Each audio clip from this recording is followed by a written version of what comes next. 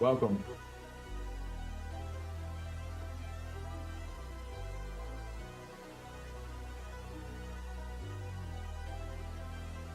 What it do, what it do, what it be? Here we go, folks. Gonna get some copyright strikes on this. I am playing music today. Back and forth, backslid into my patterns more. Vices looking like Ganondorf. Red flag looking like Matador. Let your case like it is mandatory. To my tatted story, traded to the source. Catch a chicken like it's cacciatore. Mandatory, now we on tour. Living water and before. After my trip to Leviticus, I couldn't sleep. I couldn't settle for Ritalin. All my attention was given to peace. Yeah.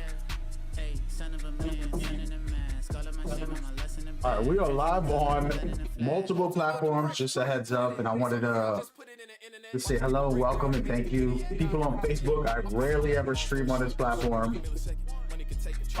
Personal page, tend to stream on different platforms. I have plenty of outlets: YouTube, Twitch, Twitter, Facebook. I'm live on all of them at the same time. Always stream regularly for the last 10 years. So it's not new, it's just I don't do it on this platform. So just giving y'all an extra shout out. And welcome aboard to the stream. This is a special stream. I decided to stream on Facebook, my personal page, just to connect with some people I probably haven't talked to if they come by. And if they don't come by, they watch this later, go ahead and hit me up and say, hey man, I missed you, man. I saw you stream. Because just want to send peace and love to you out there. Hope that you're good. We vibing, baby. We vibing. You know, the New York Knicks just won a chip. I got to get my hat and my jersey. You know, I got that thing loaded. I'm just using it like a weapon. Every time I can, I'm just pull out my Knicks hat or my Knicks jersey and be like, hey, we about that life. You know what I mean? So I don't even want to talk about them because we're going to spend the whole day talking about it. But yeah, so we just chilling. And I am currently setting up the stream, making sure that everything is fine. So go ahead and put this in here.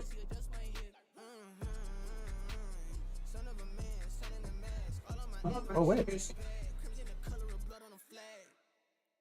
fixing this Facebook live stream right now.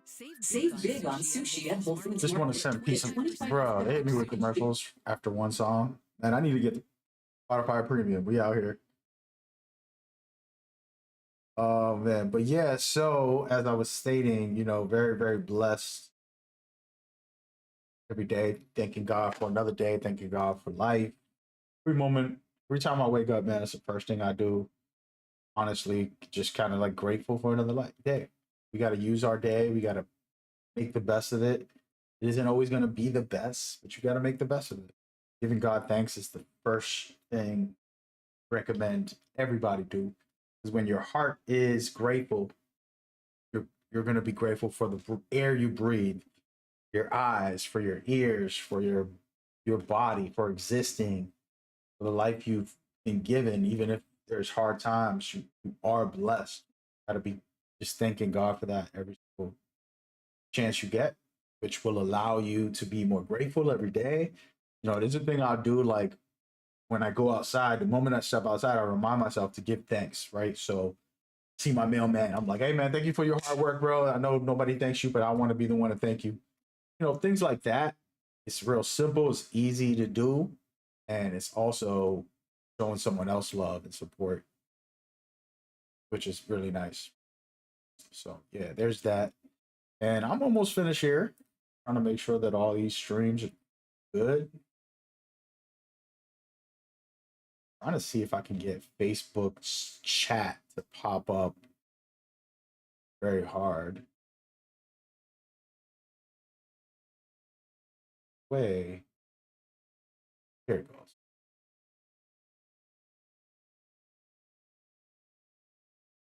We're trying here. But yeah, if you're on Facebook specifically, right now I'm on my personal platform, and the reason doing this whole like ask me anything to answer, let's chat, because I don't be on here. And actually, my teacher, high school, we're on the call, and he's like, "I'm gonna hit you up on Facebook." I'm like, "Dude, I don't use that thing." And I felt bad because it's like, dude, that's one of your favorite humans. You might want to go follow him and all that stuff on Facebook. But I'm on other platforms that I use for business and for charity stuff.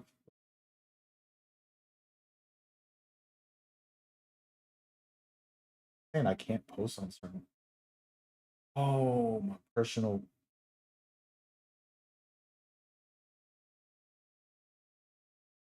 All right. Well, doing the best we can, folks. But so when he did that, that made me realize, like, man, you really don't be on Facebook. You need to change that, my G.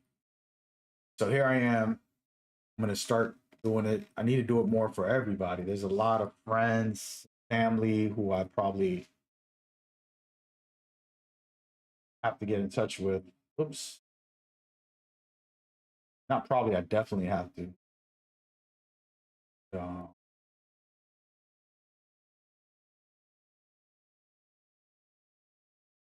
hold on a second. I'm trying to remember my passwords for Facebook. You got me doing some extra work, bro. Oh yeah.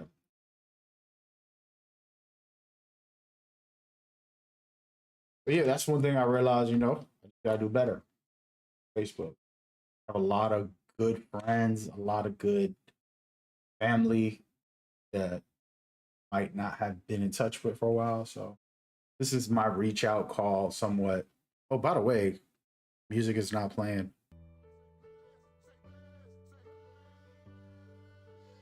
Yay. All right, so I'm not going to be able to have this chat. I'm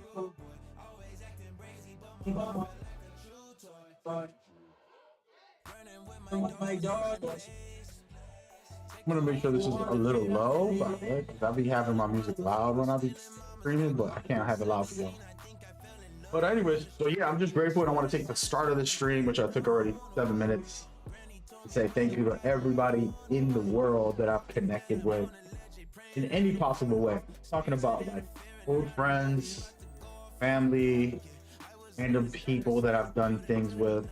You guys are absolutely a big part of how I've seen the world. Like, all the good, all the bad, even the people who've done me dirty, right? Like, I'm grateful for that. It's only enhanced me because sure, I might have been hurt, sad and mad or whatever, but I've evolved and I continue to evolve and grow, and that's the blessing. And then with friends and family, like I know right now, like people across the world, people that are in LA, people that are in New York, Boston, all my friends from everywhere, I can hit them up and be like, oh, it's been a long time. Let's catch up. And that's a blessing. And we'll take that for granted because we forget. It's like, oh my God. I got names I can name. Like Janelle, when I was like elementary, he was a good friend. My boy Angel, Rob, which is, I'm talking about 10 years old friends, right? Then there's like teenager friends. And what is it? Esther? I don't even remember his name now. Esther. I introduced him to his wife. You know what I mean? Like, pretty cool type of friendships that you build and impact people's lives in different ways. And then you got Anthony that I was in elementary school with him too. That was another great guy that I, made friends with as a kid. And we might not be in touch, right? And it's my fault. Let's just keep it there. I'm gonna make it very simple. It's my fault. All right, let's all put all the blame on me. I'm willing to take it. You feel me? But those lessons are, those situations are things that can be fixed, right? Like make a call, go hang out. It's not that complicated. But the older you get, the harder that gets. It does become a challenge to stay dedicated to consistency. and this is the topic I want to mention to start off. Is like one thing I've noticed with human beings, like they're very fragile, forgetful human beings. And what I mean by that is like your friend you 20 years ago still loves you the same amount that they did before. They still want to be there for you. But if you didn't reach out to them, not that they're not your friend no more, just time and space, and people have lives. So it's one of those interesting conversations that I'm open to be real about on my side. So that's kind of like where these streams topic of going through that. By the way, I'm looking for my password for Facebook because I'm logged into it, but I don't know my own password. It's gonna be real. Trying to find it. See? Wait, I think I might have found it.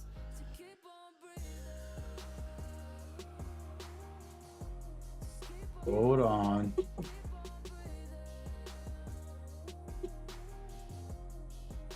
Try this again. So I'm trying to get my trying to get set up here. Not working out.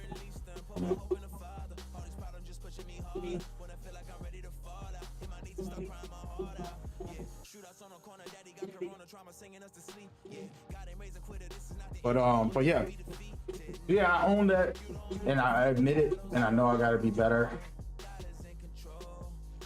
But we'll work on it. You know what I mean?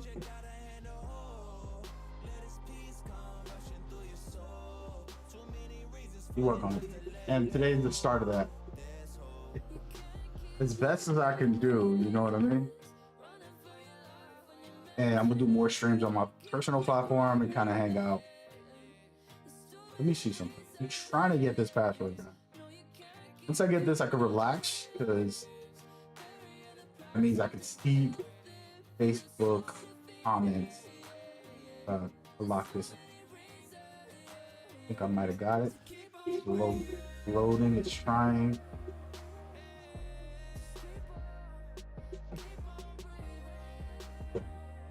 You entered an old password, put in a new one.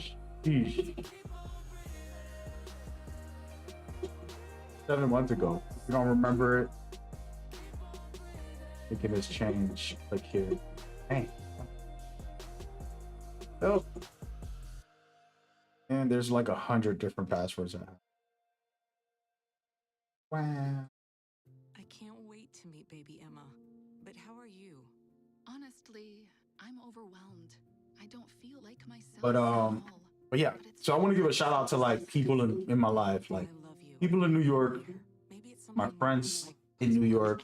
The truth is, we grew apart when I mentioned this. We grew apart because a lot of those friends were living certain ways that wasn't healthy for anybody. You know, just the honest truth about it. And so stepping away from that, it's not a negative, right? Like we're not, just somebody not want to be involved in that. It's a good thing. So they want to do something better. So that's me and my teenagers. That's kind of why some of those friends I wasn't around. Even people in Chelsea and Boston, they're great friends that were living certain ways. And it's, dude, I'm not involved. I'm not down with it. And it's complicated because you grow up in the ghetto, grow up in the hood, and people doing certain things. You're like, nah, bro. You can't pull them out of it, but you can step away from it. So that's a part of that. And it was always more protecting them, protecting myself, trying to do the right thing within all of that. You know? That's kind of where my mindset is. And by the way, I can't log into my own Facebook. I have to do this the next time I stream. So, it is what it is, folks.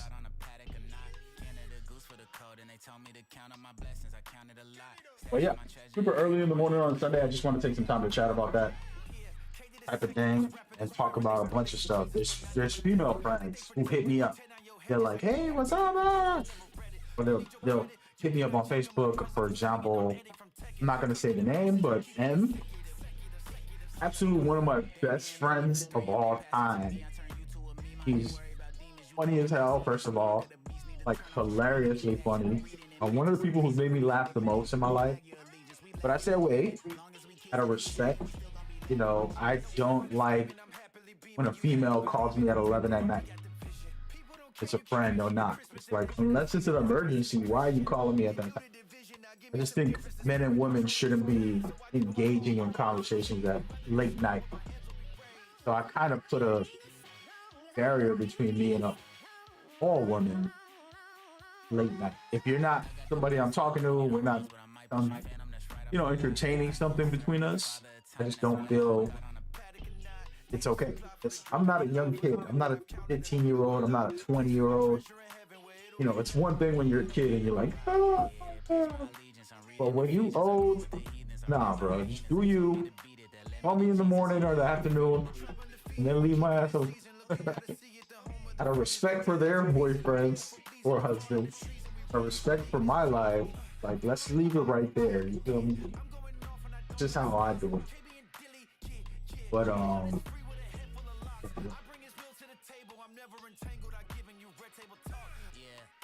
But so there's that, and so there's been a lot of times that women don't understand that. Oh, but we've been friends. We never, you know. And I'm like, I get it. We never. But that doesn't mean that it's okay if we call him at 12 at night.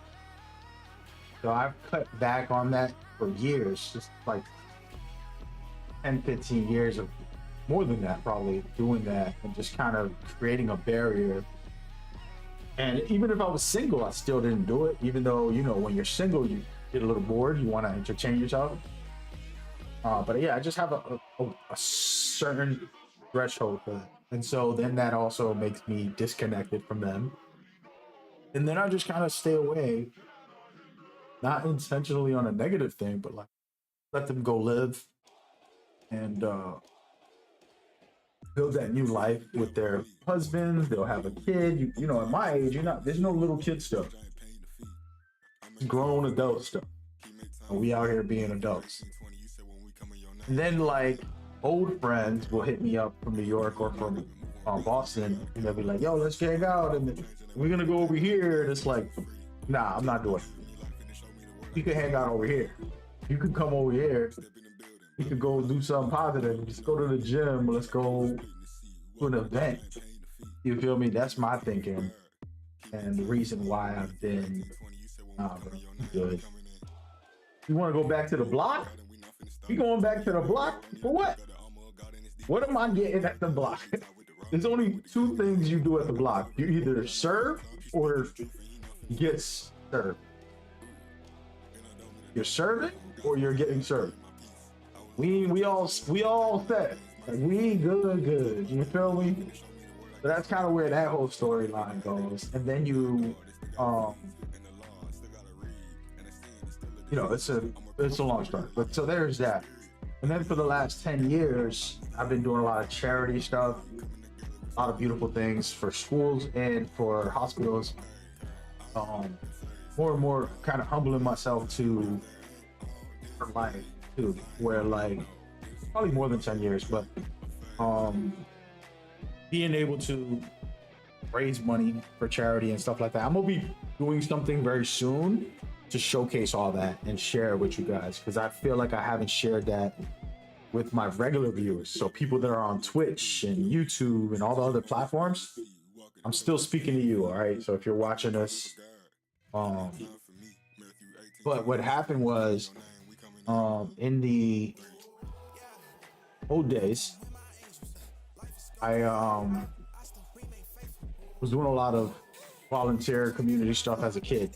I was 17, 18, 19, 20, working for First Night Boston. I don't know if you ever heard of that. It's basically, they host events all year. They do a lot of cool stuff. And I had one of my greatest people in my life. He was very impactful. His name is Emerson.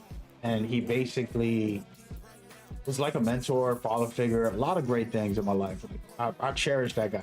But basically, he was doing the stage management stuff for First Night. And so we started doing that. I started meeting a lot of people, doing beautiful things in schools. And I was doing stuff like workshops and lectures in those days also, which came from my teacher, my high school teacher, Ryan, who also was a big impact in my life. He let music be a part of our curriculum with a very cool extra class, but he also had a lot of good discussion about social, societal things and different deeper conversations that I always appreciated, because in school you don't get that. It's always like, do your math, read this book. Here, we're good. Get out of here. They shove stuff down your throat, and it never was an interaction. So with him, he helped me. When I was 18, I started doing workshops, and it was so cool because, you know, I'm only 18. It had me in high schools helping out with music because I was a music artist and stuff. And then I'm in there in the high school, then they start paying me like, you know, we're gonna give you some compensation. I do it for free. And then I started getting hired from colleges, things like that. It was pretty amazing. And humbly, like, it's not my world, right? Like, I'm not here to be a teacher. I'm not here to do any of that stuff. I didn't really care for it in the sense of like, oh, this is gonna be my career or something crazy. Never put that in my mind. It was more just a passion. And this is all within 18, 19, 20, 21, 22, doing all those things. And then later on in life, which is in the last 10 years, I've been doing more social media, influencer content creations, a bunch of different things like that, but still doing charities for Boston Children's Hospital and for a whole bunch of other things in the last 10 years, which has been amazing. And I used the gaming stuff and the platform that I created within that. So it's kind of an interesting world to be doing 2 or 3 things at once. Very humbled by that. Like, very special. I gotta skip this song. This is emotional. It's a dope song, but it gets a little deep. There's gonna be commercials. So anyways, the reason I bring that up is because I do need to share that with y'all and show y'all what I've been on, what I've been doing. People probably wondering and probably making up their own stories. Like, what is he doing? Like, I keep private. And I hate to say this, I keep private even from my own family. I keep things to the chest. It's not like I'm hiding what I've been doing. It's literally on the internet. You can Google me for the most part, and you'll see some of the stuff, but not everything. And not even half of what I do is on the internet. But I am public. I am in the world. Like, for example, me streaming right now, I'm on 8 platforms, on 3 YouTube channels at this very moment. I'm on Twitch, Twitter, and yes, Facebook. As you see, we're on all these platforms, but I'm always streaming on most of them except for Facebook's my personal page. I just feel like people don't want to, I don't know, people ain't going to want to engage with some of the stuff I do. So I don't bother post streaming on this platform, my personal page, ever. So I felt like today, I was like, I just got home, you know, I'm looking sparse. I don't even know what that word means. I've never used it before. Today's the first day. Just looking at myself real quick, I'm like, you know, you sparse today, man. You sparse. Whatever that means is what I'm doing tonight. And I was like, you know what? I want to get some words out to the world. And so we're going to do that right now. Share some deep thoughts. Go down the rabbit hole, baby. So lock in with me, man. We're going to share some Bible verses. And I just want to kind of open up my heart and share some thoughts and feelings as I read these for myself and for you. So it'll be for both of us to share, you know, the word. And the truth is even if you're a non-believer, and here's for the non-believers, guess what? God loves you no matter what. You don't have to believe for him to love you. All right? And he forgives you. You need to forgive yourself, forgive others, forgive me if you're watching this and maybe you have something with me. Forgive me, and let's all live with peace and love. You gotta find it within yourself. It starts in here and in here, but with your mouth, you can proclaim peace in your heart. You can proclaim love in your heart. This is very real. This is scientifically proven, right? But we're going to use the word. We could talk about science after. So first things first, what is love? God is love. What does that mean? What does that even mean? Well, that's a whole nother topic. But let's do it. Let's read the scripture. So 1 Corinthians 16:15. These are scripts that I've put down to make sure we read on this stream. Let all that you do be done in love. I repeat, let all that you do be done in love, right? So speak with love, listen with love, take actions and reactions with love. Do not let your frustrations, your sadness, your anger, whatever you might be going through, control how you see the world, how you feel the world, how you think, or how you speak. Again, 1 Corinthians 16:14.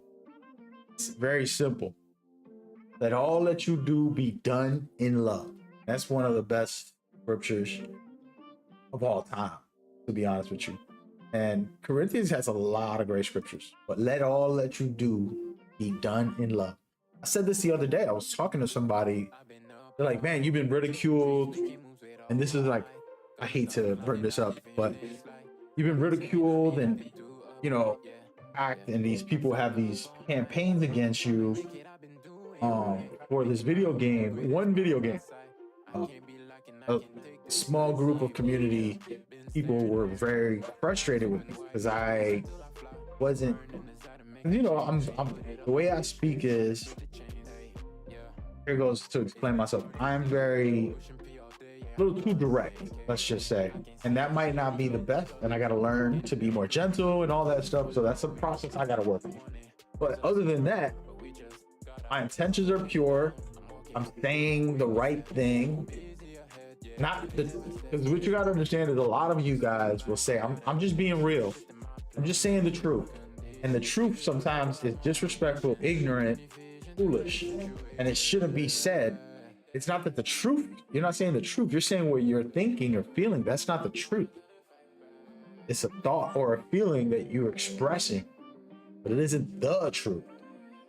So that's where the line gets blurry because I'm just being real. Yeah, you are being really disrespectful, really ignorant. And so a lot of times people's words are wrong. And they think that I'm expressing myself. I'm just being real. It's like, no, hold on. I have a little more. Why don't you speak with love? Why don't you respond with love? And that is the problem. And so for me, for example, somebody was mentioning, there was a community who didn't dislike what I was saying. Now I was saying the truth, but it might have hurt. I could have spoken a little clearer. And I explained to them, I was like, look, I'm not going to respond with hate. I'm not reacting to you with hate. If you got hate in your heart, that's your problem. That ain't my fault. You have to work on you. I got to work on me. I can't make it your fault that I got hate, right? So I'm not going to do the same to you. It's like, if you want to live with hate, that's on you. You work on that. I'm going to respond with love. I'm going to listen with love. I'm going to speak with love. And those are the kind of challenges that sometimes you get frustrated, you get emotional, whatever the case may be. We all feel it. We all go through it. We all human. But the fact is that we can do better. We can be better. We can work on that. We should work on it. And so that scripture, let all that you do be done in love, is way more than enough to help you say, yes, that's true. I'm going to learn to lead with love. Okay? That's true. And then the second scripture, and I'm probably going to speed up some of these so you can just hear it. It says 1 John 4:19. We love because he loved us first. And just a couple minutes ago, I mentioned you don't have to believe in God for him to love you. He loves you regardless. He wants you to know that you're forgiven. So you got to forgive yourself and you got to evolve and work on you, you know, but God loves you regardless of those things. And a lot of times, you know, this idea of religion and this idea of like, oh, you got to do this in order to No. You know, does your mom love you regardless? Or do you gotta like do something specific for her to love you? If you have to do something specific, then she don't love you. You gotta love you unconditionally, just like God loves you. And that's what real love is. And you know, be good to yourself. Be good to yourself. A lot of times people will beat themselves up, myself included, for things that we might have done wrong, things that we need to do better with. It's true. We do to do better. But we also can't beat ourselves up at all times. You got to remember God loves us. We're a work in progress. Let's get it popping. Feel me? So yeah, that's another quote that I really love. And I'm just going to kind of read through some of these. 1 Peter 4:8. It says, above all, love each other deeply, because love covers over a multitude of sin.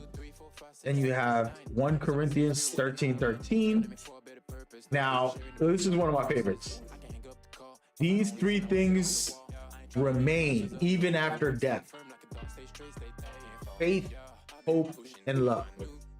And love is the greatest of them all. That's 1 Corinthians 13. Corinthians is packed with a lot of like it's about love, which I love. You know what I mean? Excuse me. And then there's Proverbs 10:12. Hatred stirs up conflict, but love covers over all wrongs. I was just mentioning this earlier, like I can entertain your hate, or I could just lead with love. You know, I'll give you all an example. You know, there was somebody I loved more than anybody who was upset with me about, I don't even want to say, but just a word that was a positive word, but they personally didn't like the word. So then they're like coming at me for it, and I'm like, you want to look in a dictionary, you know? And I'm not, and I didn't do my best in that situation, but I'm like, look in a dictionary. This word is very positive. Where you're getting this from? And it went on a tangent for months about it to other people, about me and how I'm the bad guy because it's a positive word, and it hurt. But I wasn't going to entertain the drama. I was like, no, we're not doing this drama. I'm not a part of that.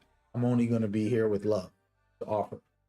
That was my way of, I'll talk with you, we'll work it out. But if you're going to try to expand this big drama unnecessarily, instead of just sitting with a person and saying, yo, what's going on? What are you really feeling? What are you really thinking? Let's talk.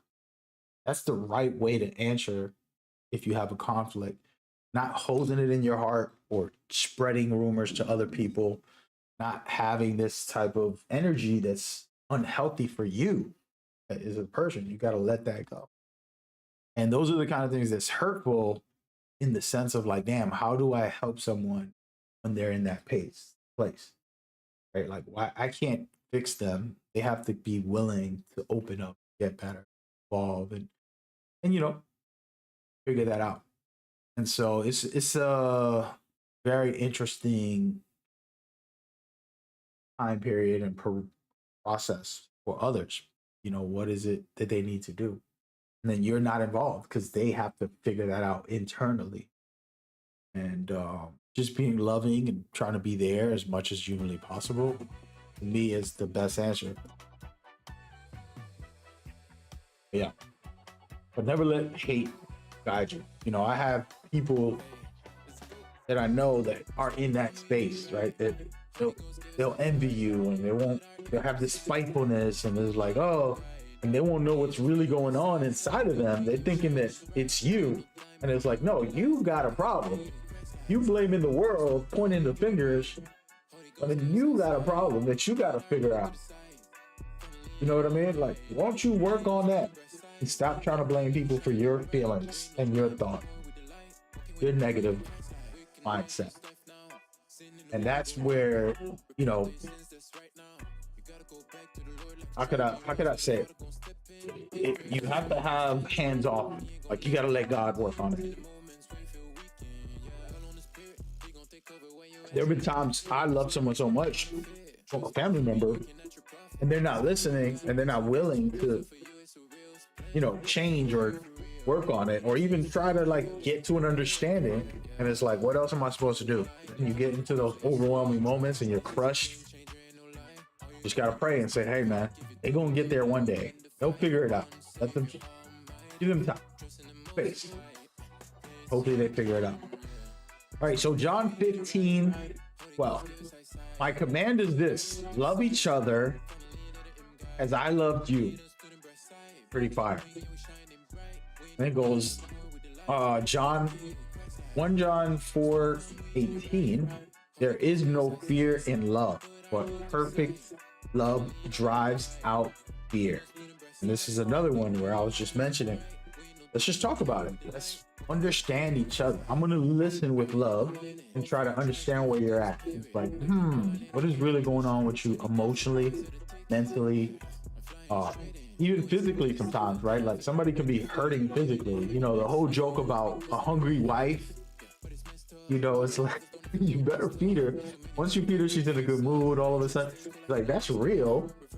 We have to survive, but it's also emotionally, mentally, and all of those things. You know what I mean? So those are the kind of things that I think about, and I'm like, how do I get better? I got work to do, right? With different relationships. And it's like every relationship is very unique, and there's something I need to do with them. Sometimes you just got to be with them and just be around. And so, for example, this stream coming up on Facebook and engaging a little bit here, which I'm going to do better. This is a super early stream for those people on Facebook, but people are probably sleeping or busy in the morning on Sunday. But getting together with them, sitting with them, let them know I'm here. I love you, man. Regardless, whatever you going on, love you. If you listen a little bit, you'll see the love. You'll feel it if you know. You know what I mean? Genuinely. But a lot of times, if I'm not around, you're just gonna be in your own head, making up your own idea of what that is. You know, does he love me? I'll give you men an advice. Tell your wife you love her as much as you can, right? Like, little house rule in marriages is just like, let them know they're loved. And it doesn't have to be with words. It can be doing them something for them, right?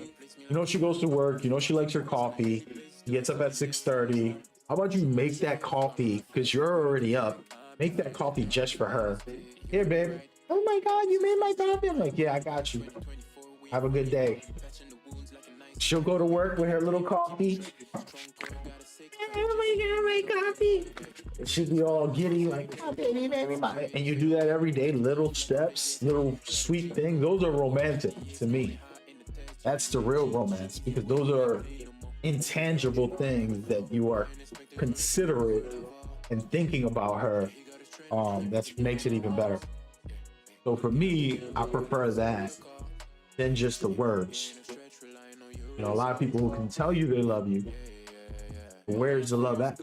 And the problem is if it's not physical, if you're not there with them, how can they show you?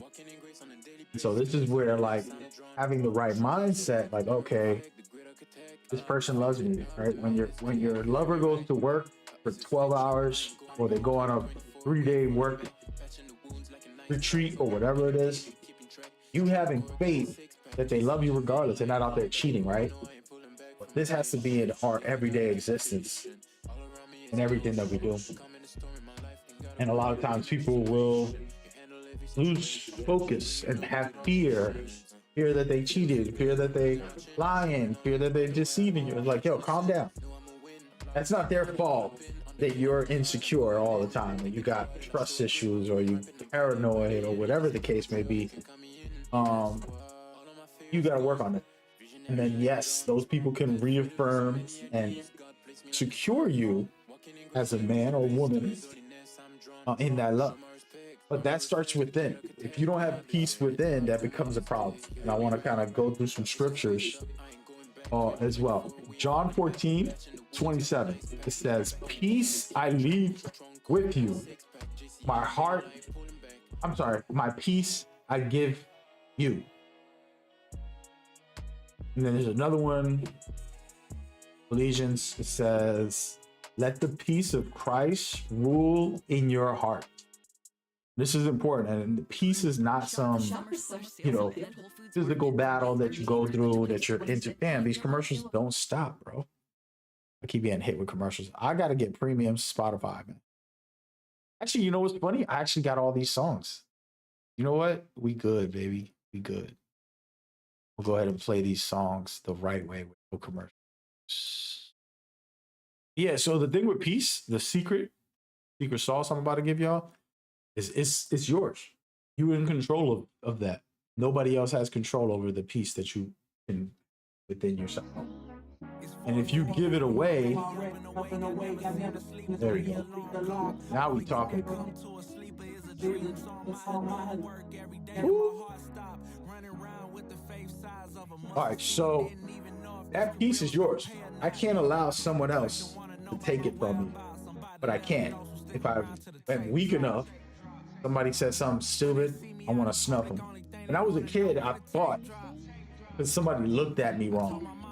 You know what I mean? Like we grew up with this tough guy mentality. It's embarrassing to talk about now.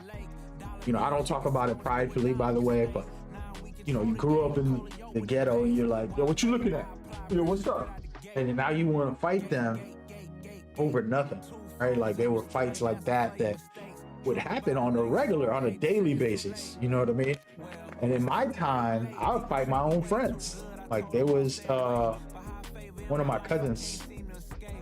I could remember Chop. Shout out to Chop. It was me, him, and Donnell. I don't know what happened. Chop was wilding, bro. Like he's a fun cousin. We've had a lot of good times together, but he was wilding on something, and we ended up fist fighting. You know, it was a quick little bing, bing, bam, bam, boom, bam, bam, bam, bam. We're like 10, 12. I don't remember the ages. And right after we chilled, it was nothing. It was just a quick scuffle, and that was the kind of routine it was. This type of ignorant behaviors, it's like, dude, where's your peace? Where's your self-control? Why are you fighting? You know what I mean? Like the man I am now is like, you got to do more than look at me for me to fight you, bro. Like go, like thank you for looking at me. You know, I'll look at the dude like, thanks, dude, get out of here. Let me be. You know, if somebody looks at my wife, which I'm single by the way, but if I was involved with a female walking down the street, I ain't gonna fight him because he's looking. Now, if he's being disrespectful and violating her, that's another conversation. Gotta protect yours. But this is the thing in the hood. Could be anywhere, but the tough guy mentality, the macho mentality is very unhealthy and ignorant, especially when I was a kid. Like, bro, y'all got that. Y'all got that. I'm not falling back into that trap. I love my peace. And I'm good in my peaceful existence. None of that stuff can faze me, man. I'm a superhero of peace. So, you know, the scripture I'm sharing is kind of talking about peace within. Let peace rule you, right? And that's important. But the truth is, it's not that easy. Sometimes you got to seek it and pursue it. Right? And there's a scripture in Psalms 34:14. It says, seek peace and pursue it. What does that mean? Well, it means stop looking for this drama. Stop gossiping on the phone. Stop talking bad about others. Stop trying to look for some problems out there in the world. You know what I'm saying? Why is this ringing like that? Do yourself that favor. You know what I mean? Stop entertaining it. I'll give you an example. If you're sitting there on YouTube looking up fist fights and looking up like drama, people road raiding, you know, the road raid. I've watched this stuff. I'm human. You're not here acting, but you go on YouTube every day and you're looking up road rage fights. Boom, boom, and then you're looking up like, you know, all this drama. It's like, what am I doing with that information? What am I doing with some random dudes fighting because they honked the horn and the other guy was cutting them off in traffic, and now they fist fighting, a dude brings out a hammer and slams them in the head? Like, what do you get? There's nothing there for you. You shouldn't have that type of thinking. You know what I mean? And that's just a silly example, but the point is where's your head at? You know what I mean? Like really, really, really. Are you seeking peace? Are you pursuing that? Or are you shutting something down? You know? All right, so it says, all right, here goes an interesting one. Psalms as well. 94:19. Matter of fact, rewind this video and play it back when you get a chance, because this was a good one.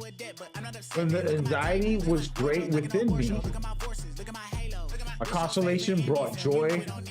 Your consolation brought joy to my soul. So what is this about? This is real life. Like every day, you know, you get a phone call, you gotta go to court for this, or you got an extra emergency bill, whatever the case may be that's stressing you out, and you start getting anxiety over it. The fact is, we all been there. It happens to all of us.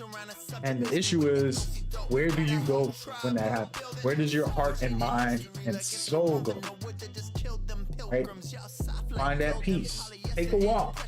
I promise you, while you're walking, you don't even know it, you're praying, because you're just like thinking to yourself, but you're really thinking with God, and you're wrestling with God, and you're having that conversation.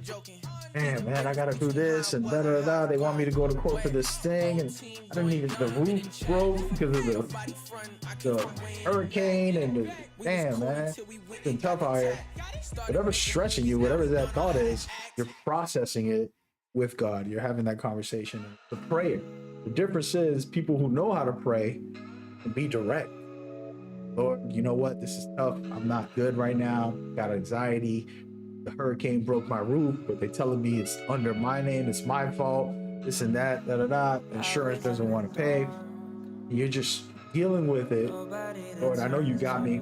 Give me the opportunities. You gave me this life. I'm grateful for it. I'm gonna make the best of it. What is the next step in this situation for me to take? This is just logic. Now it's like, okay, well, give me the opportunity. And maybe it'll be some random person that, I know an insurance guy that can help you. It's just a friend that you couldn't confide in. You know what I mean? That person opens the door for you to use and say, yeah, I'll call them. You call them, it gets taken care of. It wasn't your fault anyway, it was a tree. All of a sudden, having faith, taking a moment to stay in your peace, not losing that faith, and working on the progress. That happens to us every day. You gotta have that mentality and then look to God all the time in those moments, you know? And so we got another Psalms 107, chapter 107, verse 1. And this is about giving thanks. And I told you earlier, all this connects. So how do I get my love? How do I find my peace? How do I have all that? You know what? You got to start giving thanks to God. Let me start with this one. It says, give thanks to the Lord, for he is good. His love endures forever. And that's Psalms 107. I'll repeat, it's important. Give thanks to the Lord, for he is good. His love endures forever. So this scripture to me is common sense. You know what I mean? I woke up. Yo, good looks. Does God gotta come down and be like, yo, this is me, what's up? Do I need to do some special thing? No, it's just like I woke up, I'm grateful for this day, thank you for this day, I'm gonna use it. Let's go. Let's make it a good day.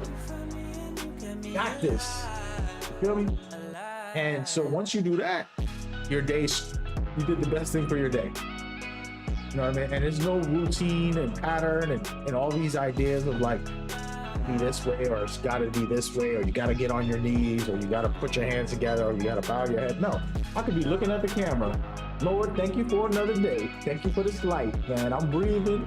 All my organs are working. All these muscles, these bones, these tissues, these blood cells, all this. Thank you. Good looks, my G. That's it. And we good. And guess what? You created a positive thinking of reaffirming, of taking the opportunity of life and using it for better. That's critical.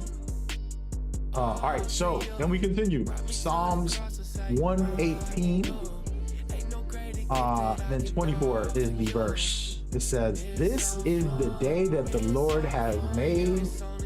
Give us, let us rejoice and be glad in it." Another quick example of what I was just saying. That's the key. And I want to kind of talk about a hard time. I've been through a lot of hard times. I privately deal with them, fight through them, I work on them. I don't even tell my family. A lot of people don't know some of the struggles I've been through in my life. I just battle them as a kid, as a teenager, as a 20-year-old, as a 30-year-old.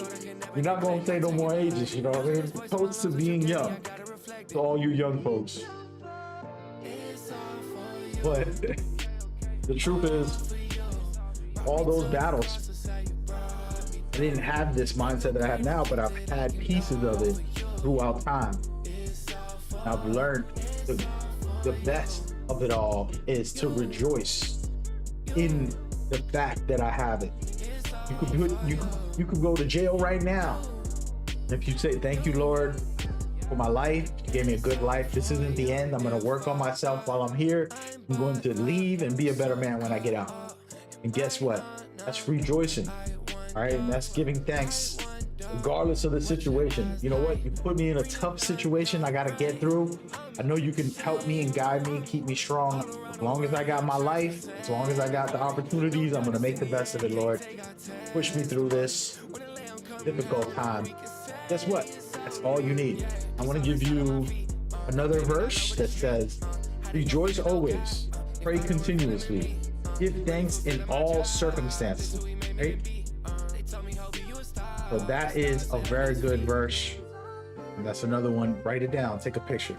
Again, I'm just sharing some real life stuff with scriptures added to it while I'm opening up, sharing some of my life and things like that. All right, this is a cool one. Psalms 9, verse 1.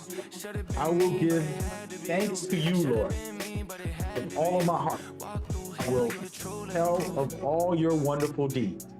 So this is common sense. Like, when the blessing hits you, when there's something beautiful that happens and it feels like a miracle, share it.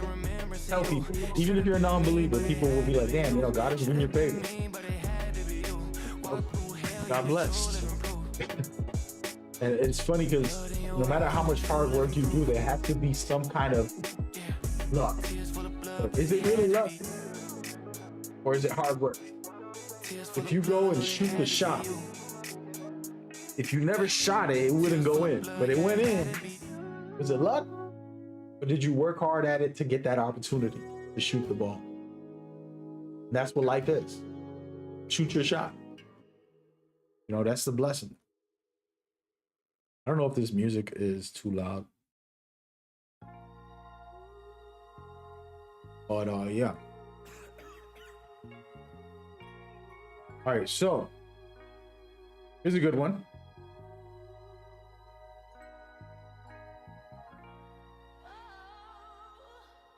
This is a good one for the music I got playing in the background. It's Christian music, by the way. Psalm 95, verse 2. "Let us come before him with thanksgiving, exalt him with music and song." And these songs, like, I'm a hip hop head, right? I like rap. You gotta be a dope rapper. And I've been listening to rap. I've been rapping my whole life. But you gotta have substance. You gotta have skill. There's a lot to it. And, you know, gospel music's amazing. And that's my favorite. But rap gospel also my favorite. Now, I'll probably like play a song and let y'all hear it. But you've been hearing it this whole time. This is all gospel rap music, by the way. A lot of people be like, "Man," you know, because some people are not into hip hop. It's pretty amazing the skill that it takes compared to just like anything else. All right, so with all that being said, the reason I brought all this up, talked about love in your heart, peace in your heart, how to be grateful to start implementing that into your heart. Now I want to talk about one of the key things that I've noticed a lot of people will, how could I say? Like, I'll give y'all an example. If I talked about the world to somebody, if an alien came down and said, "Hey man, what's up with this world, Earth? Can you tell me about it? I have a decision to make." I could sit there and just speak all negative and be like, you know what? This thing's crazy. These human beings are killing each other. They're destroying the planet. They over here killing each other for no reason, for greed. Then they want to destroy the planet, killing all the animals and plants and wildlife. And we're just taking up land and creating buildings that's poisoning the world with all this toxic vehicles. I mean, it's bad out here, right? Or I could do the opposite. Be like, hey, look, you know, we are a very loving bunch. We're trying our best. We're working forward, trying to build a better future, doing everything we can. We could always use help and be better, but we've been evolving in some different ways, like finding love instead of hate, not being racist, being more united as a world in different forms than we did in the past. You know, we've evolved from being cavemen all the way up to now. We've been getting better over time, and it's beautiful evolution, but it's going to take us more. We got to keep working at this. And that is the opposite side of both sides, like two sides. Cup half full, cup half empty. What are you thinking every day? That tells me if you have love, peace, and appreciation in your heart. If you're thinking positive, then you do got love, peace, and appreciation in your heart, in your mind. If you thinking negative, you got a lot of work to do, man. And I'm not judging nobody, because I've been there, I'm human. But these are the kind of things that we got to change and progress to stay strong. And so I want to kind of give y'all a couple notes in here. It says, I can do all through him who gives me strength. Philippians 4:13. And the key is, like I said, somebody asked me if there was like a super alien that came down. I forgot what movie that was. It was what's his name? Keanu Reeves came down to Earth as an alien or something, and he was like, "Oh, you know what? I get to decide if the Earth, if we're gonna destroy this Earth or not." He was talking to like a mother and her child. I don't remember the movie. It was still such a long time ago, but it was beautiful because the message of it was like, what type of representation are these human beings? Who's representing us? It's definitely not politicians. Definitely not, some random athlete or whatever. It is everyday people. Everyday people that go to work, do the best they can at their job, come home, take care of their family. Those are the people that represent humanity, on a day-to-day basis. But sometimes you lose faith. Sometimes you're not strong. Sometimes you don't have all these qualities that I've been mentioning. You're struggling. But that Philippians is really powerful. We can do all this through him who gives me strength. It's just basically like a prayer to say, strength, be good. I got this. Instead of falling into the dark thoughts, feelings, and emotions. My biggest heartbreak has always been very simple. No female really broke my heart. Like maybe I'm just lucky, but I haven't had the devastating heartbreak of a female where it's like, oh my God, the world's gonna end. Like, I've been lucky. But I've had family break my heart, and it wasn't because, how would I explain it? Like, just them thinking negative and being negative, it hurts, it sucks, it's sad, because it's like, come on, man. Life is short, you're not gonna live forever. Let's stick to the positive influence thing, And they won't realize how bad it is internally until maybe later on when they start finding that peace and they find that love, and they're like, wait, This is what this is like, you know. And I think human beings are so complicated, they'll lie to themselves. And I see it on social media all the time. You know, people are arguing about politics, the blues and the reds, and what side are you on? It's like, yo, I'm on Earth's side. You know what I mean? Like, I'm on Earth. Let's get to reality here. I'm all set with all that left and right. How about we work on being good humans? How about we work on doing the right thing for each other? Let's develop that. I think a lot of times we'll convince ourselves, this is what I'm doing the right thing. It's like, nah, hold on, slow down. And it's always interesting to see those conversations happen on social media, but they're never directed in the right way. Anyways, that's another side conversation, but it's the same thing with human beings, where we have the tendency to justify our actions. Even if it's a negative thought, a negative feeling, it's like, oh, I'm feeling this way because of this. Like, no, move on, grow, develop, progress, prosper, you got this, evolve, you know what I mean?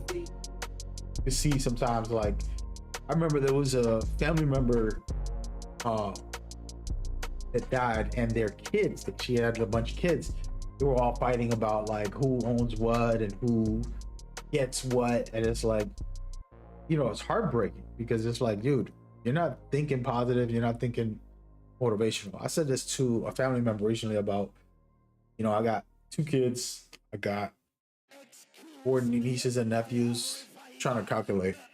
Yeah, 4 nieces and nephews. 4 nieces and nephews. And I was like, give all the money to the oldest kid out of all of them.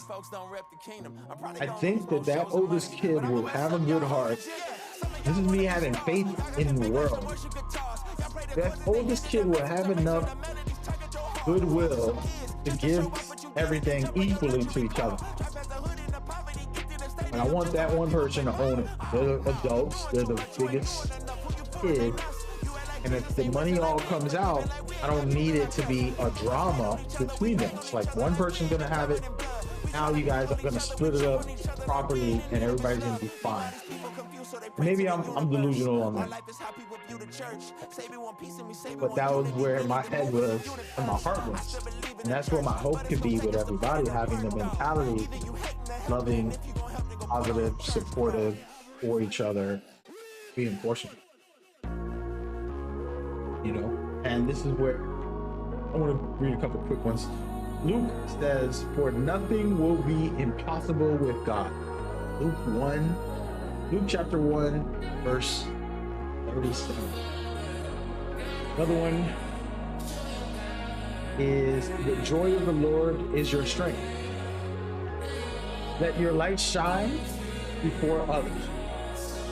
Matthew chapter 5, verse 16. Here's a good one.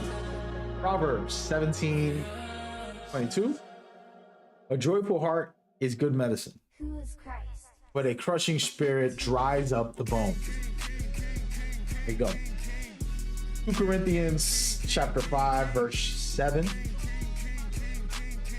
And here we go. "For we live by faith, not by sight." And anyways, I've been kind of like, too many verses, not enough real talk. But the concept of all of this, talking about love, we're talking about peace, and that's within. You have control of that. Only you.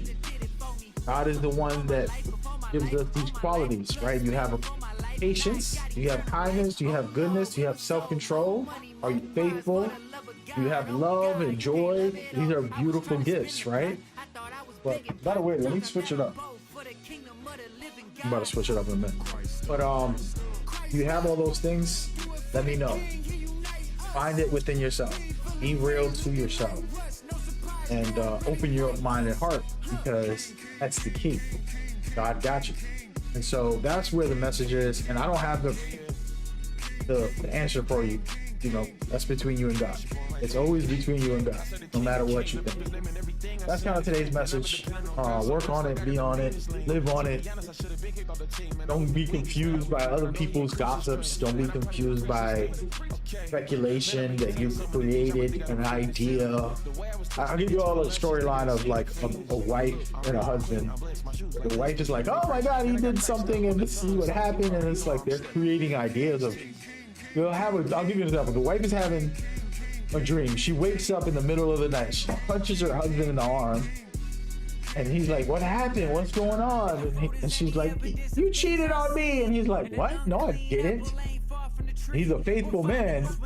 And she's like, you cheated on me. And he hits her again. He's like, yo, why are you hitting me? Stop hitting me. And then he's like, I can't believe you cheated on me. How could you do this? And then he's like, what are you talking about?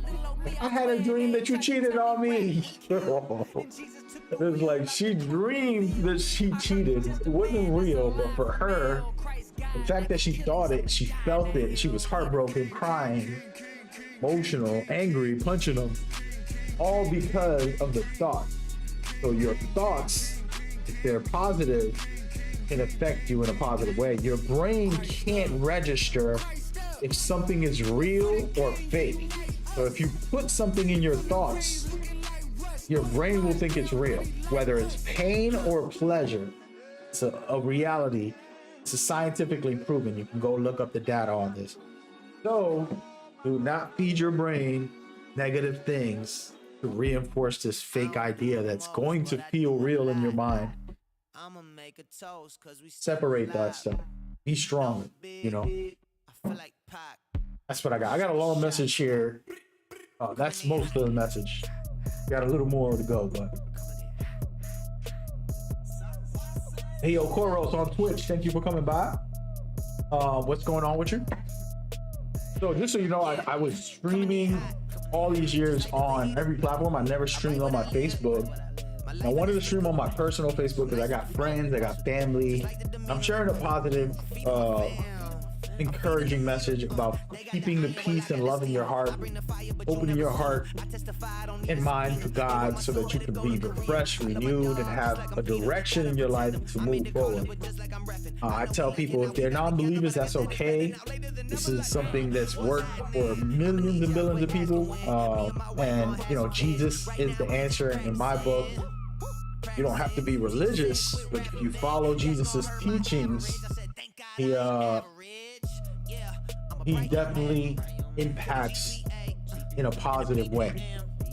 And you said you don't check Facebook? Yeah, me neither, man. I don't be on there. And that's why I'm doing this today, because I felt like there's friends, there's family that I haven't reached out to, that I haven't talked to, that I'm trying to help clear their mind on some of this, you know. I'm gonna stream later probably some gaming stuff after this breakdown, but I'm doing a deep dive breakdown. I got a whole list here on my Google Docs of verses from the Bible and kind of just sharing some thoughts with people about my feelings with this stuff, and then trying to hopefully provide some type of light in all of that. By the way, hold on. Your timeline just a hate crime coming in hot. Feeling like Pac back in 94 when he took 5 shots. Too much drive to ride your wave. Ditch my top and I'm off that lot. Black on black on black on black on black on black on black. You don't have to ball a rap to get them racks on racks. Uber poolers trying to catch my vibe and find my way. Yeah, I know I'm ratchet, but I'm really safe. Hot sauce dripping. Everybody wants to start. I'm looking for some guys. 1 second. Now everybody pay attention. Now everybody pay a fee. Even Trump got to take a knee. When the horn blow, y'all gon' see. Make the wall fall down like yee. I don't do the most, but I do a lot. I'ma make it toast cause we still alive. No big. I feel like Pac. I shoot the shot. I'm coming in hot. Coming in hot. Coming in hot. Shoot that shot. Shoot that shot. Shoot why not? I'm trying to find something on my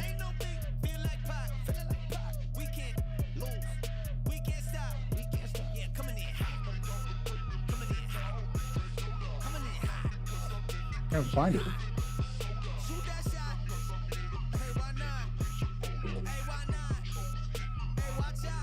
Can't find it. I'll find it another time.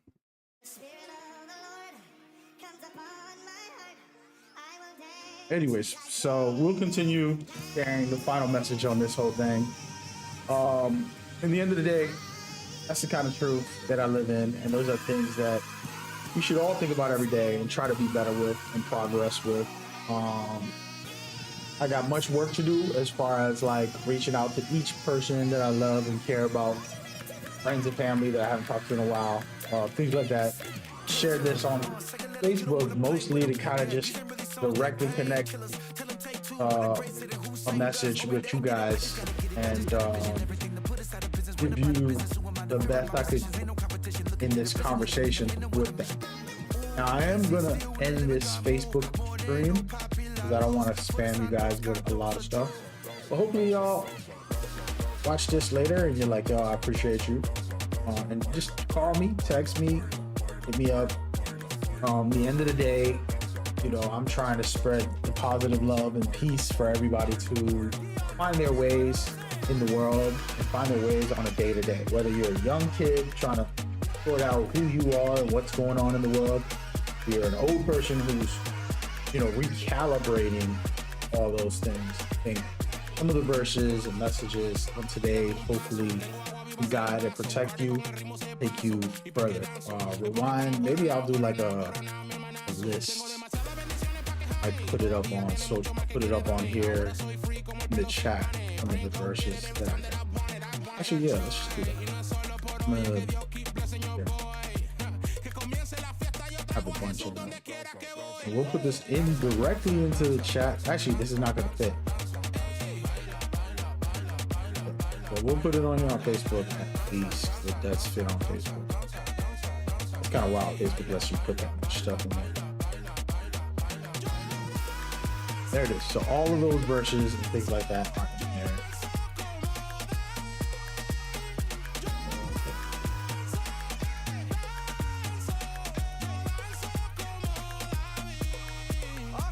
What's the word, man? One second. One second. Ustedes le dicen KB, pero no papi, es un loco, ese moreno papi loco, ¿me entiendes lo que te quiero decir? You're good, man. Alright, y'all have a good one on Facebook. Alright, so I'm not done streaming. I'm not done streaming. I was streaming on Facebook. Wanted to kind of just make sure we're good on it. But yeah, that's the day. We're gonna get busy, play some video games. Spent this year not playing as many video games as I normally do. Normally I'm playing hundreds, at least over 100 a year. I think this year I got way lower number, which is totally cool. I also wanted to also wanted to get more sun this year, so I had low vitamin D, man. For the first time I went to the doctors and I never had low vitamin D before. Pretty bad. So I was like, wow, I need to work on this. And so getting more sun, eating good foods, trying to get my act together. It's a part of that. You feel me? You feel me?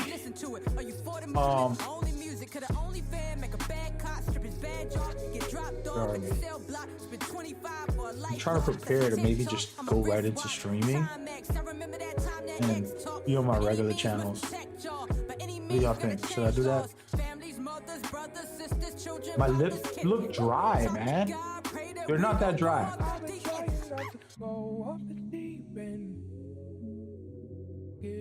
I don't know what's wrong. It's super random.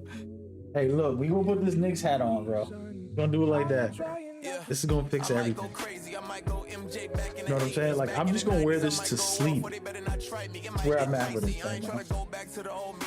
But back to being normal here, folks. Oh, man. Never knew my daddy, so nobody showed me. Taught me how to walk through the storm when your heart feel heavy and it's hard. But yeah, Facebook's funny, man. I stopped using it because I'm on all these platforms. I just felt like that's my personal family and friends, and I'm like, you know what? I'm not gonna. I don't share my content. I don't know if y'all people who engage with me on all this gaming stuff. I don't share any of that with my family. I kept it very private.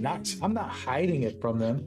But it wasn't like I'm like, oh, come watch me stream or come play with me. I just kind of just do me. Keep it low key. That might be a problem. It might be bad. But that's just how I've been. I don't know what. I got to think about why, but there's reasons. Just don't know why.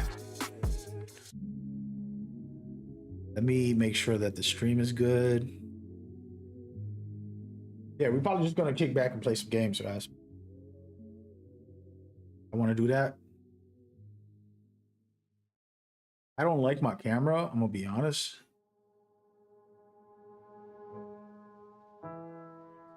Oh. Do you love me?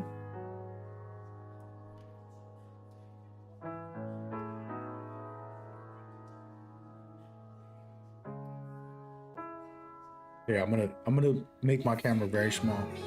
I haven't done it like this before, so it'll be interesting. I'm gonna shrink my camera and put it so.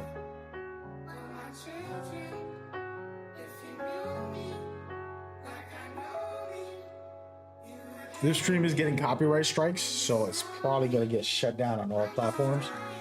I shouldn't be listening to gospel music. I shouldn't be listening to music at all while I'm streaming. It's the one thing that's annoying about this stuff. Like, I love listening to music, but I can't play it on my stream for my viewers the way I want to.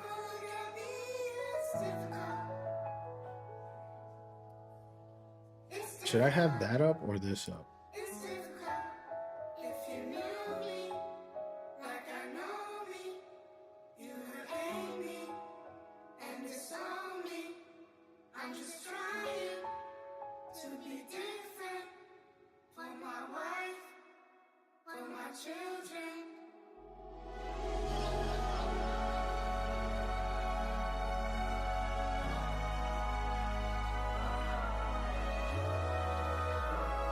I'm deleting some stuff. We're gonna play some video games, man. We just finished a beautiful quick message. I think I'm gonna start doing that on my streams. First hour is the message. Second hour is the vibes. Third hour, I don't know. All right, so we got a couple things to do. Let's log into Marathon real quick.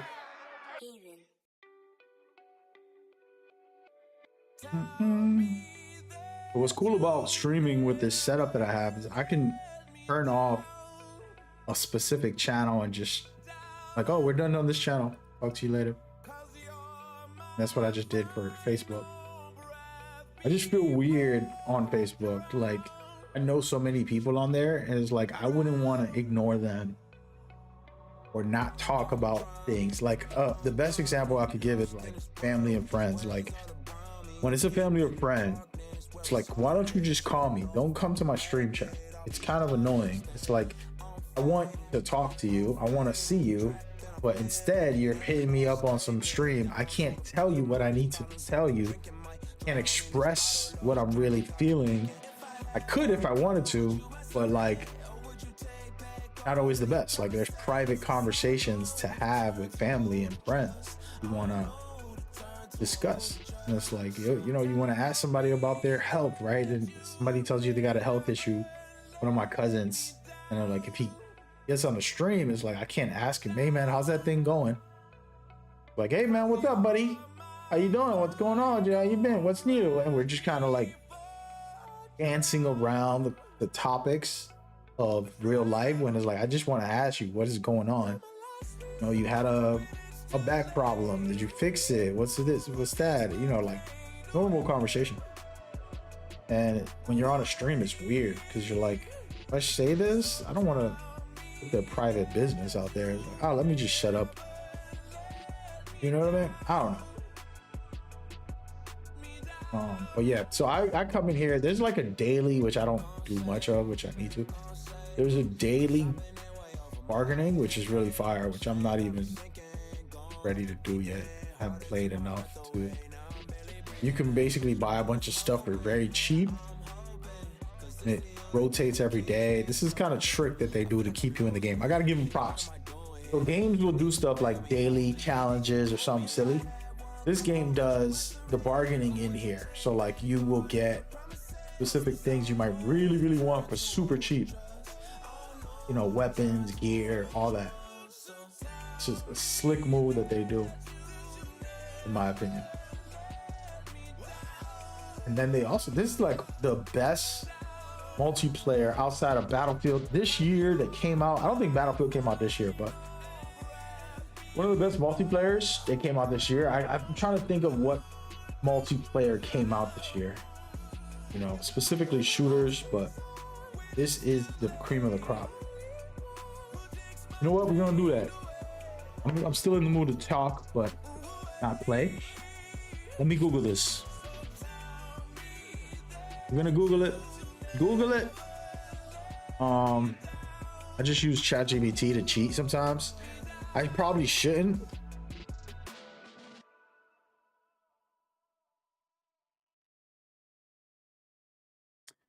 List all of the PvP multiplayer games that released in 2026. It's your boy Mike T. Yeah. Yeah. Giving out gems and jewels. All right, so I'm telling you to list all of them. A lot of folks said I should stop. I ain't quit yet. Still speaking out. Bunch of fighting games. Skin. NBA The Run. Wow. Yeah, it's not even close. Still speaking out loud. I don't want to chit chat. It's not even close, dude. There's nothing.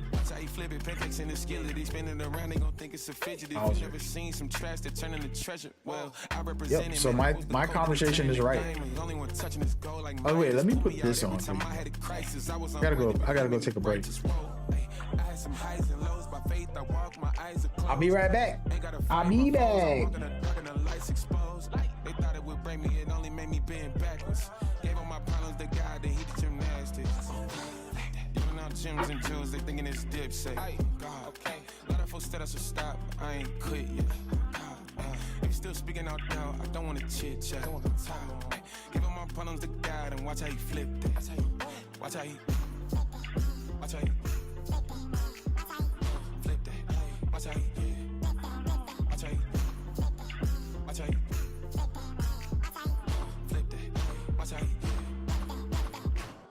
watch how he flipped it. They looking arms crossed like God really did this. No, they thinking that man would have fell off of setbacks. God never blew on a crypting. The veil on my eyes, God came and he ripped it. God's like on me, no way you can't trip this. It's goodness and favor to that. I'm a witness, soldier for Christ. You're all on my hit list. Don't know how I did it, just know that he did it. Whatever he's on, yeah, he know that I'm with it. I'm walking the room and they all get to fidget. I'm speaking his truth, but I'm feeling convicted. Everything that I face, yeah, they thinking I'm done cause it's looking all vicious. But I conquered the snake cause he conquered the grave. They forgot how my God turns L's into winnings. Gems and jewels, they thinking it's dipset. Okay. A lot of folks said I should stop, I ain't quit yet. If still speaking out loud, I don't want to chit chat. Give all my problems to God and watch how he flip that. Watch how he flip that. Watch how he flip that. Watch how he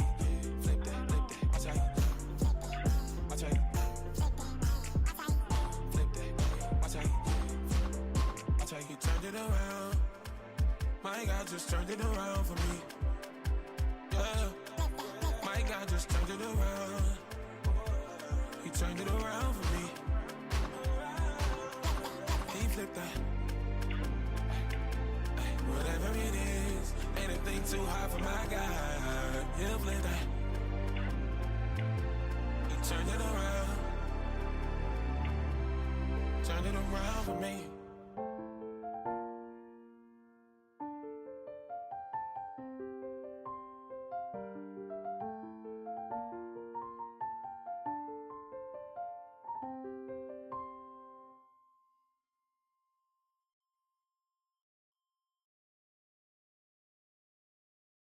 Woo. All right, man.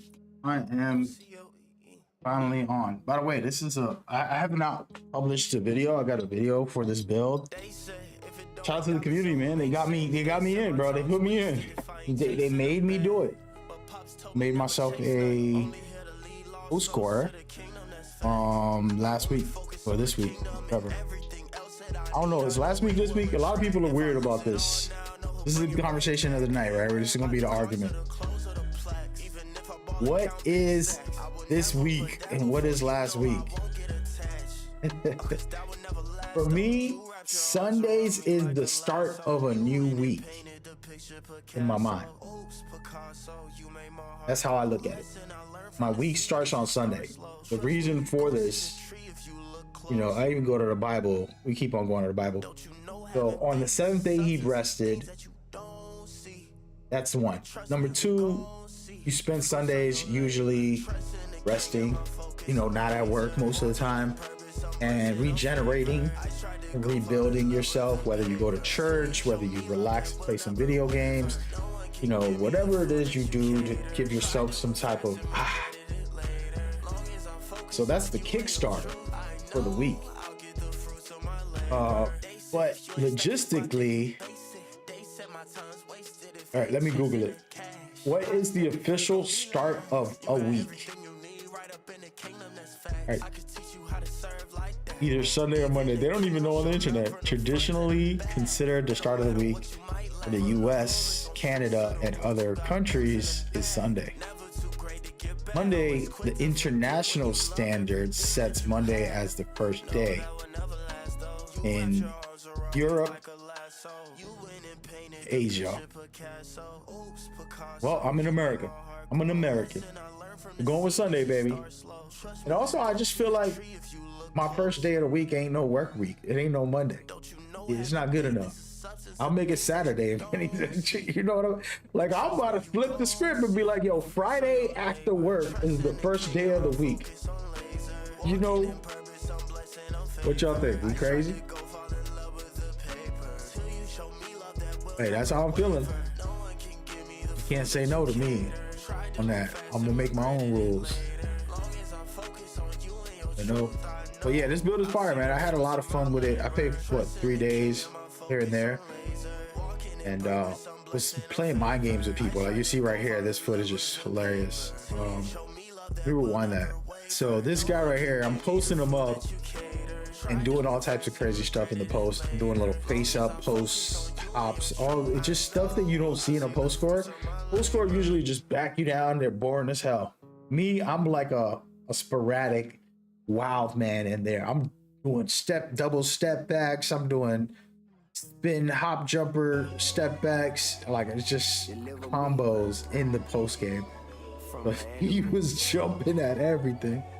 This one was, I was just dying laughing the way I trolled everybody playing this build. It'd just be too much. So this one right here, like, look, he already suffered 4 times, right? And then I'm going for the 5th one right here. Little hop jumper got him. But yeah, man, post scoring is one of the best in the game. You always got to make one a year, I think. No, hang on. Yeah, it's a dope build. That's my last build, bro, because I ain't spent no money on this thing. I basically,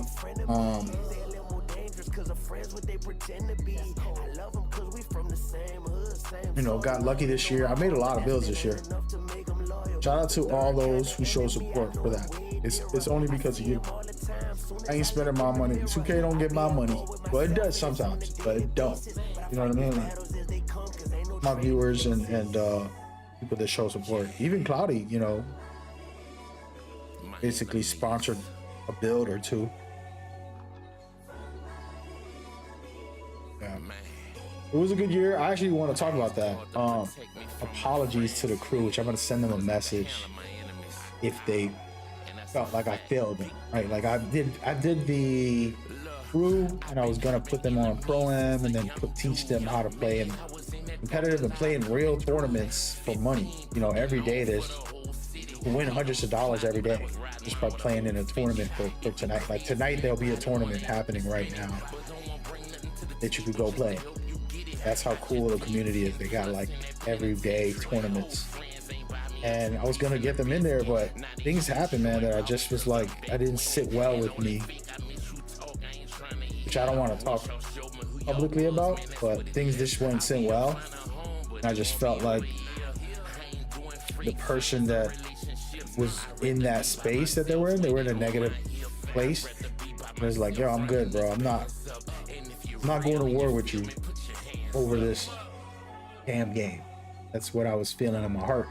So I stepped away, actually, and to protect them and to protect myself and to like be at peace with them. You feel me? And it's an interesting topic, but I don't talk about it at all, pretty much. I'm talking about it now a little bit.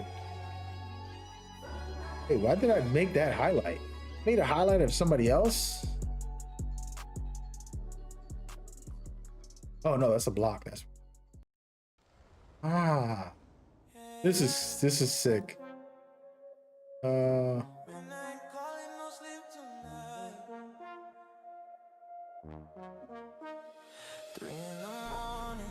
Yeah, man, I had fun with this build. I've only had it for 3-4 days, man. I got a lot of clips. Look at this. Man, look at him jump. It's too funny.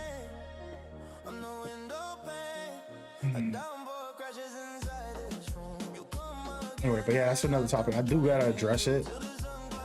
Just don't know how to without telling them things that they don't need to know.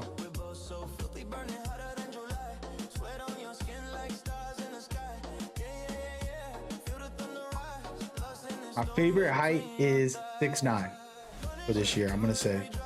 My other 6'9" is ridiculous. It's a center, but it's crazy. And then I got the other 6'9" that was kind of just like a fool around with cloudy build. Whew.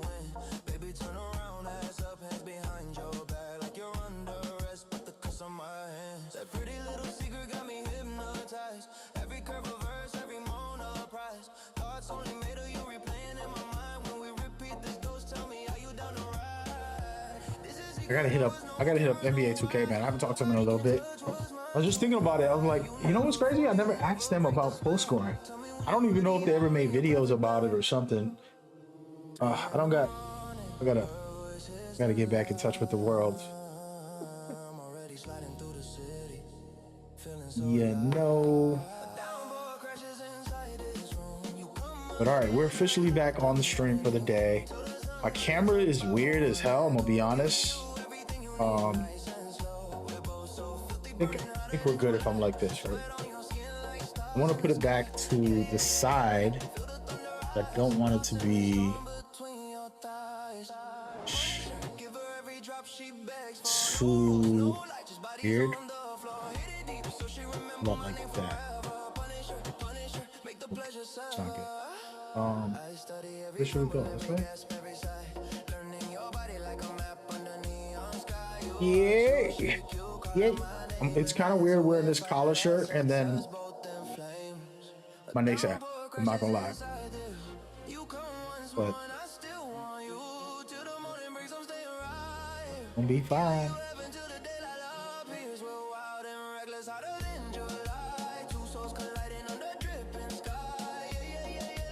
Yo, man, I'm trying to load into Division real quick, by the way.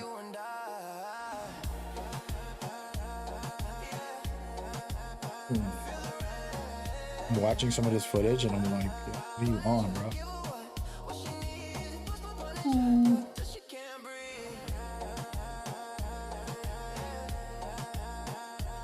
That was fire.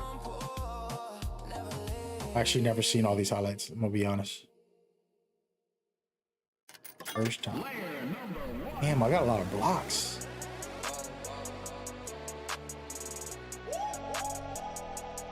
What's crazy is I'm shooting contested like 40% contested. I'm still making them in this. Post scoring is too easy. I'm just gonna say. Hate to say it out loud. It's not easy in the sense of like learning to do the moves to take the shot. It's easy in the sense of making the shots and test it, because that's what I'm saying. Because, you know, post scoring, if you don't position yourself right, you're going to end up failing. Easy to fail with this type of play style. Like, I'm taking 808 threes. Like, I've been doing crazy stuff with this board. And to be honest, man, not streaming 2K is so much better for me because my internet is faster and I'm able to like hit shots more consistently. Internet's not so fast. Got Comcast. At some point, man, we need to get rich, and I gotta buy like the highest speed 10 gigs internet speed, download and upload, so I can have smooth shots. Hang on. Gotta get the full picture when it come to life. I can't crop nothing. Okay, gotta pay my dues. I know he gon' reimburse me. I can't hide my love for God, Brody. You can search me. Horoscopes and dream catchers tell me, is it working? Some of y'all be too a lot of blocks. I think I'm probably gonna be running into the ones I already seen, right? How many more clips is there? I'll wait till I see something I just saw to finish it. Just shoot at people's faces, dude. Here it is. I said we in the troll fest. I see most of them now. That's fire. Appreciate myself. Alright, we good. Alright. Well, I'm playing Division real quick. I haven't played this as much this week. I played when this new season started. I love it. They did the PvP stuff. I haven't got into the PvP heavily yet. The season's still not over. I got a ways to go. But y'all gonna see me play PvP this week, possibly, if I get a chance, or next week. Great companies. Ooh. Wait. Hunter's Fury. Do I have a full set of that? I like coming here and looking over there because that has exclusive items that you could get, like really powerful stuff. I'd end up scooping, you know? But let me come over here. I don't even have to go over here. What's wrong with me? Where is it? Yeah, they want to see me crash out or worse. They don't get it though, that faith really work. Go mode. Miles probably call it glow mode. Throw a net over the side, get a bolo. Yeah, we still 40 deep, never solo. Peacemaker with the Nortes and Sorrento. ABCD, is this not alphabetical order? Why they always going live when they stressing? Shut up. Where's your agent? Hey, let me learn you a little lesson. Boy, you messing with the message. Why you out here being messy? Talk about the resurrection. I be good in every section. That's on God on a set. When they ask where I'm from, I just said I'm from heaven. We ain't got no time for that. Oh, I can't see. Put me on a line for that. Off top, locked in on 10, heaven sent. We ain't got no time for that. I ain't got no ties to that. I don't think I have it on me. It's gonna be in my stash. Come on. The one thing I always forget, I have too much stuff, basically. And all my stuff is hiding in another. Oh no, here, I got it right here. Ooh, shotgun?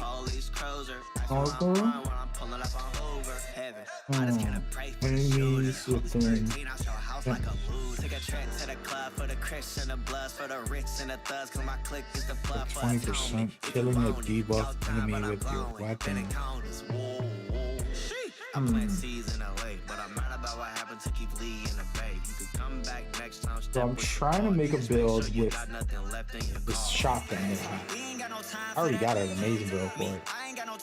But it would be cool to go in and try to make a different one. It's Hunter's Fury. So basically Hunter Fury is an up close version. Mine's is far. The craziest build. Let's actually go. Let's do this. I'm gonna go tier 10. I'm just gonna try to take a tier 10. Let's see if there's some people out there that want to run it. The problem with tier 10 is people don't want to pick you up when you're running what I'm running. I got on is outrageous. It's like, what are you doing? You would look at it and you would think, nah, bro. But this shotgun shoots long range. It's basically like a sniper. And then I have Striker, which is not supposed to be ran this way, but this is a broken method, and it's super powerful, and that's what I love about it. But basically, you're taking advantage of the shotgun having 8 shots, right? You can do 8 bullets, and your Striker gets leveled up fast because it's a shotgun, right? But it does long range shots, so you can basically stack up those shots. And there's this new system in this game, which is called Augment, which gives you a modifier, an extra buff, an extra perk, an ability, and I have extra damage, double the damage on a bunch of the pieces, which makes it crazy strong. And also it reloads. It adds extra bullets. Every time I shoot someone, I'm getting extra bullets back. So the more I shoot, the more I get bullets back. So sometimes I won't even have to reload for a while. So just imagine being able to spam attack someone and then hitting double the damage. I don't know what the setup is. Since it's a shotgun, you gotta understand this shotgun is crazy. What is this? I need to check.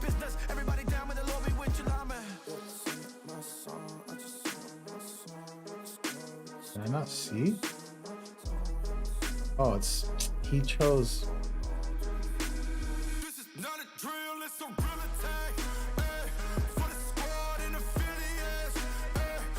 He wants a 3-man this, or are we gonna get a 4?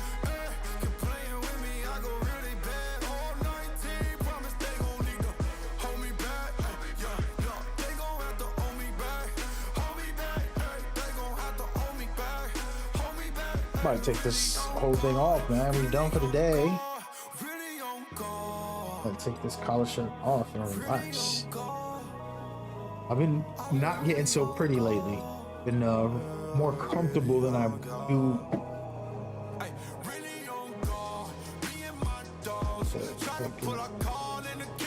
Where's the other guy?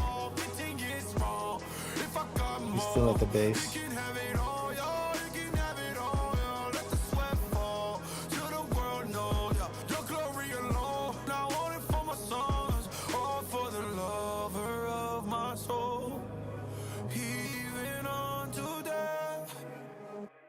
I don't even know where that came from. Lead the signs to the zodiac. Ay. I don't need them, I just go attack. Ay. I make it epic, come really, ay. Quit playing with me, I go really bad. All 19, listen, they gon' have to hold me back. Yeah, they gon' have to hold me back. You head back, my fault. These guys are probably like, where are you doing? Where are you? I went over there for no reason. I was just gonna check some. September. I'm thankful. For anyone that doesn't know God, it's your opportunity. Should have seen this with me. I'm gonna tweet something crazy. Holy Spirit. Here it goes. Actually, no, we can't. We gotta play. Won't you wrap me up inside your light? I know everything's gonna Let me turn on mine. Best believe this here gon' last for life. Hey, yeah. Holy Spirit, come into my life. Won't you wrap me up inside your light? Whoa, I know everything's gonna be alright, right. This is tier 10? You go to tier 6, this dude's trash. Whoa, make it better. You're my treasure. You forever. I won't ever. Oh my goodness, I'm gonna go. Every single day I'm finna tell you that I love you. Yeah, hop on my flesh and I'm gone. Ooh, ooh, ooh. Yeah, I've been waiting for love so long. Ooh, ooh, ooh. Yeah, I got a light inside so strong. Don't wanna lose this hit, no, no. Your love, Let it me pours shoot him, on brother. and on. You tell me I'm not alone. Oh, okay, I ain't pour no codeine. You can see in this is a my shotgun, eyes. right? But it can shoot Yeah, yeah, I'm going far and do the faith same and amount of I'm damage. The op, yeah, gave up up, on my up. burdens, that's on Christ. Yeah, that means everything's gonna be alright. I got a good thing by my side. Right through the pain, Why can't I hit I'm again? on fire. Look at my soul and you gon' see a fire. I let the spirit Something's govern going my on. mind. Come to the river when you feeling dry. Like a gorilla beating down my pride. You gon' be seeing his Oh, it love might in be my low. eyes. I'm feeling humbled every time I cry. Holy Spirit, come into my life. Won't you wrap me up inside your light? I know everything's gonna be alright. Let's believe this here gon' last for life. Hey, yeah, Holy Spirit, come into my life. Won't you Yeah, for some reason, my audio isn't popping up. everything's gonna be alright. Best believe this here gon' last for life. Yeah, so this can play long range as a sniper. I mean, shotgun that can do crazy damage. But you'll see once I put up the stacks on Striker, this thing is outrageously strong. Honestly, tier 6 is probably too easy. Tier 6. This can play tier 10. This guy wanted this gear. I did not want to come for this gear, but I'm in here anyways. Let's see. Okay, it's skill in terms. So he has a skill build he wants to make. I mean, I need it. I'll take it. I'm not mad. I ain't gonna be mad.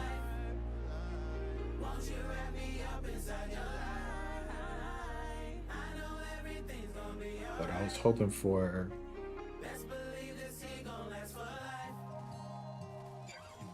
Oh my goodness.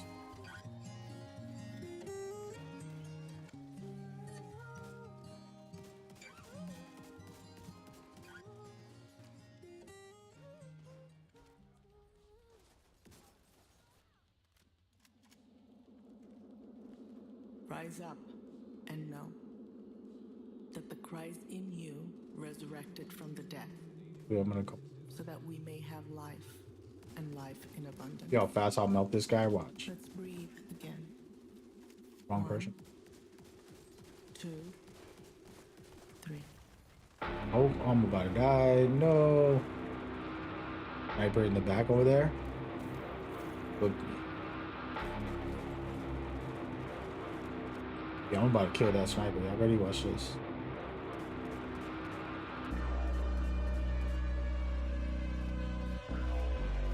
I'm able to hit with a shotgun with the same amount of damage I would do up close from this far.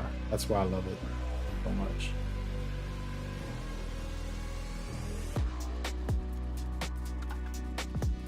Listen.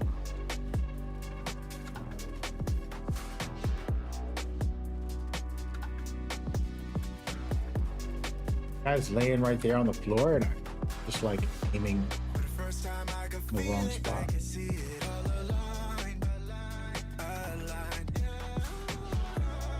Words can be deceiving when they question who you are. All the questions, who you are. Time after time, I've been feeling all the signs to come alive. Yeah, yeah. Time after time. Up this and see what we can do out there. What's inside? Yeah. Like CPR, ready to hear this heart. I had to go through the fire, feel the cold nights. Like CPR, yeah, you hear my scars. They left, you brought me to your life. All this time I've been looking for you. If I just open my eyes, when I open my eyes, I can see it clear. Like CPR, yeah, you Only tier 6. I don't know why I'm playing like it's a tier 10, but so far I'm not getting no drops. It's kind of crazy. 0. Is that audio in there? Let me pause this music for a second. No. It's low. Slow for me, loud for you guys. Sheesh.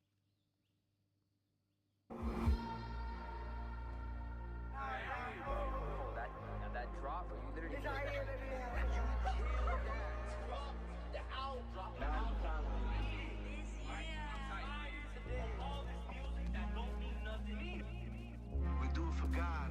Now let's go show the world what you got in you and how much greater you about to come back.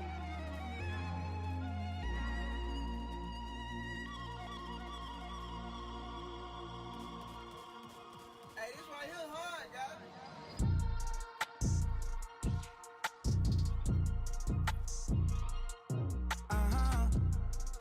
y'all. Yeah. Oh man, you coming for me? Look what they fear. I need to back up. Y'all doing the most, but at the most, y'all not even there. Came from the coffee shop, I had to wake up Oh, to get to here. he's coming directly for me, guys. What a career. Gotta get rid of him. He has grenades, so he can just kill all of us in 2 seconds. Oh. He already killed one of my guys. We don't target him, like, he's pretty much done. Pick him out. And am I missing? I am missing. Sheesh, I'm in a tree. Yeah, they wanna vilify. Got the city on my side. Yeah, they wanna vilify. Now I'm ready to testify. Yeah, the spirit's still alive. Yeah, the spirit's still alive. Take the plank out my eye. Hope you ready for the vibe. Look, I'm gonna kill all of them just by hiding under cover. This shotgun's ridiculous. Oh, who did that? Guy on the right. My mama real. I got it there. I had it.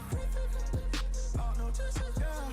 Hey, it's gonna be one heck of a year. Come on out, fellas. What the heck? Where you come from? It's gonna be one heck of a year. Look what they fear. I'm up in the sphere. Y'all doing the most, but at the most, y'all not even there. Came from the coffee shop, I had to wake up to get to here. Tough in the mission that came with decisions of what a career. Yeah. And the way that you showed up to here. I died. So yeah, for real. I want to tweet something that sounds outrageous, but it is the truth.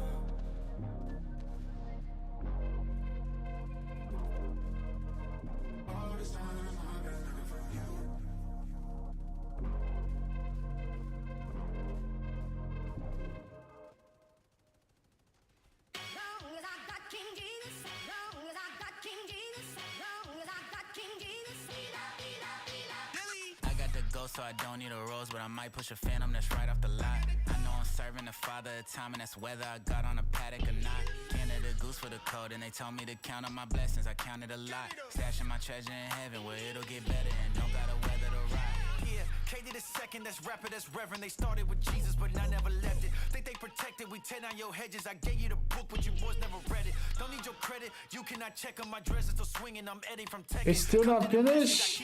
I go down and they suffering out here. Oh my god, no way, this is getting for real. It's getting rough. You back up. Okay. About positioning in this game too, like AI is some of the best I've seen, and this is crazy because like a lot of people talk trash about AI. I mean, Ubisoft, right? You're like, oh, Ubisoft is this and that. It's like, yo, if you play the Division's AI, them dudes is flanking, they freaking surrounding you, they'll take cover when you start, you know, going crazy. They'll throw out their drones and throw out a bunch of stuff at you. Like, it's not easy how you're dealing with these guys. I'm used to it, so I make it look a little easy, but there's a positional battle happening. They're pushing you, and then one of them is flanking towards the left, other guy's flanking towards the right. They're just starting to surround you. Now you're like, bro, pretty far. Jesus, he led me to freedom. The tribe undefeated, we keep it in season. Look, you gotta see it, the home of the free has got 10,000 reasons. No people for pleasing, no fraud of the treason. We really believe this fight. 5 on the dot, yeah. I'm going off and I don't plan to stop. KB and Dilly, yeah. How y'all this free with a head full of locks? I bring his will to the table, I'm never entangled. I giving you red table talk. Yeah, KB and Dilly, we setting it off.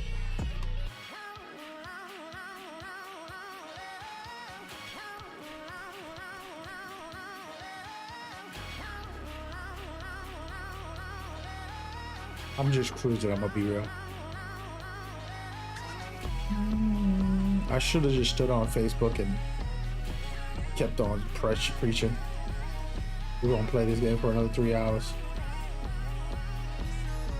The thing with the division, man, like I get into it, I'm locked in. I want to get tier 10 God rolls on my striker, which I have not tried to do yet. This build is still amazing, but to get the best version, something a lot of people don't realize, like is this you know, casual community that will play a game, they'll just play. But then there's people like me that want the best possible version ever. And rest in peace, Ali. I love you, man. One of the best ways to do that is grind out some of the content. That's what's the point of it, right? Like they make the end game stuff very hard, but rewarding for you to get the perfect setup. And what's rewarding about that is that I make my placement. For example, instead of using striker with a regular weapon and doing all the regular stuff, I got the shotgun version. I got distracted by the world to make the wrong choices. I tried to fill the hole with lust, but it's all pointless, cause everything goes back to dust, even your voices. So now I pray when I record, let the Lord join us. I remember dark nights full of loneliness. How I was moving, what's the opposite of living holiest? The low points that got me getting closer to the holiest. I'm thinking back, I was broken, just a lonely kid. Yo, I ain't better than none of you. I was comfortable with sin for so long. I was suffering, man, I struggled too. I was blind and disappointed by mama dukes, and every day I dealt with the stress. That's what the traumas do. I know it well, homie. I was living life angry. The love of Christ changed me. I was used to fights daily. Was out for night shady. People thought it might break me. The Lord inspired me. Now everything I write crazy. God revealed his purpose for me. I'm filled with joy, patience, and love. His presence is here for real. There's peace inside of my soul. Through Jesus, I'm free from guilt, but still I'm being careful. The devil be trying to steal. I pray for all the low homies who ain't got none. Whose pops left early. Now they out here riding shotgun, looking for some love in the streets. So they pop one, and they ain't gonna stop until they look inside a cock gun. The streets is just a trap, and most the homies locked up. And everywhere you take a look, the devil always pops up in places you don't wanna see him. I thought I ain't gonna meet him in the church, but that's the perfect platform for his Coliseum. My homie turned himself in, he tried to end it all. These guys know what they're doing. Remember what you living for. The love of Christ is bigger than all pushing the up on these guys. I love it. For people's approval, just know you live for God. He's traumatized, he tried to jump from the 4th floor. Stories like my homies that stick with me like a war score. I'm happy he ain't do it, my heart would've ripped apart, dog. Yo, that's my friend, he calling my mama, y'all. I think I'm going stupid, everybody going through it. We all talk about a change, but who gon' do it? I'ma start to put the cup down and put the blunt down. Respect the sisters and get away from the lust now. And as I'm growing as a Christian, these guys are bad. I get rid of them quick. Different congregations, too many complications, self-centered conversations. Like where's the concentration on Jesus? I know where did that come they from? judge the people, but never help them to bounce back. The love of God is missing. Religion is like a mousetrap. They looking for the signs and wonders. It ain't about that. Tradition ain't more important than Bible studies and seeking the real Christ. I tell you these lies funny. These wolves in they sheep clothing, they stealing my fire from me. Nobody's perfect. Some people acting like Pharisees. They claim to walk with Christ, but really y'all's enemies. It's not your own works that get you into heaven, please. Read Galatians chapter 3, verse 18. Or Ephesians 2, yes, I was evil too, but God purifies every vessel that he's speaking through.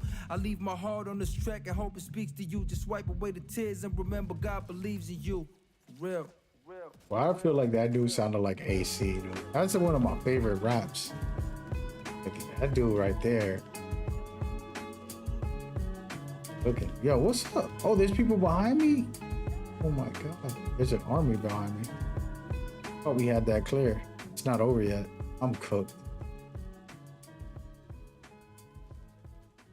Nope. Barely. Still one more behind me. They keep spawning. I thought it was over. Come on, brother. Come on. Oh, they're not. I thought this was over. We killed the boss. Still more enemies.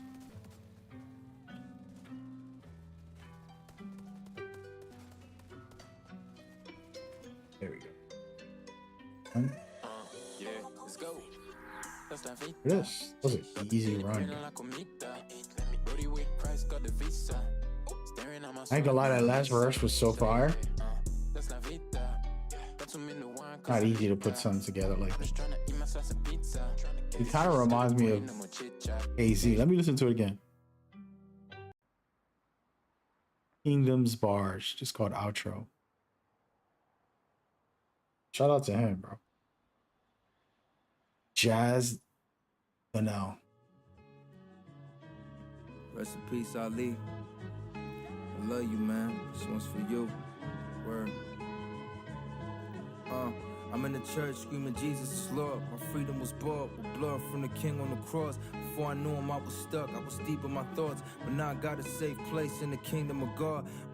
Yo, I ain't worried about the voices of the masters. Way before the flesh was formed, I got anointed by the master for this purpose. Even as a little boy, I knew the answers had to be inside the presence of God, but I was lacking.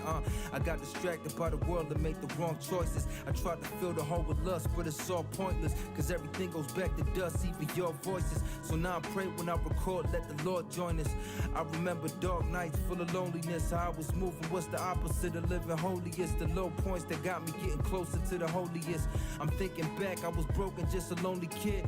Yo, I ain't better than none of you. I was comfortable with sin for so long. I was suffering, man, I struggled too. I was blind and disappointed, my mama dukes. And every day I dealt with the stress, that's what the traumas do. I know it well, homie, I was living life angry. The love of Christ changed me, I was used to fights daily. Was out for nights shady, people thought it might break me. The Lord inspired me, now everything I write crazy.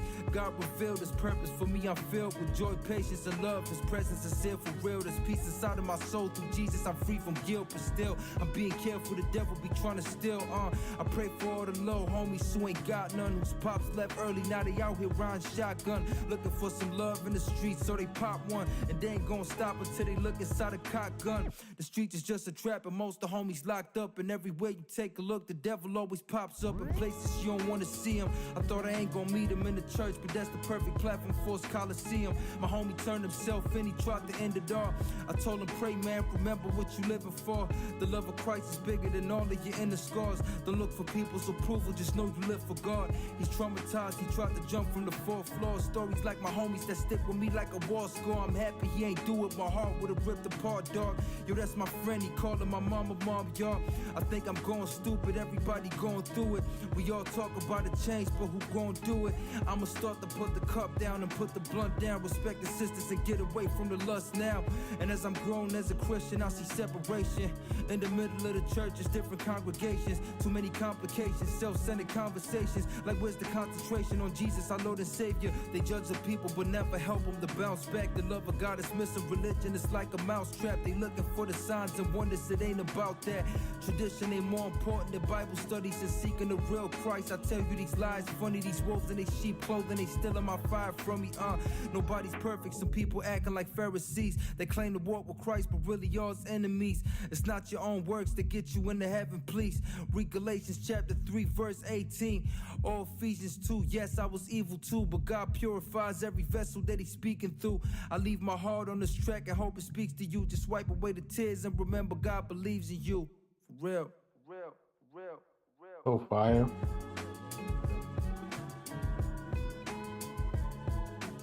Shout out to Homeboy with the heat right there.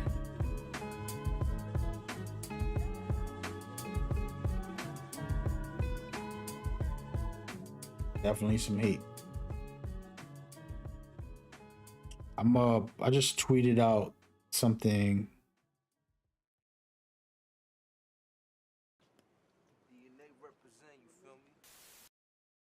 about Marathon. I just had to get it off my chest because it's very true.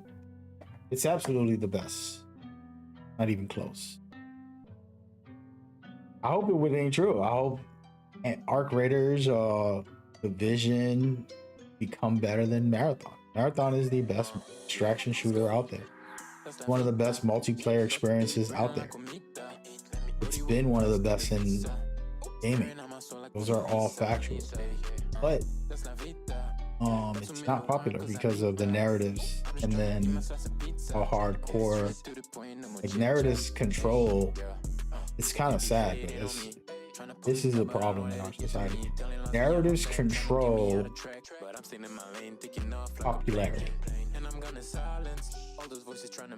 So if you ever notice, like Sony games, they're just too good.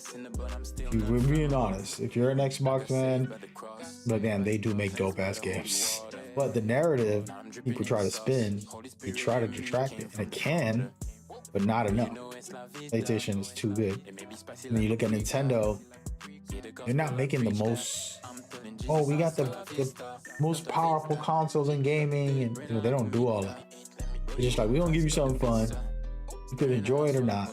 You only get it on our platform. That's just the way they move. And that narrative has been spun also PC users. There's been a lot of like manipulation that I've noticed. PC market is like, oh, exclusives are evil, they're bad for you, and they're no good. And it's like, what world are y'all living? What psychotic mentality is that? Exclusives are good for everybody.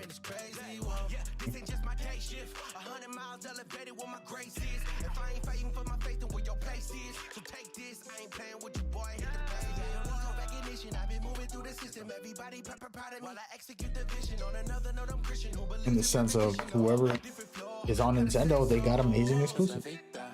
Whoever's on PlayStation get amazing exclusives. Don't get mad at Xbox and PC won't have the same energy. You know, it's not PlayStation's fault. It's not Xbox. It's not Nintendo's fault. You know, so there's been a narrative, unhealthy narrative, to be honest. Let me go to Marathon real quick. I'm not going to play this because I got to put my headset on to play. I don't want to concentrate too hard. I'm just relaxing. Got home. Just wanted to relax for a couple minutes. Got to work. Got to do some work later. Oh my God. I just remembered. I haven't beat the Batman game yet. I have not played it in a week. I think I'm almost done. How far along am I? I want to see how far I am. Is this a game progression?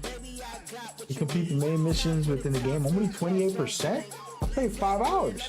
How long is this thing? I'm only on chapter 2? Oh my God, yeah. I thought I was halfway done with the game. I'm super early. I think I was taking my time.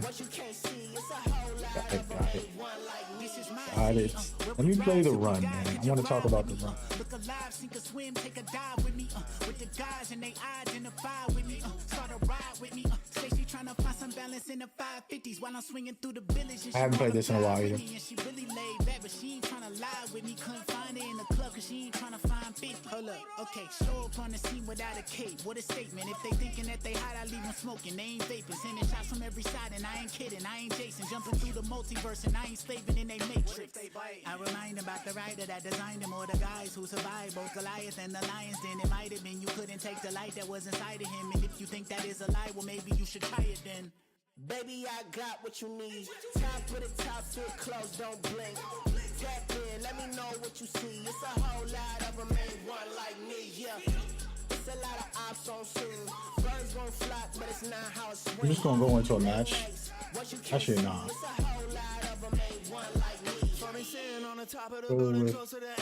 So there's gonna be a story mode for this game. I cannot believe they're gonna do that, but they are really happy about that.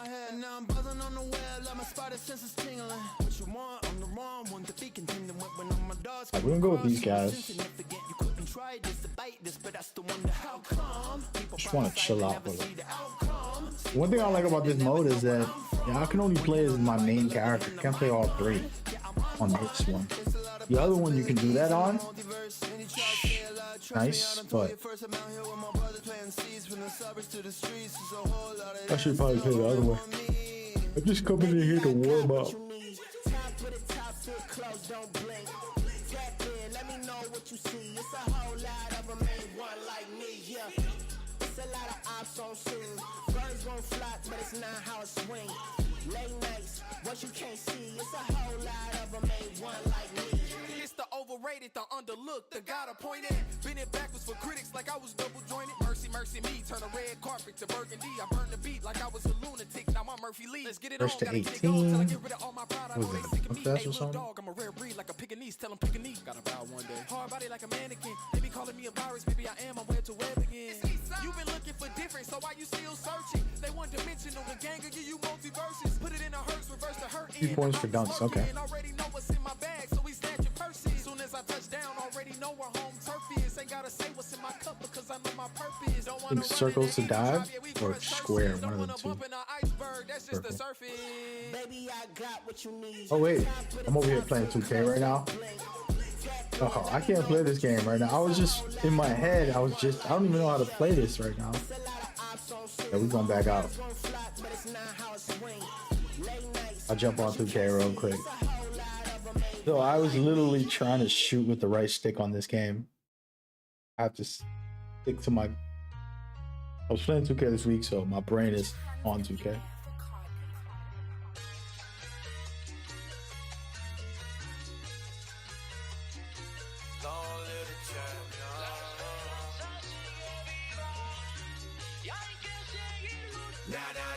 This is the build. I have the video, I haven't published it. Honestly, that channel hasn't been getting a lot of views because I haven't been posting a lot. I have a lot of videos loaded. So you could expect there to be drops coming in the near future. Alright, let's get some shots up real quick, just to kind of get that feel. Wow. First shot. Hold on.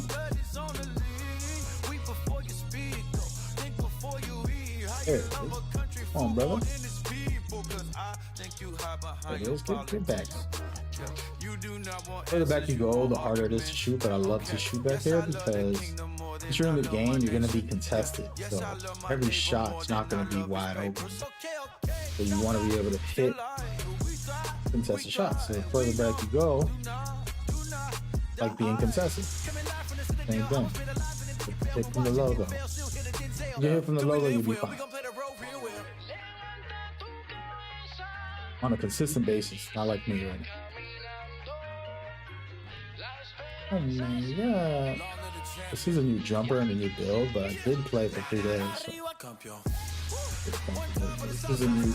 So. I put Michael Jordan on here. I don't like Michael Jordan because it's slow compared to my regular jumpers, but I put Jordan on here just to pay him tribute because gotta remember those players Jordan inspired.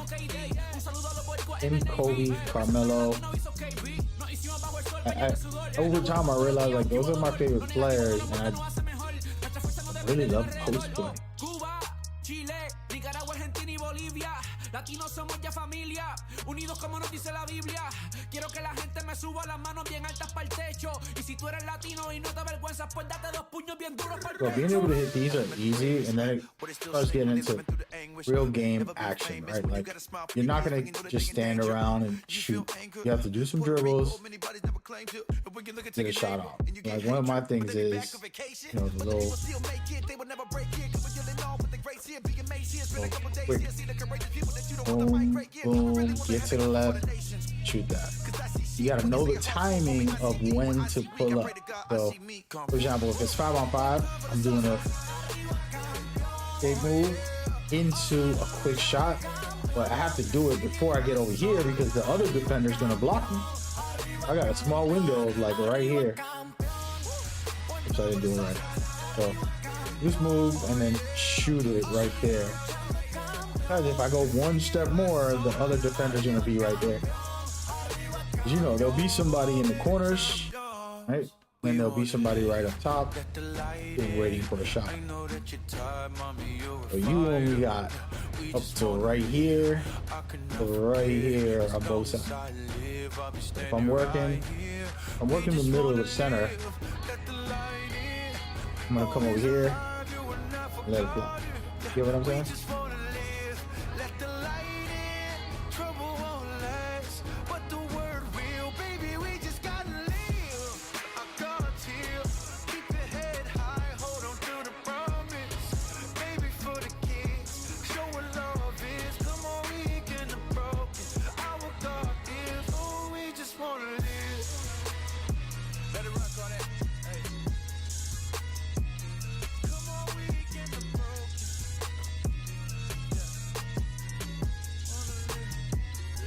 See, I still don't know how to land a perfect shot. You don't know how to play 2K? Oh, here's the thing, man. Perfect shots are all about practice. You see where I'm at right now? You should spend more time in here. A lot of people will just go online and play and they're like, what is wrong with me? And it's like, yo, how about you practice the shot? So I made a new jumper, for example, that I've never made before, which is a Michael Jordan tribute. It has a little Jordan in it. So I'm not used to it. And it has a little arc. So I'll just spend a little time in here. Anytime before I go play the game, I'll just spend time in here and actually just practice the jumper for a second, taking these crazy shots that I know I'm going to take in the game. Dudes can't guard me because it's like he's taking the wild shot and they don't know I practice him in here. So when I go out there, you're only seeing the end result of, you know, an hour's worth of practicing that jumper. I don't want to just catch and shoot, right? I'm doing a dribble move, try to break your ankle, and then take my shot. And if I practice that every day, I gotta practice more, get my little get my move. All of a sudden, I'm unguardable. It's not because I'm good, but because I'm enough. I'm not sure.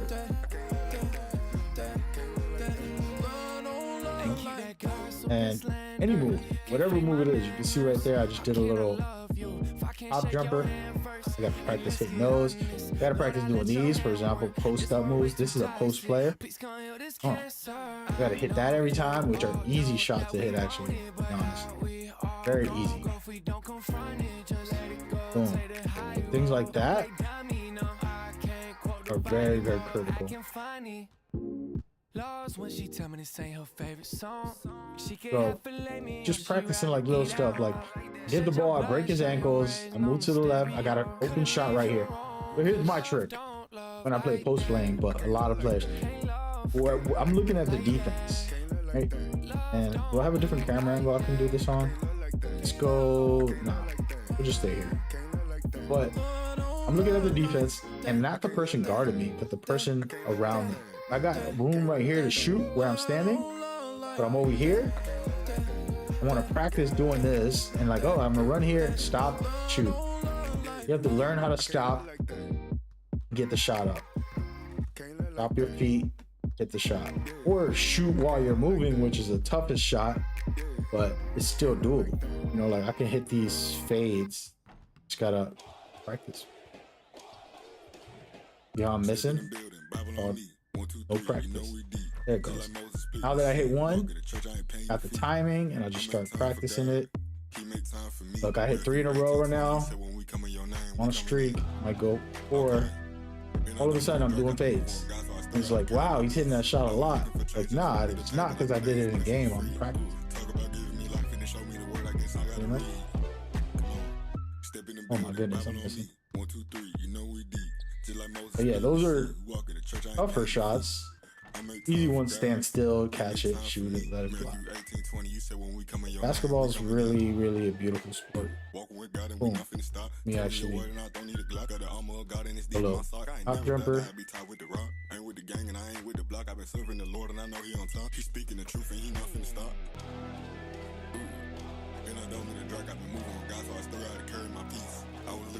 Let me actually try something real quick.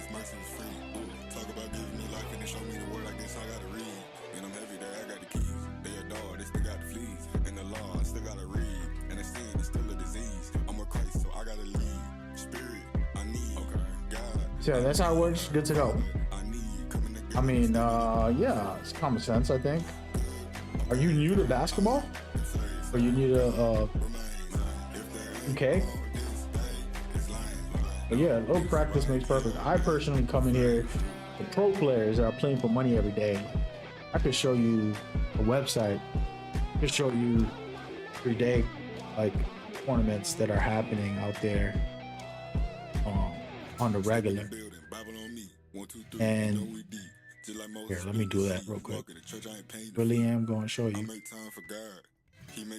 These people are playing for thousands of dollars. There's this kid who won $80,000 this year, doing what I say, right? Like just practice, you know. And just a young kid, but he dedicated his life to playing the game and, you know, figuring the simple stuff out. It's like the simple stuff that matters most. Let me shrink some of this. But every single day there's tournaments for money on NBA 2K. So if you're good enough, or if you want to get good enough, you can go sign up to these tournaments. You can play in the practice leagues. People play every day to practice against other good players. So they'll send each other invites and they'll play with each other to see who's better, but mostly to get better. So they're playing against top players and stuff. So for example, on this website, I'm on Twitter, but this is one of the places called OFF, aka Hall of Fame League. They're very active and they pretty much have events all the time. You can go in there and get a couple dollars and do your thing. So you see right here, $40 for the team entries, sign up, brackets drop 6 p.m, blah blah blah, all this stuff. And this is literally today. So you can go sign up right now and play, or you can join leagues that have like practice and scrimmages where people are training and they'll teach you and you'll become a better player with them in other leagues as well, like EBA and all that stuff. There's a bunch of them. And truth is money to make if you really were dedicated. I'm not the best player. I don't practice. You see me practicing right now a little bit, but I don't play or practice like on a regular basis. I coach and I'll play in some events and stuff like that just because I know the game, you know what I mean? But it's different from knowing it and practicing it every day. You get me? So you know how to drive, for example, and maybe you're really good in the knowledge of racing, but have you drove 200 miles per hour? You know what I mean? Like, it's a different level of driving and it's a different level of knowledge. Like, it's one thing to be like, I know that they got to do this and they got to do that, and every time you got to turn the corner, you got to, you know, try to not hit the brakes but let go of the gas, and you tell me everything you know. There's a difference between being out there. So there's a difference between Phil Jackson and Kobe Bryant, Michael Jordan. You know, like, coach might know, but he might not be able to do. So for me, I'm able to do and I can compete, but I don't put the energy to become one of those like full-time players.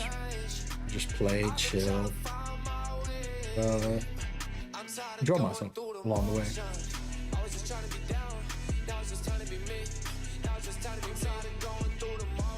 You don't play that here? Mostly soccer and cricket. Hey, if you're from another country, you can't be calling it soccer. Oh, hell no. If you're from America, it's acceptable to call it soccer. You're from UK or something, you're banned from my chat. You're not supposed to call it soccer. I call it soccer, but I'm an American, uncultured American. You know, us Americans are one-dimensional. We don't speak many languages. We call football soccer in America,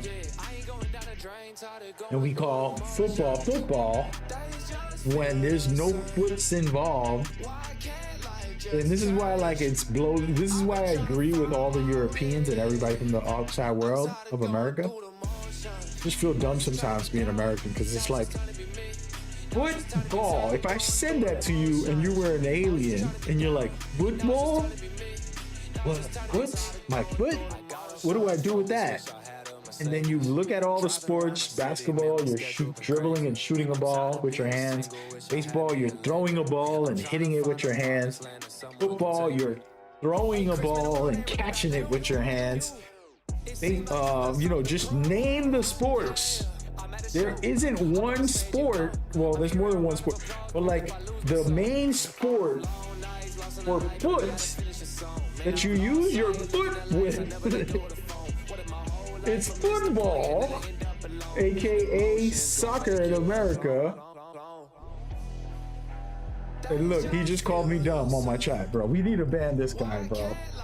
I'm gonna read what you just said, and this is how you know people from outside of America think Americans are dumb. And I just was saying it on my own without this person acknowledging it. And they're nice people, but they just called me dumb. Well, they called all Americans dumb. I'm just gonna read what he says during this topic.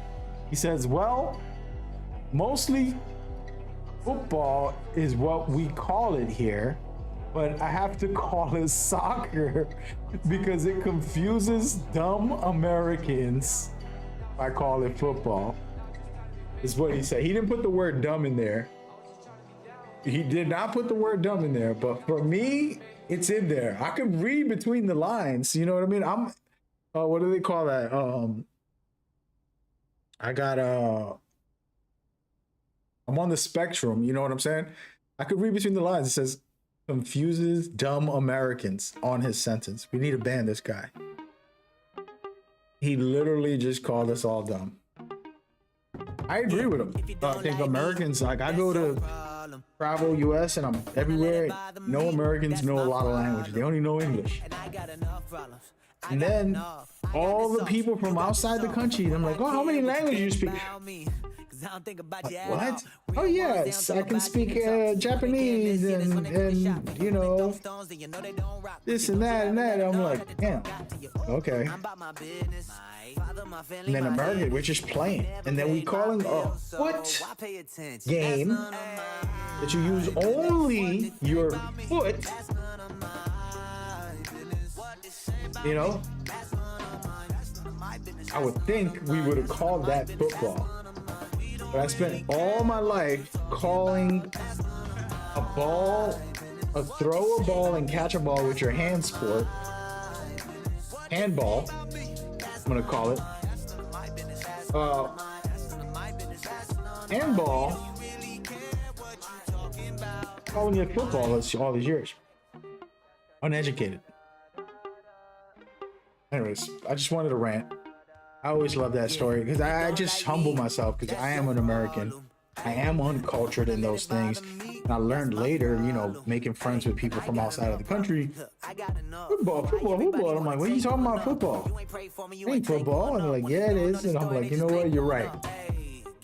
I am sorry. I spent my whole life calling it football. Calling it soccer. Yo, this fade is really nice, actually. I like this better than my Pro Hop. My Pro. You supposed to own a company, instead you're sitting on your carrier in a pair of your boxes, playing Warfare in your Xbox. You work at a pet shop, still couldn't beat your terrier. And on top, what's scarier is how you've been engaged for 10 years and still I guess we'll play a couple games with this guy. I got sidetracked. Look at me. Let's go up there. I'm gonna do some ones, get some highlights. Troll these guys out here. I haven't worked on my what is this? That's none of mine. That's none of my business. That's none of mine. We don't really care what you talking about. That's none of my business. What they say about me. That's none of my business. What they think about me. That's none of mine. This is one of my favorite joints right here. That's none of my business. That's none of mine. We don't really care what you talking about.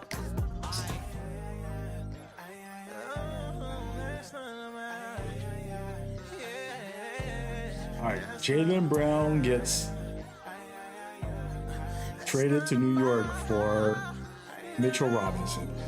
I'm just playing. I wish.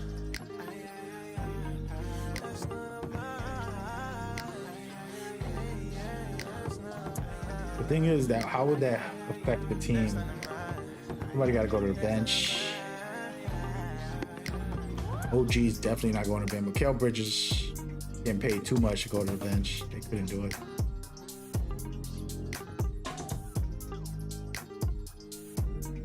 All right. But yeah, basketball. What I will say this about Americans is we're amazing. We're not dumb. I'm just playing. We're super smart. We have a lot of great things that we do as well that we're better at than all the countries in the world. It's just factual. But naming sports is definitely not one of them. You know what I'm saying? And also, basketball is amazing. Basketball is the best sport for me. Personally, nobody can argue against me. I'm in love with it. You know, that's just what it is. It is what it is. You know what I'm saying?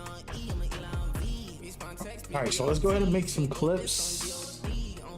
It's gonna be goofing around a little bit in the ones court, just because if I play in the, if I go and I play in like a multiplayer thing, it's gonna be a pain. Rather wait it for a second. I'm just gonna do one-on-ones, a couple matches before I go. I gotta install. What time is it? 2 o'clock? We're good. Got a little time.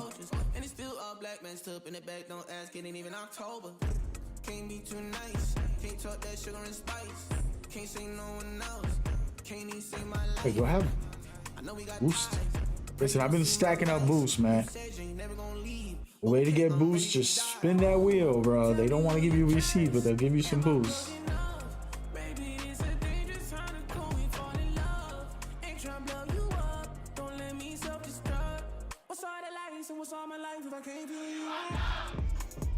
Alright, so you got high perimeter, mid-range, a little bit of three, grab and dunk. I didn't see the last attribute on that. Gonna be fine.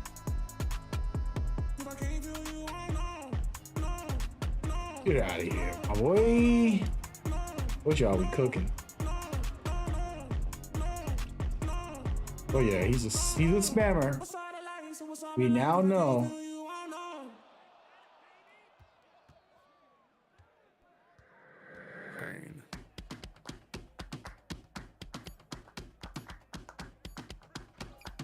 Oh, I should have timed that better. A little practice.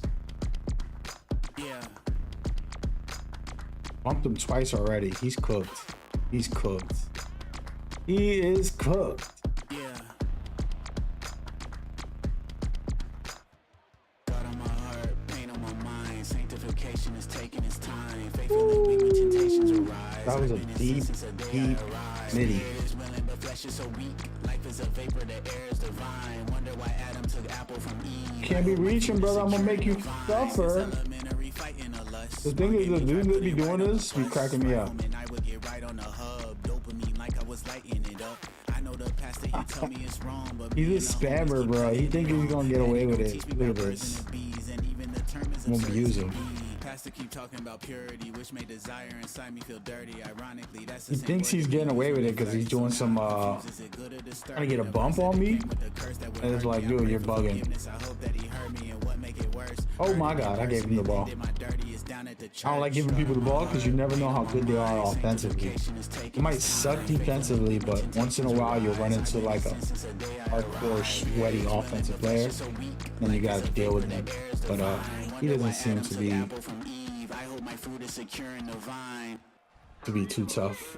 But yeah, basketball's the greatest sport, and I'm gonna make a case for it right now.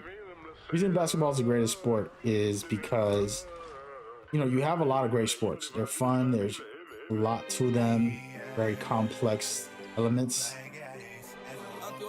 But with basketball, there's such a skill level that it's hard for NFL players. Oh no, they didn't just give him that block. That's crazy, bro. I ain't never seen that. The first.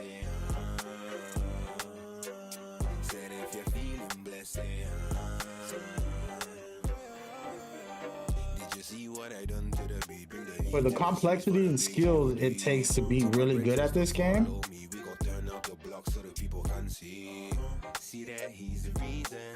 that's good defense. In real life, like basketball, the sport, is very, very different. And like being able to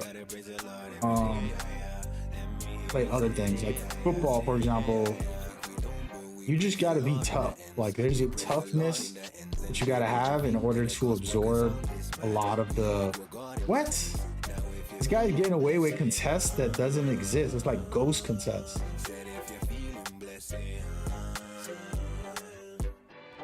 Christianity's a lifestyle, not religion. That's how happy to the Father. Ask for wisdom. Christ side, my side. That's how we keep winning. You're the Lord set me free. Yes, I am. Forgive. I'm feeling blessed.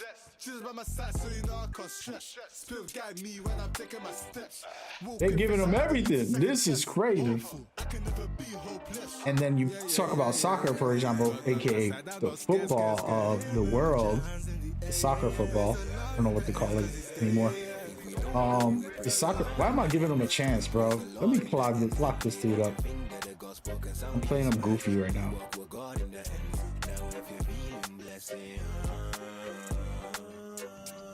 I gave that to him. Yo, he's taking advantage. I'm not gonna lie. Slacking. I am slacking. All right, let's slow it down, bro. My defense is way better than that. Like, I wouldn't jump at that.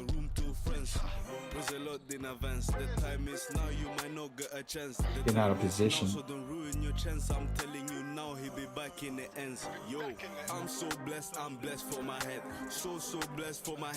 So even with football, aka soccer, there's a wow, dude. I just lost.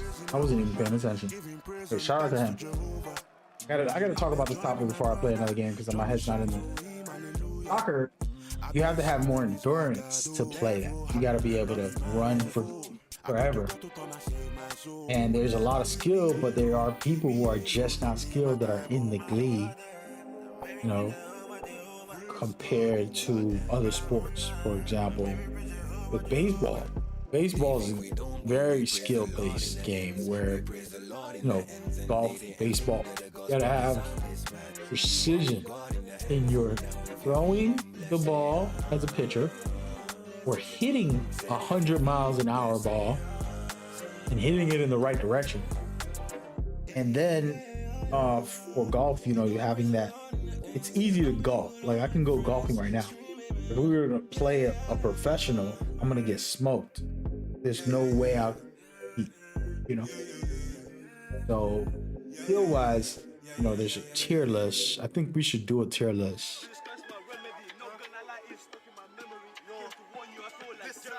That would be interesting. Kind of like go through the topic of what is what. Excuse me.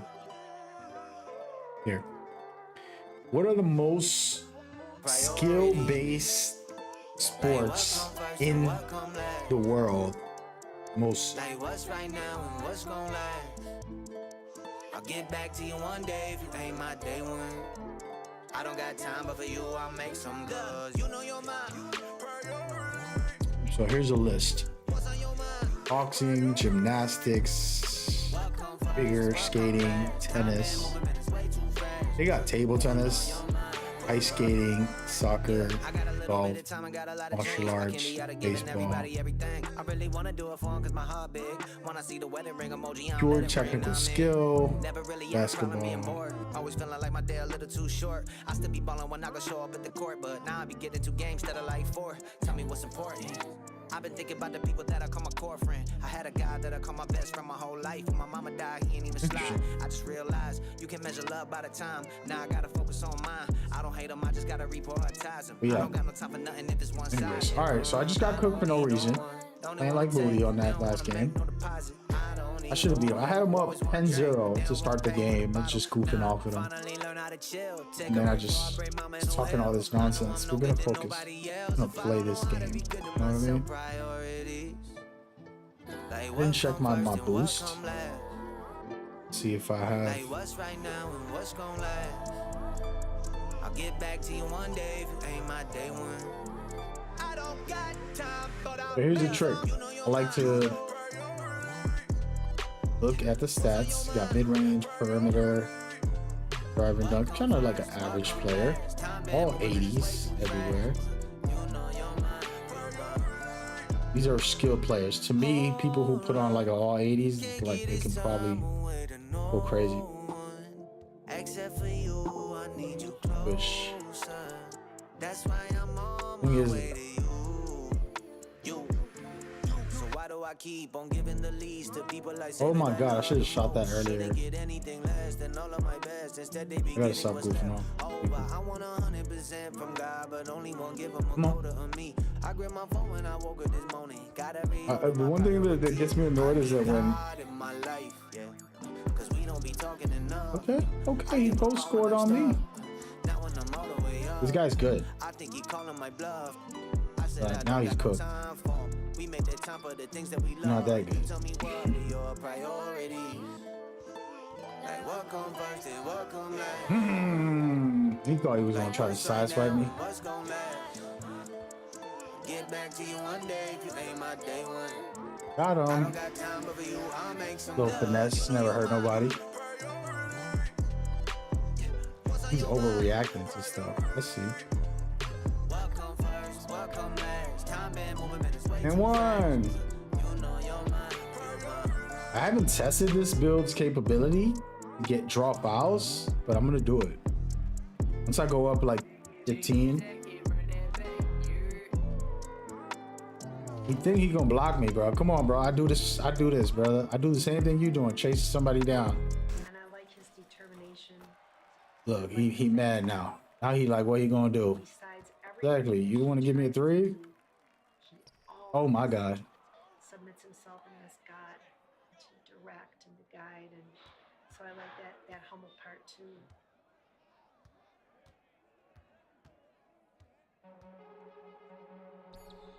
Got him, coach. Lonely servant,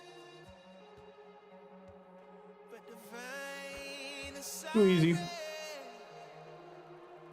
You alone, hope of world in your hands. Oh, I had to shoot it. I'm just trolling them.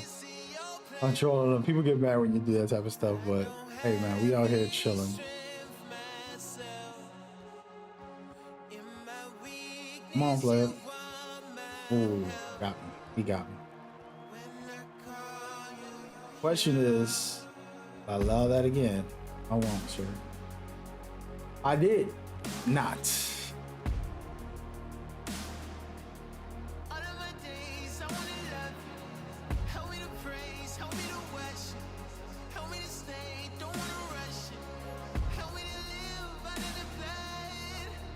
Ooh, he guarded.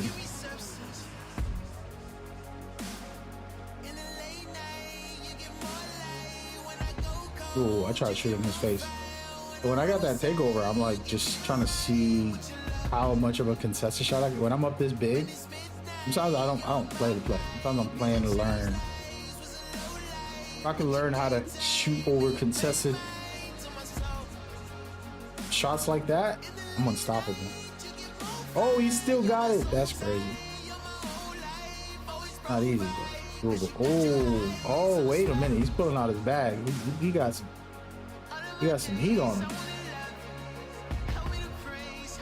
Oh my God. All right. Wait a minute, brother. Oh my God. Look, he choked. Oh, that was your last chance.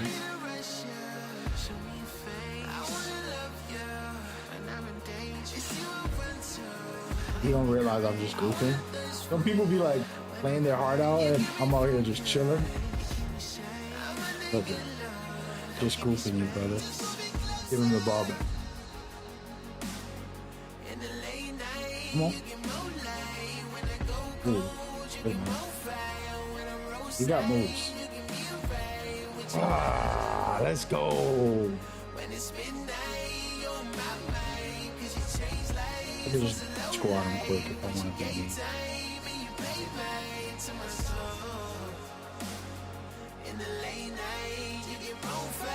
He's tight. Yo, don't foul me, bro. I missed it.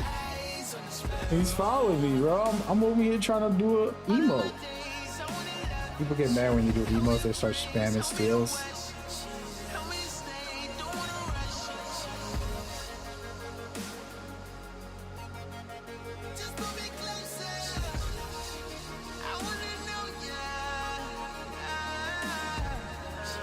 Try to go for a half court. Didn't work. I gotta stop doing that because my percentage and my time zone might actually cute, but I love doing it.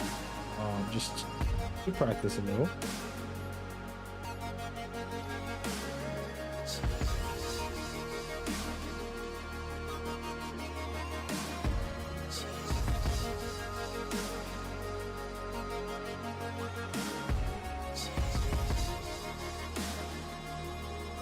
Look at this room again. He's probably getting tight.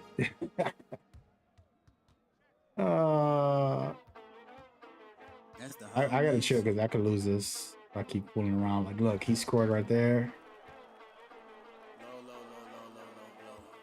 Yeah, praise the Lord, make it dope. That's the whole mission. The way the tribe come through, it feel like no limit. They tell you this song is fire, by the way.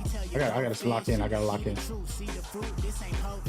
a good dribbler too. That's what's crazy.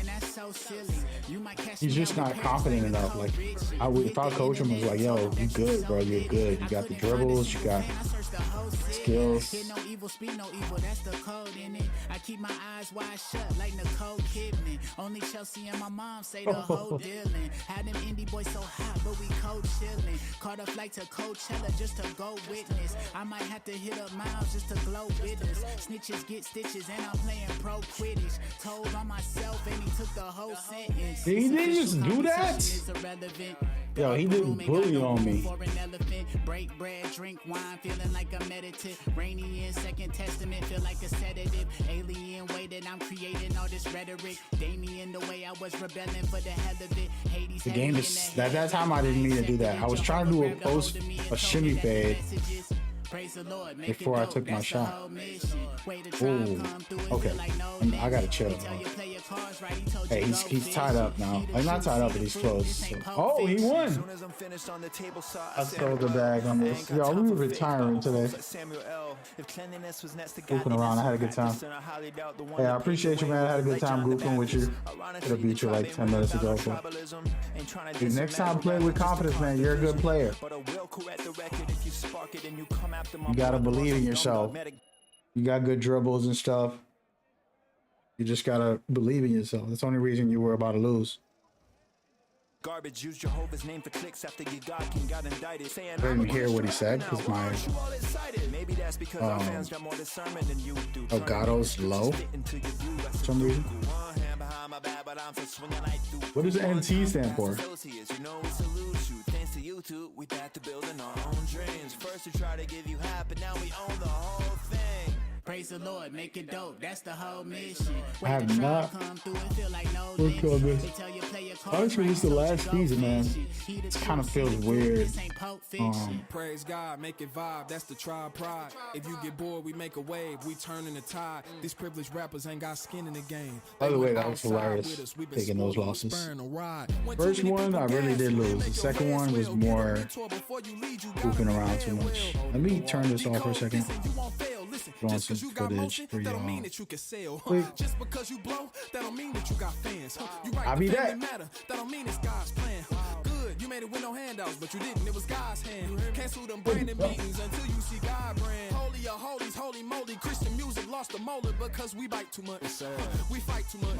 Uploading stolen songs for profit, copyright too much. Call it a blessing, invite months to copyright with us. God was the top creator before he became a savior. Don't gotta take from the trader. You want it like now or later. We can't let artists the greatest, cause God the artist the greatest. We can't let the devil bait us, come fade the greatest, the bait us, the tribe.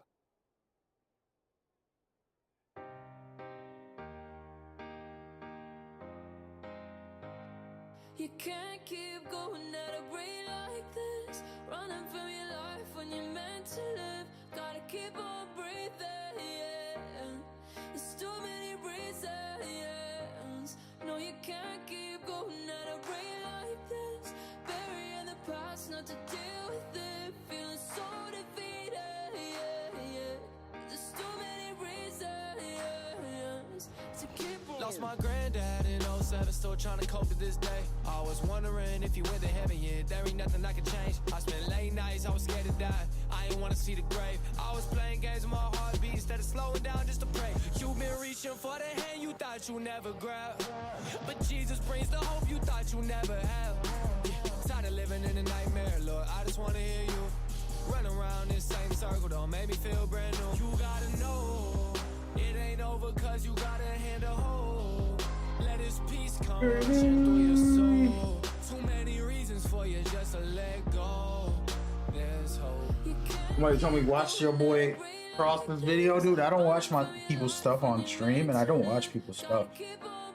I have unfortunately felt bad for Cross. I've said it publicly. He's being influenced in negative ways that's not healthy for him. With this whole Destiny and Bungie nonsense. People don't check on him. Who's checking on him? I'll be right back.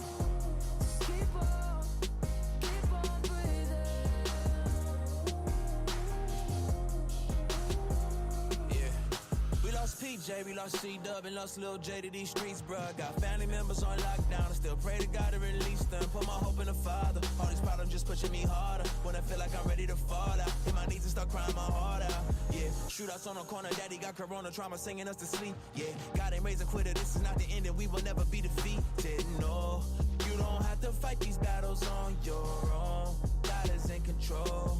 You gotta know it ain't over cause you gotta handle hold. Let his peace come rushing through your soul. Too many reasons for you just to let go.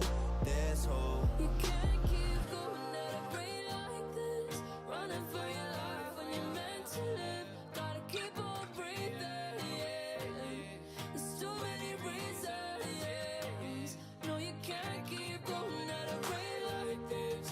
Burying the past, not to deal with it. Feeling so defeated, Here's what I gotta say about that topic. So I've learned from my own experience. I was doing non-stop tournaments and doing all this extra stuff. Nobody was checking on my mental or physical health. Nobody's like, hey man, you doing okay, man? What's going on with you? Nobody cared. Unfortunately, that's just a harsh reality. And yeah, they come to the streams, sure, but they're not like, hey man, what's going on with you, bro? Are you doing okay?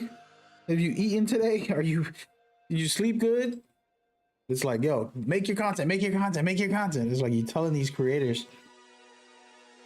And then there's also a pressure. For example, matter of fact, we should watch it. I hate to do it on my stream in a way, but also like, well, you know what? Do it. Give me 1 second. I gotta go through some things. Let's go on stream. Catch a case like it is mandatory to my data story. Trade it to the source. Catch a chicken like it's cacciatore. Had a talk with Tori. Now we on a tour. Living water in my reservoir. After my trip to live. What was his name? Aztec. All my attention was given to beast. Yeah. Hey, son of a man, son in a mask. All of my shame and my lust in the bag. We're gonna go listen to him. I'm gonna give him a chance to redeem himself. Alright, so we turn off this music. I hope I don't get copyright strikes for this. I'm gonna record myself as well. Get this camera on. I'm gonna be eating a little in the process.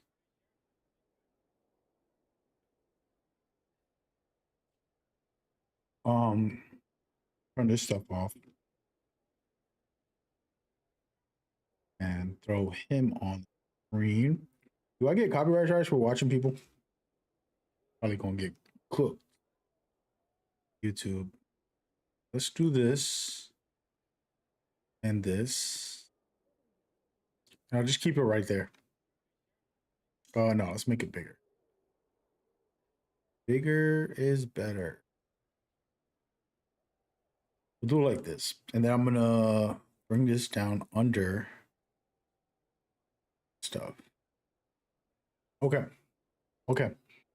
We gotta pay attention. We gotta listen. It's gonna be. Can I hear him? What is this? Who is this? This is written by Tuncer Denise, CEO of Shifty Eye Games, ex Bungie Marathon Myth, building games, investing capital, chasing experiences. There's an old inside joke about how at Bungie got its name. Only a handful of us ever knew the real story behind it. We called it Death by Bungie. I'm not going to spoil it here, but this week the joke stopped being funny. On June the 25th, Bungie cut 292 people, most of the Destiny team, some of the Marathon team. The studio had walked out the door. It's the third round of layoffs in 3 years. That's 292 plus whoever. All right, hold on. That work from home. All right, so Hold on. Let me make sure we put this into context. What's going on, people? So my viewers been asking me to check out Cross and his thoughts. I don't know if this is the video they wanted me to see. This is the newest one that came out right now. I'm on a live stream trying to eat my little snack before we continue our stream. But I just wanted to go in here and just see what he's got going on, see what he's saying. I interacted on social media a little bit with some conversations about this topic, which has to do with Destiny and Division. I'm sorry, Destiny, Bungie, and Marathon, and everything surrounding Bungie. So, felt like, why not? I'm on my break. We'll watch this. All right, so hold on. What is this? Who is this? This is written by Tuncer Denise, CEO of Shifty Eye Games, ex-Bungie Marathon myth, building games, investing capital, chasing experiences. There's an old inside joke about how at Bungie got its name. Only a handful of us ever knew the real story behind it. We called it Death by Bungie. I'm not going to spoil it here, but this week the joke stopped being funny. On June the 25th, Bungie cut 292 people, most of the Destiny team, some of the Marathon team. The studio had walked out the door. It's the third round of layoffs in 3 years. It's 292 plus whoever, people that work from home, out of state, things like that. Sony called it a reorganization. The people who lost their jobs will call it something else. I'll get to how we got here. First, what Bungie used to be. Bungie's success came down to one thing. They were different. In the 90s, everyone was chasing the PC. That's where the money was. That's where the audience was. That's where the safe bet was. Bungie loved the Mac. They built Marathon and Myth on a platform most of the industry ignored. That was a strategy. It was a personality. I remember when the new Quake came out, I told Jason Jones about it, and he agreed to come over and check it out. The whole team crowded around the screen. Jason lasted about 30 seconds and left. Everyone else kept playing. I asked him about it later. His answer was simple. Bungie doesn't copy other people's games. They make their own. Actually, it's kind of hard. I'm not gonna lie. I don't even want to touch that shit. No, I mean, hold on. You guys are saying what you want to say, but you can't say that Bungie didn't go on an incredible run for 35 years, because it did. But hold on, let's continue. That was the whole company in one sentence, which is why the new Marathon hit me the way it did. I want to slow down what he just said there. Something I've been talking about for a while. Bungie innovated with their original Marathon game 35 years ago. They were doing some special stuff, and then it came out with Halo, which was top tier, amazing multiplayer. It carried the Xbox, in my opinion, at that time, bringing multiplayer players together in a special way. It also had the campaign. It was just top tier. I watched the trailer and my heart sank. No single player, an extraction shooter, the exact genre everyone else was already piling into. The Jason Jones I knew would have walked out in 30 seconds. Damn.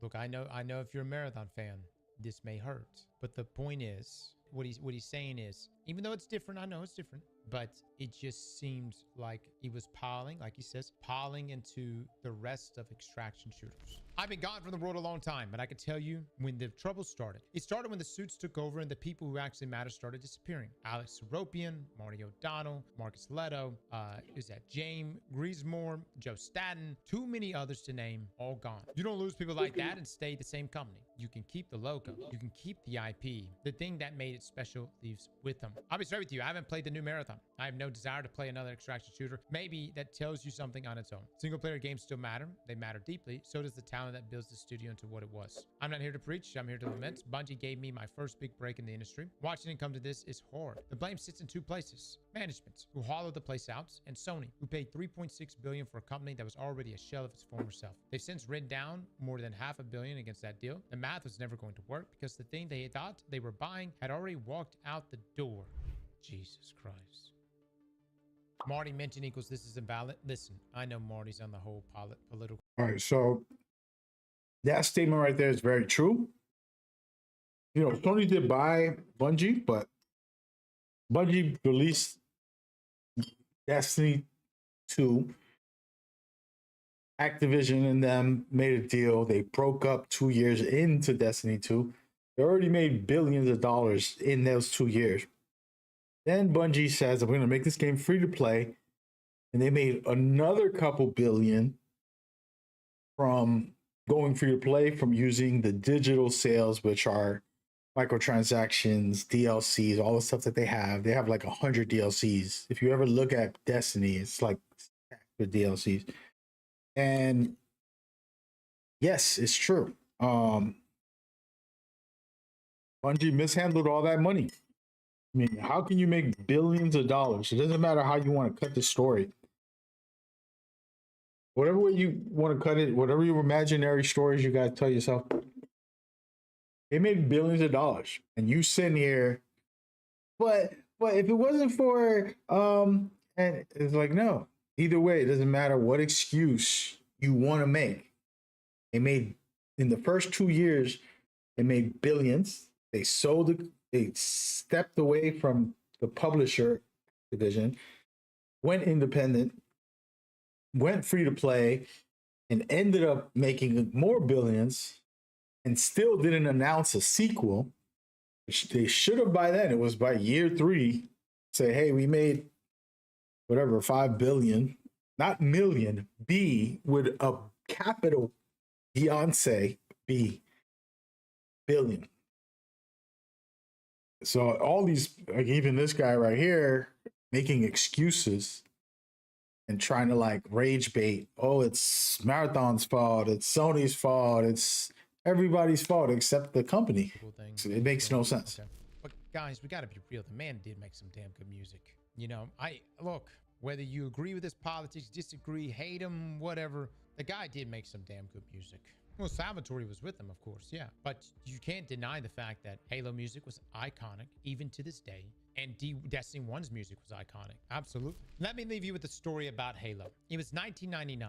Bungie was about to show Halo for the first time at Macworld. The day before the keynotes, there was a rehearsal. Steve Jobs did his parts, then introduced Jason Jones. Jobs stepped off and started working the floor, talking to his people, only half paying attention. Then Jason started his demo, and Steve started watching more and more. At one point, he stopped, looked at the screen and said, now that's fucking cool. That was the feeling. That was Bungie at its best. A small team with a strange idea making something so good that the most demanding man in tech forgot what he was doing and just watched. 27 years after the demo, in the layoffs, I opened this piece with, it looks like Jason Jones is gone too, allegedly. The co-founder, the last one left from the beginning, the man in both stories I just told you, the one who made Steve Jobs stop and stare. When even he gets shown the door, there's nothing left to protect. Bungie needs to find its way back to that feeling, one way or another. If it can't, it's only a matter of time before the studio dies a lonely death somewhere in the heavens. It is bad.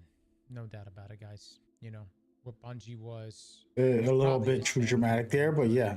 You know, I think you hear about them talking about Pete Parsons, the suits got their way, and people feasted, you know. So I think the biggest line out of all of this, couple big, huge lines, which is why the new Marathon hit me the way it did. I watched the trailer and my heart sank. A single player, an extraction shooter, the exact genre everyone was already piling into. There they go. They're targeting. He's targeting attack on Marathon is what he sounded like he wants to do right now in this Sony whole video. $3.6 billion for a company that was already a shell of its former self. They've since written down more than $500 million against the deal. The math was never going to work because the thing they thought they were buying had already walked out the door, that being key people. Now, I still think that there are lots of key people that Sony could have still hung on to. Don't get me wrong. Some of these folks up here are absolute legends in the industry, but I still think that there were definitely key people that Sony could have salvaged and made something work with. But they should, I don't know, man. I just don't think they should have been working on Marathon. I don't think they should have been working on Marathon. Marathon is an extraction shooter that has joined all the rest of them. It really hasn't. It really doesn't change the mold. It hasn't. It's not really any different than any of the other extractions, other than, I guess you can say, the sci-fi. I want to just say something about Marathon that I think is so goofy from these people. Like he keeps saying this, like the guy that he's talking about said this as well. Like, they chose to do an extraction shooter, and there's so many extraction shooters. There wasn't so many extraction shooters. There isn't so many extraction shooters. You know, I'm gonna Google it right now. I'm gonna go into ChatGPT and tell it to please tell me how many extraction shooters are there. Can you please list all of the extraction shooters in the last 15 years that have released on PC or consoles?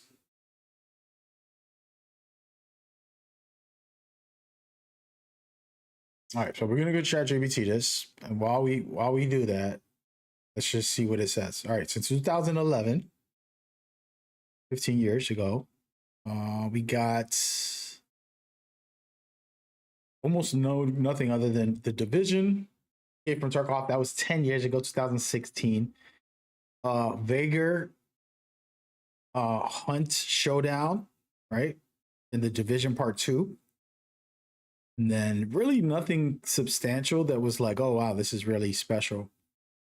Up until DMZ, which was Call of Duty's version of Extractions. And then this is where this recent years, Arena Breakout, Dark and Darker as a couple. Gray Zone Warfare also made one. And then Arc Raiders came out. So that's like 10 in the last 15 years that were substantial out there, but outside of Marathon, of course. So the idea is not true, basically. I think so, man. I think so. Look, Just keep listening. I don't even know Bungie existed in the 90s. I was just a kid. I will say, though, the first time I ever played Halo, I couldn't even comprehend because it was so good to me. Each mission continued to build on itself, and before I knew it, I fell in love with the world of Halo and subsequently the protagonist. Man, you know, it became, I remember like my friends and I'd be like, dude, Master Chief would beat everybody. You know what I mean? Master Chief would beat Goku. Everyone was just crazy about Master Chief because he was that level protagonist. And then Halo 2 took it to the next level. I felt like every time Bungie made something, Halo 1 to Halo 2, Xbox Live, multiplayer, it was like, dude, these guys they just keep going, man. They just keep going. Then Halo 3, even Halo Reach. It was like, God, Bungie just keeps one-upping themselves, dude. These guys just keep going. And then Destiny. And I was just always just so impressed with the ability to just push the envelope. And look, I don't think Marathon really did that, you know? I don't know if the heart and soul was just gone, and maybe the heart and soul has been gone even on the Destiny side for a bit. I think this is what's so wild right here. I remember when the new Quake came out, I told Jason Jones about it, and he agreed to come over and check it out. The whole team crowded around the screen. Jason lasted about 30 seconds and left. Everyone else kept playing. I asked him about it later. His answer was simple. Bungie doesn't copy other people's games. They make their own. That was the whole company in one sentence. What are the comments looking like for this? Oh God, he's rereading the more single player the article twice. Like, games, if they made a retro revival campaign Marathon, I could just say they were copying Doom anyways. Maybe. Bungie made its name by creating memorable single player games and supported those games with fun multiplayer. It's my opinion, but not doing a single player Marathon game to support multiplayer was a missed opportunity. I mean, I agree there completely. I think if you would have dropped a really good campaign, dipped into the Marathon lore, presented the story, and then as soon as you got done with the campaign, you can start hitting the world. And then here's the other thing. Imagine if they did maybe every year, or maybe if that's too much, every 2 years, just add a little more to that lore and that story and that campaign-driven experience. I mean, it's a lot like Destiny, you know? I think that would have gone a long way, man. Yeah, by the way, this is not unusual. At one time, this used to be standard. That's what's so crazy. At one time, guys, you would get a campaign with multiplayer attached to it. And it might be I could agree with that. In multiplayer. You look at Halo, you have all kinds of things in multiplayer, including Forge. That used to That's be something I miss. So like games putting multiplayers, even if it's not a multiplayer game. It was a game unlike any other at the time of its release. And several people on your list of OGs had left by then. And shortly after, it's also possible that mentorship happened and those OGs taught their successors what it's like to have that Bungie special sauce. And that carried on through the development of this expansion and Marathon. I agree with you, Jason Jones being shown the door is certainly not great for the Bungie or what they create going forward. It's actually bad for the industry at large, in my opinion. But these companies have always been bigger than a small group of people. And I have belief, hope that those that remain still carry on those ideals. Seth, maybe they will. But I'm trying to let Cross finish here. Allow them to act on those ideals. That's the other thing, man.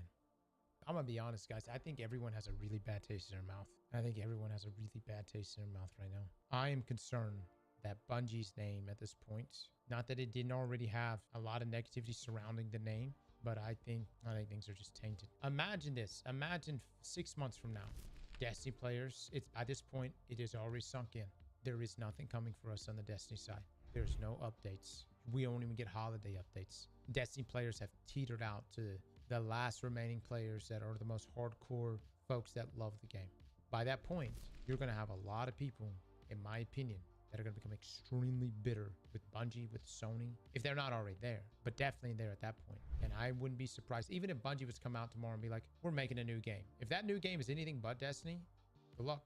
The play right now, in my opinion, from Herman is let's try to extract as much value out of this situation. You know, I mean, let's run with some licensing. Herman has killed multiple good studios. I hope he gets sent packing. I think Rick Cactus put out a fantastic tweet yesterday. Find someone who loves you as much as Sony loves Herman Hulse. Bro has f***ed up literally everything he's touched, and somehow he's still doing fine. Somebody went down the sheet of like all the studios, like just all the catastrophes. And well, I don't know, man. He's got to be saying something right for Sony to keep, I guess. Got to be doing something right? The other thing is too, this is how people in leadership can get away with stuff. They just blame it on the previous leadership. Every time something goes bad, they're like, I knew this was going to be bad. I told them years ago it was going to be bad. I'm so glad you're keeping me in this position. We can avoid all these bad things as long as I stay in this position forever. Slap that like button like your mama told you. All right. Hopefully I don't listen to that part. All right. So we're going to let this play in the background while I give out my feelings on this. Here's the thing with Cross, right? And I hate to kind of use him as a main example, but Cross brand is dependent on one game. And I know what that's like, right? And people tend to pressure you, right? Like I remember when I was first starting out, I got forced to even become a content creator. They're like, you got to stream, you got to record, make some videos. And it's like for Metal Gear, because I went and played the game early and all this stuff. And it was like a pressure where it's like, yo, I was excited to do it, but I was getting forced pressured by the community to like, come on. We want to know, you know, all this stuff. And it's like, yeah, so I'll stream, I'll record, I'll do that. I was hosting tournaments, I was doing this, doing that, all this stuff was fun. But I also started just playing other games on stream and just chatting about other games, like just full playthroughs of a 100-hour game, right? Like story game. And what would happen is people would be like, bro, why are you not playing Metal Gear? Why are you not playing Metal Gear? And they'll hound me. And then I would play, for example, basketball. Why are you not playing basketball? And it would happen even till this day. Like if I stick to one game for at least a month or two, people will be like, oh, why are you not playing this game? It's like, dude, why can't I play every game? Why I got to play one game? So you create an expectations from your fans, and then they'll hound you. People won't show up to my stream unless I'm doing specific things. My Metal Gear community, if I do a Metal Gear game, a lot of them will show up. If I do 2K, some of those guys would be like, yo, what's up, man? What's up? And so Ross here has his fan base on Destiny, and the pressure for him to talk about this and is exhausting. I would think privately it's tiring to go through all this. And like he's been all over the place. All right. I'm going to be honest with you. I think psychologically, I would love for him to get therapy, because I would think he's exhausted. Because the time when Marathon came out, I could remember him being super excited and, oh my God, the best, let's go. And then at the same time, the community's kind of hounding him like, no. And then Destiny started to wind up and they're like, by the way, this is our last update. So that's where his fans really were going to go against him unless he folded and went on the parade with them.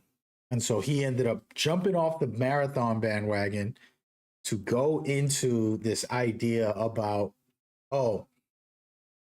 Marathon's trash. I'm not going to play it no more. He's feeding his community. He's supporting his community and sticking with them, which is totally cool. But it's also fake because he enjoyed the game for a while, and being influenced by other people. Like, I don't care what anybody thinks. If I love pizza, I'm going to eat pizza. There's everybody in the world didn't like pizza. That's good. Good for me. I get to enjoy it. And so, unfortunately, when you're a creator and you have this brand and you got millions of followers, you got over 1 million, they want him to be on their side. right? Like he's feeling the pressure of that, and he has to perform. He has to reach his viewership. He has to, you know, have a cohesive support from them in order to sustain his life in real life, like to pay his bills, to get his car fixed. It's gonna cost him this. And so you guys, the viewers, are influencing him in negative ways, kind of manipulating him into this bull crap for whatever amount of months it's been since he started that whole campaign against Marathon. And the truth is, he would be enjoying Marathon right now, be having a great time with it. It's amazing in a lot of ways. It ain't perfect, but it's amazing.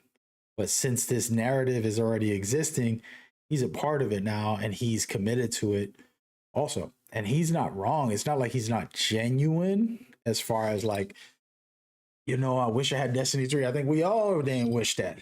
But doesn't make it any better when you're doing all these fake campaigns of, oh, I hate Sony or I hate Marathon and I'm doing. It's like, no, bro, get real about it. Let's be honest. Let's be truthful and not play this game. And this is where, like, when I look at him from afar, watching this type of content, I'm like, this ain't it, bro. And this is him being calm. There was worse times that was on Twitter when he was just like flipping. It's like, dude, you're not doing the right thing. Whoever's manipulating you or whoever's influencing you in those ways, they're not looking out for you, you know? And his brand is at risk. So it is a serious matter. And on the real, it's complicated because he has his brand, his livelihood financially, and then he has you know, his own sanity and his own peace. And it's like, okay, so now what you're gonna do? Spend the next 5 years complaining about Bungie now that Destiny's gone forever? No. Go enjoy yourself, go be happy, talk about positive things, talk about good things. It shouldn't be a miserable conversation every single time on these videos. And I'm gonna go on to his channel here. I don't think this is gonna showcase everything, but I'm not necessarily. Let me open this up a little. On his channel, if I go here, I'm gonna see just foolishness, you know, most likely. More nonsense from him as far as like content goes. Look, what the heck? Oh no, that's not it. Bungie, and then I promise you these are rants, and these are all like, just imagine having to do endless amounts of these. Look. And it's one thing to just make cool, fun content enjoyable, but if everything you're posting is, you know, doomsday, it's the end of the world, the end of gaming, you know, whatever you want to call it, that becomes a problem. And it's like, yo, nobody cares about him as a human being and his mental health, his enjoyment in his brand. Y'all just want him to suffer and get paid for it, sure, but like, why don't you just work some other job and do that? You know what I mean? I'd rather go work and clean cars for a living than deal with like a mental lack of peace and lack of joy because I'm worried about being negative the whole day. You get what I mean? Like, you're not going to pay me to be negative. I'd rather just clean a car and be at peace and happy. Yeah, it might suck doing this, scrubbing the car, but at least I'm going to enjoy it. I'm like, you know what? God is good. I'm going to live another day. I'm getting paid. And I don't got to have a negative way of thinking and living. And that's where my worry is when people, these big brands like this guy who's depending on you guys, most likely. Come on, man. Do better. But that's my message. For those viewers who asked me to check this out, here goes my opinion. Let me know what you think. All right, I recorded that. I might upload it on Twitter just to be transparent with him. I don't like giving my thoughts on people like that. Yeah. But yeah.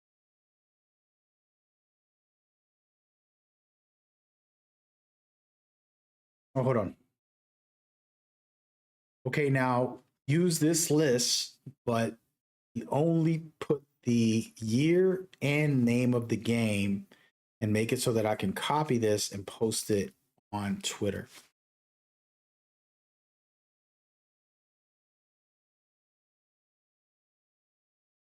Sorry, guys, I'm making a list here of something. Oh, snap, this thing is still up. Yeah.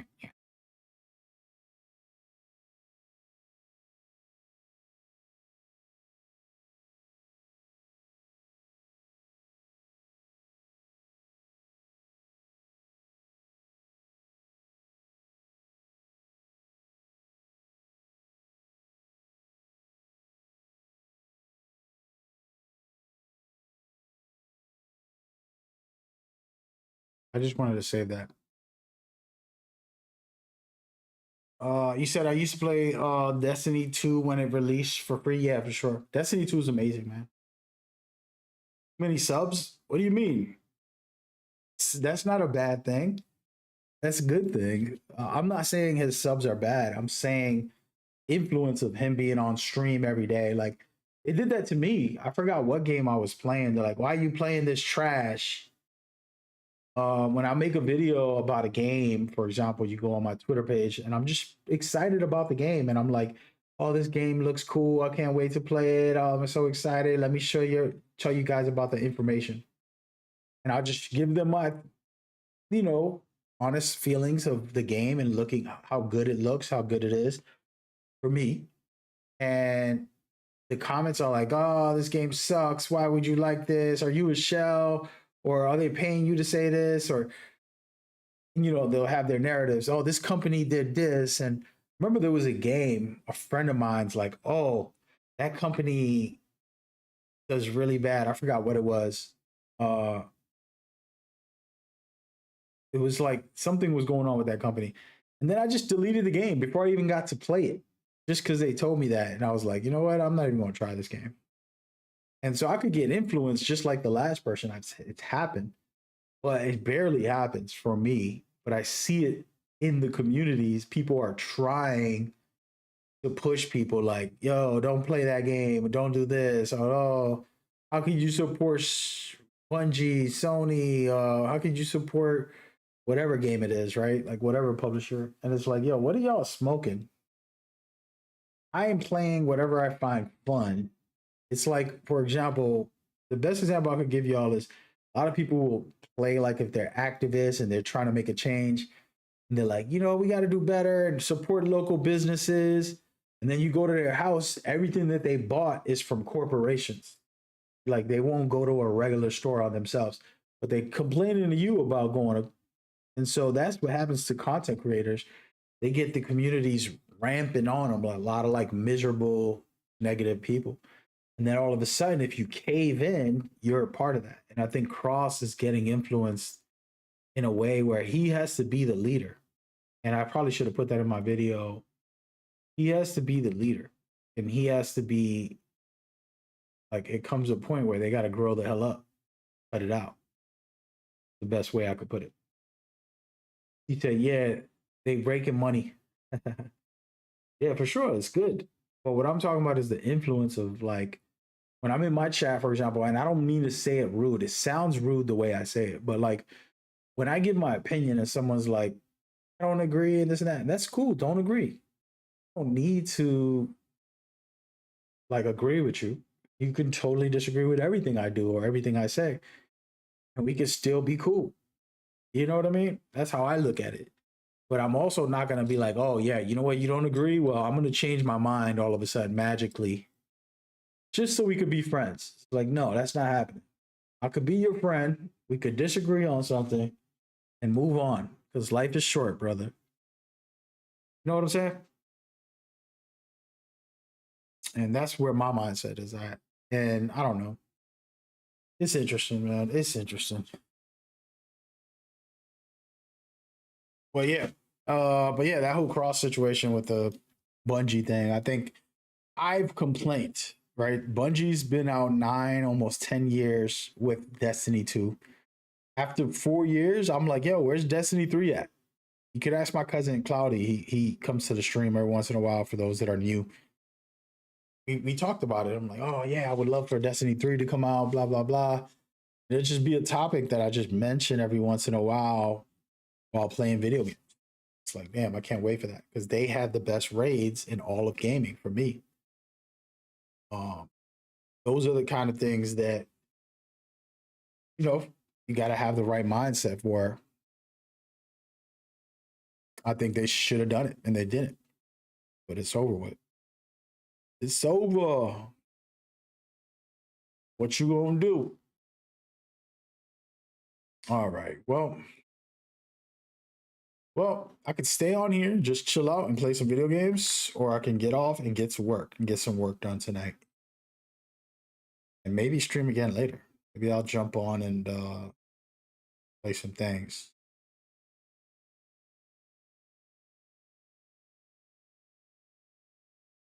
Thinking about just getting off, guys. When I eat dinner, I'll come back, take my break.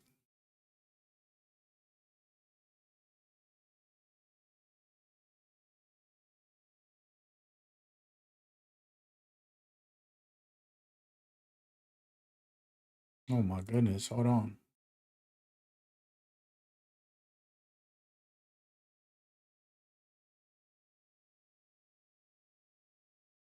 Oops.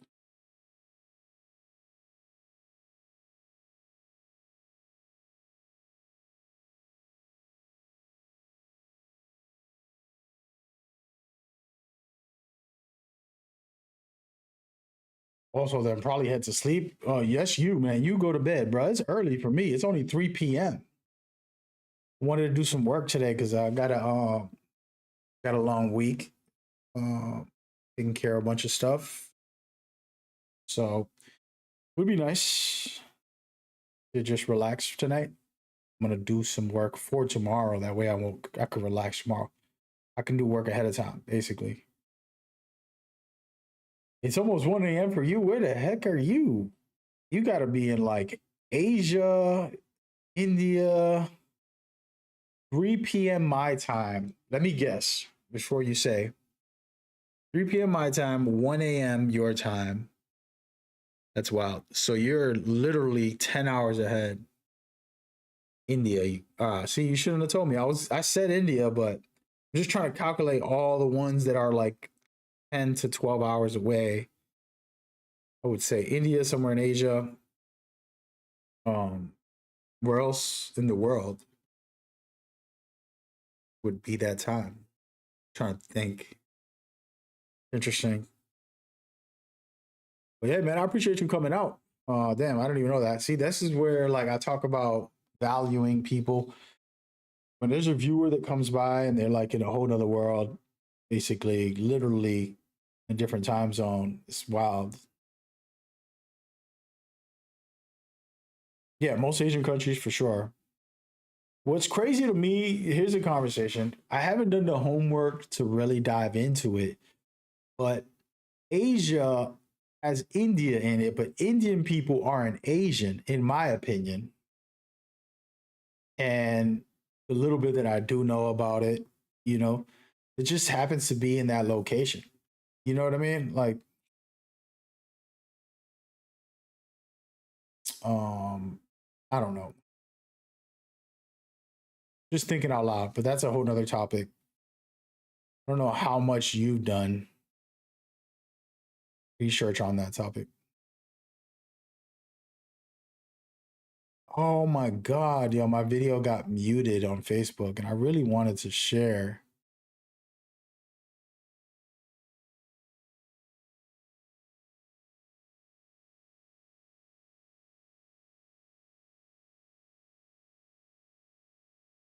Everywhere.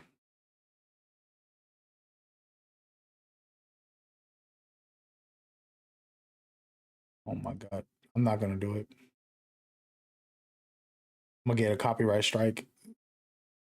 I just got notified by Facebook that they muted my stuff. I don't consider Indians Asians either. Okay, I got it. Yeah, I mean, that's common sense, right? I would think everybody would agree with that, at least. I like Asian chicks, bro. Who doesn't, bro? The one thing I like about Asian women, they get taught two things, and that I think is very beautiful for them to teach this. The woman needs to be in her femininity, meaning that she has to feel safe and protected and provided for a man, right? But she has to display that she has that. Like, you know what I mean? Like, I'm from New York. These women are like, man, it's unattractive. I hate to say it. Like, there's family members, really good friends who are manually, and it's very unattractive.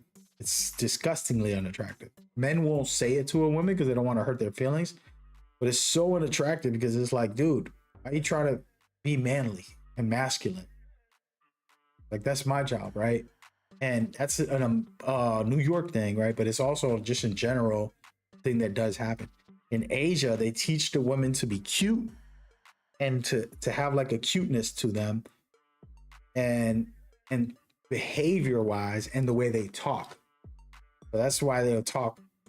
Not all of them, right? But they try to talk soft and sweet and you know, I mean, we should all be talking soft and sweet, to be honest. But that's something that they're taught. And then secondly, they're taught to be servant and to take care of their family or their home, you know.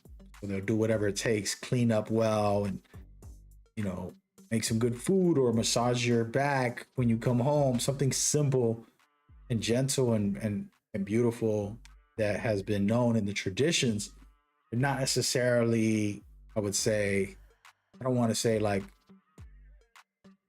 a must do, because nobody has to do these things, but if you do them, you know, like the man is going to do way more for a woman if she's speaking gentle. That's saying this to a person who's a little too manly, a family member, female, and I'm like, you got to talk to your husband gentle. If you want him to do anything for you, he'll move a mountain.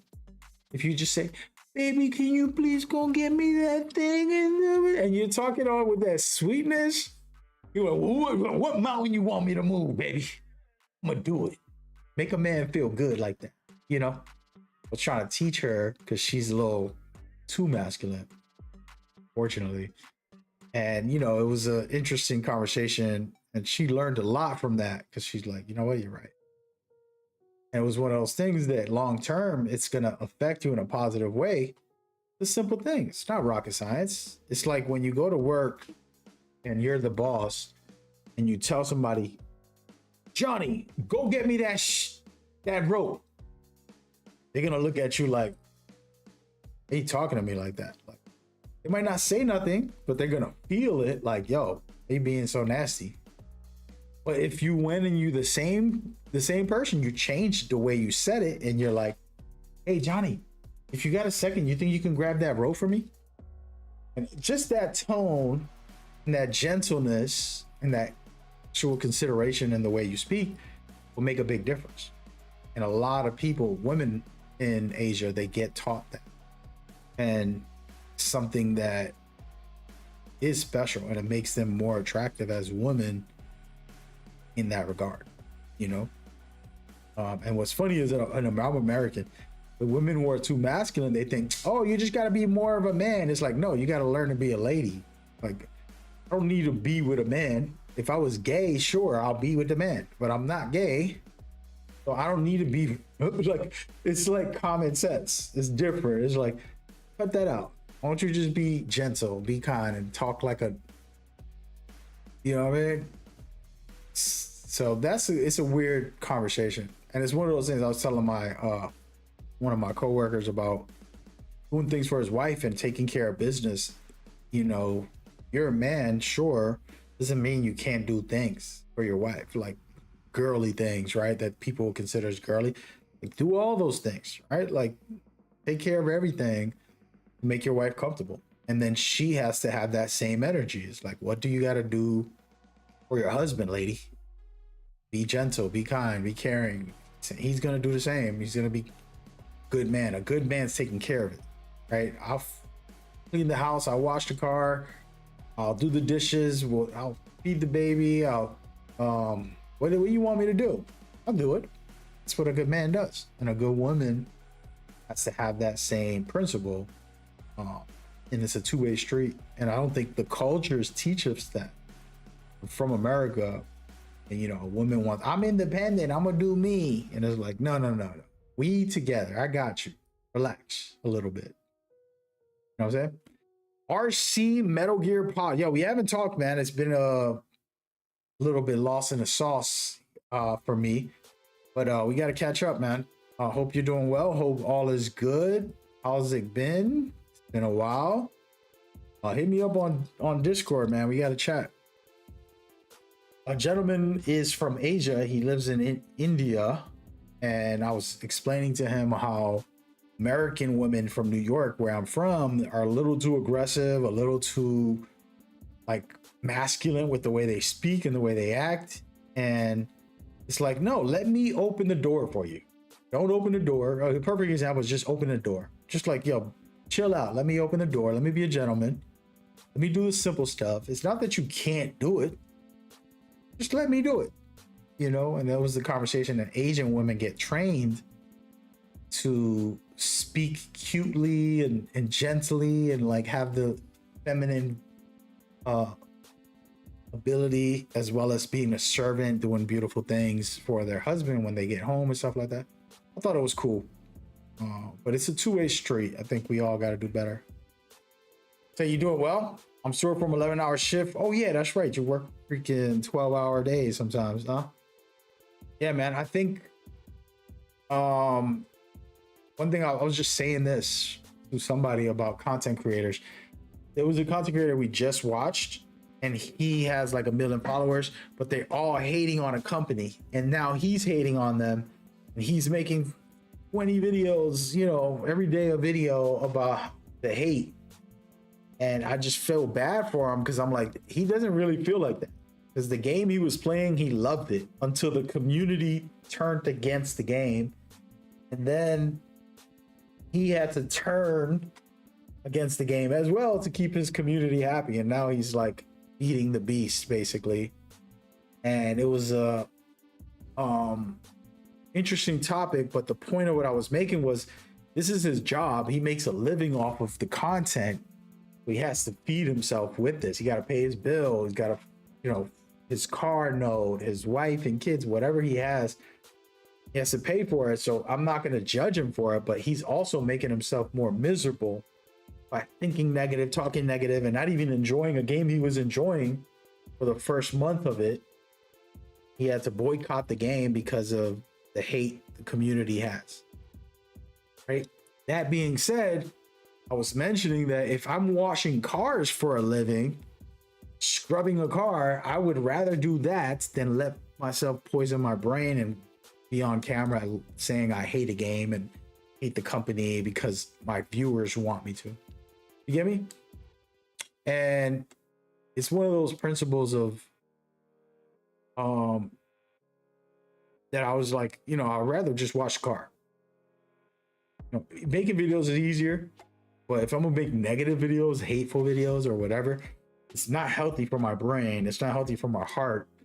I'm not benefiting for myself at all. Why not just go clean the car and get paid for it, and I could be at peace? You get what I mean? He said, I was lucky to grow up with good parents. They always treated each other as equals. Exactly. They didn't always agree. That's true too. But there's mutual respect. I'm lucky that my fiance and I have a healthy relationship. I feel that. Beautiful, man. God bless you. Yeah, I think it's interesting, you know, the dynamics. We weren't really talking about couples specifically, but it was more the person said they were from India, and I was just kind of on the rant about Asian. He said he likes Asian women. I'm like, yeah, Asian women, everybody loves an Asian woman as far as like their gentleness, their servant ability, and having those healthy traits builds healthy relationships, because it goes both ways, you know. And I was mentioning, as a man, I'm gonna take care of the baby, I'm gonna do the laundry, I'm gonna do everything. The day that my wife is working 12 hours, which I'm single, by the way, let's be clear, but if my wife is working 12 hours, I'm gonna go clean, do laundry, wash. I'm gonna cook so that when she gets home, she got some food. Like, babe, you know, I got out early, made some food. Here you go. The laundry's done. I took care of everything. All you gotta do is relax today. I just made her day. And then when I got a 12-hour shift, if she can and she got the time, she'll look out for me. And then some days we both tired and we're just gonna order out and leave the laundry messy for the next day. We all been there, right? Like you just like, you know what? Not today, man. I'm gonna order some food, babe. Don't cook. We don't need to cook today. Let's just relax. We're just gonna order food, throw it out, and that's it. Just lay back and watch some Netflix, you know. And then you have that day. It's a peaceful, loving relationship development, you know. Personally, I love that. I think it's fun to kind of manage the peace within your relationships. Like, you got to have some peace. I'm gonna work on that today for you. No, you just did a 12-hour. Just go and get you your favorite snack at the store while I went to the store to buy myself something. I'll get you your little snack. I know you got working 12 hours today. There you go. Your favorite chips, whatever it is. You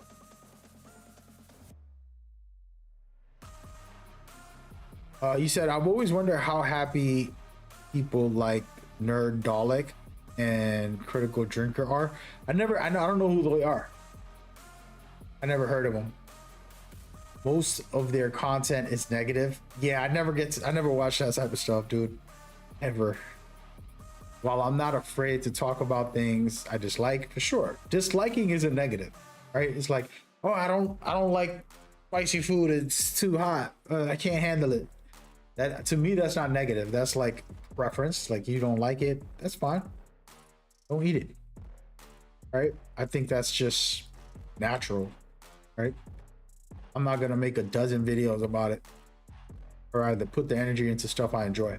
Yeah, and that's where I'm at with it, dude. I've unfortunately been around long enough and seen all of it and how it crumbles people, and people will just go into this weird state of being when they're thinking and talking and acting negative. And it's, okay, I get it. You got it. You got it. You know, you got it.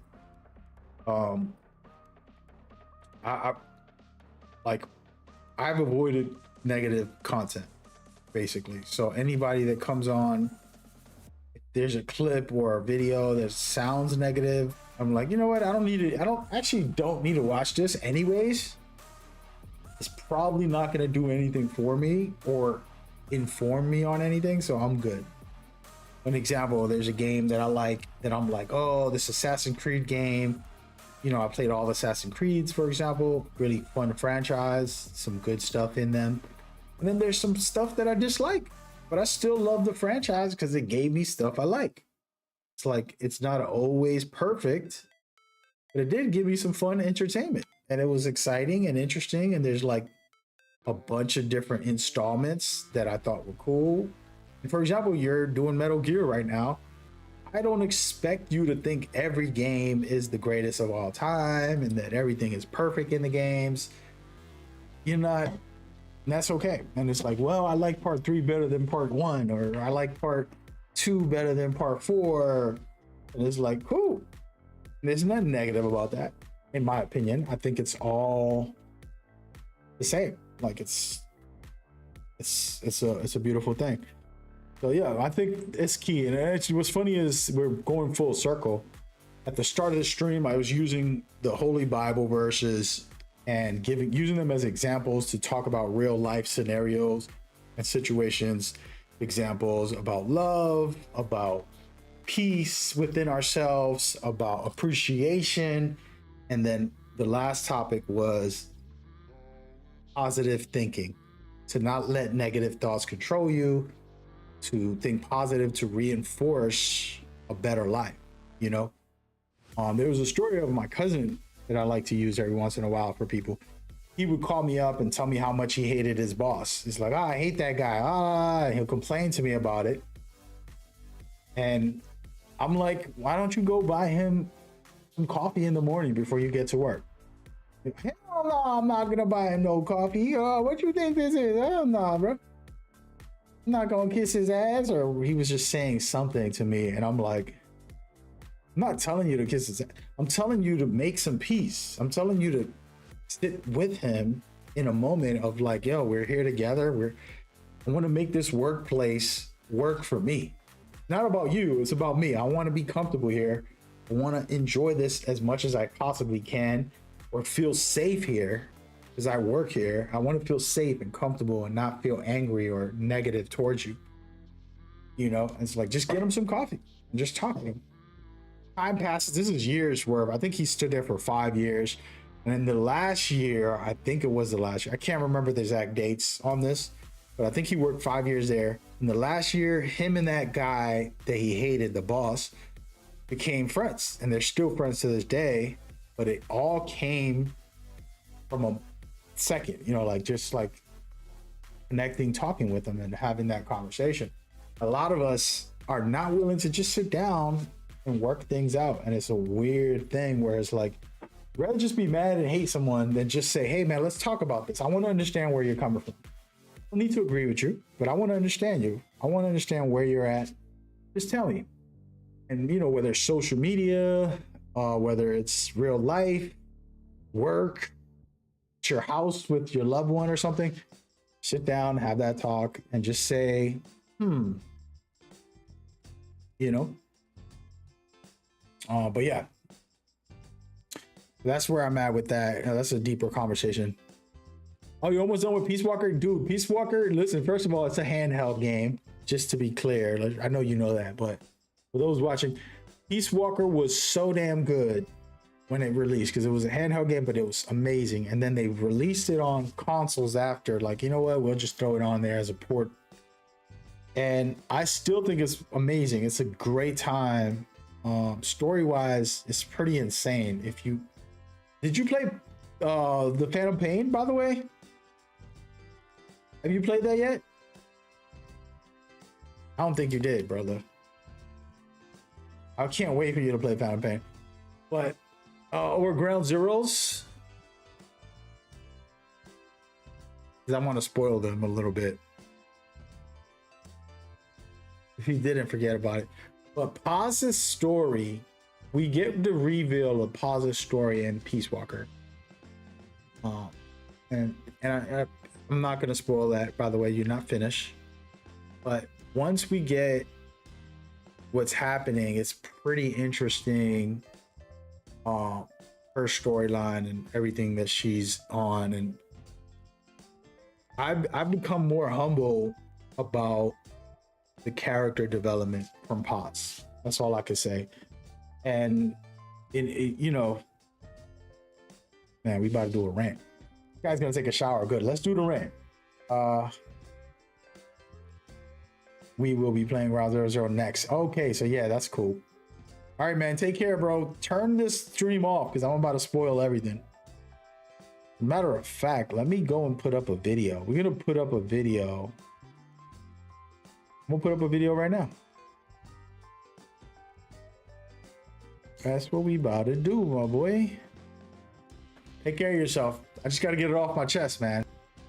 So Paz is super interesting, guys. We're gonna spoil it in a minute, but just let me find the files. I don't know where I have a Paz file, specifically videos that I made with her as the key topic. And basically it was pretty crazy. I think I streamed it. I don't think I recorded a video to publish. Is it hard to find? You know what's going on? Something's going on with my videos because I had extra footage somewhere. Where's Peace Walker? All right, we're just gonna do this. Forget about it. Forget about it. Unfortunately, I can't find it, but we're gonna just throw on Peace Walker. This is a spoiler-filled setup right now. So for anybody watching, good luck. Good luck, Chuck. Okay. Wait, this is the intro, right? Yeah. Okay. I'm gonna spoil this. Matter of fact, let's record it. We're gonna do it. Thank you, because he just inspired me. Let me get a drink of water before we get started.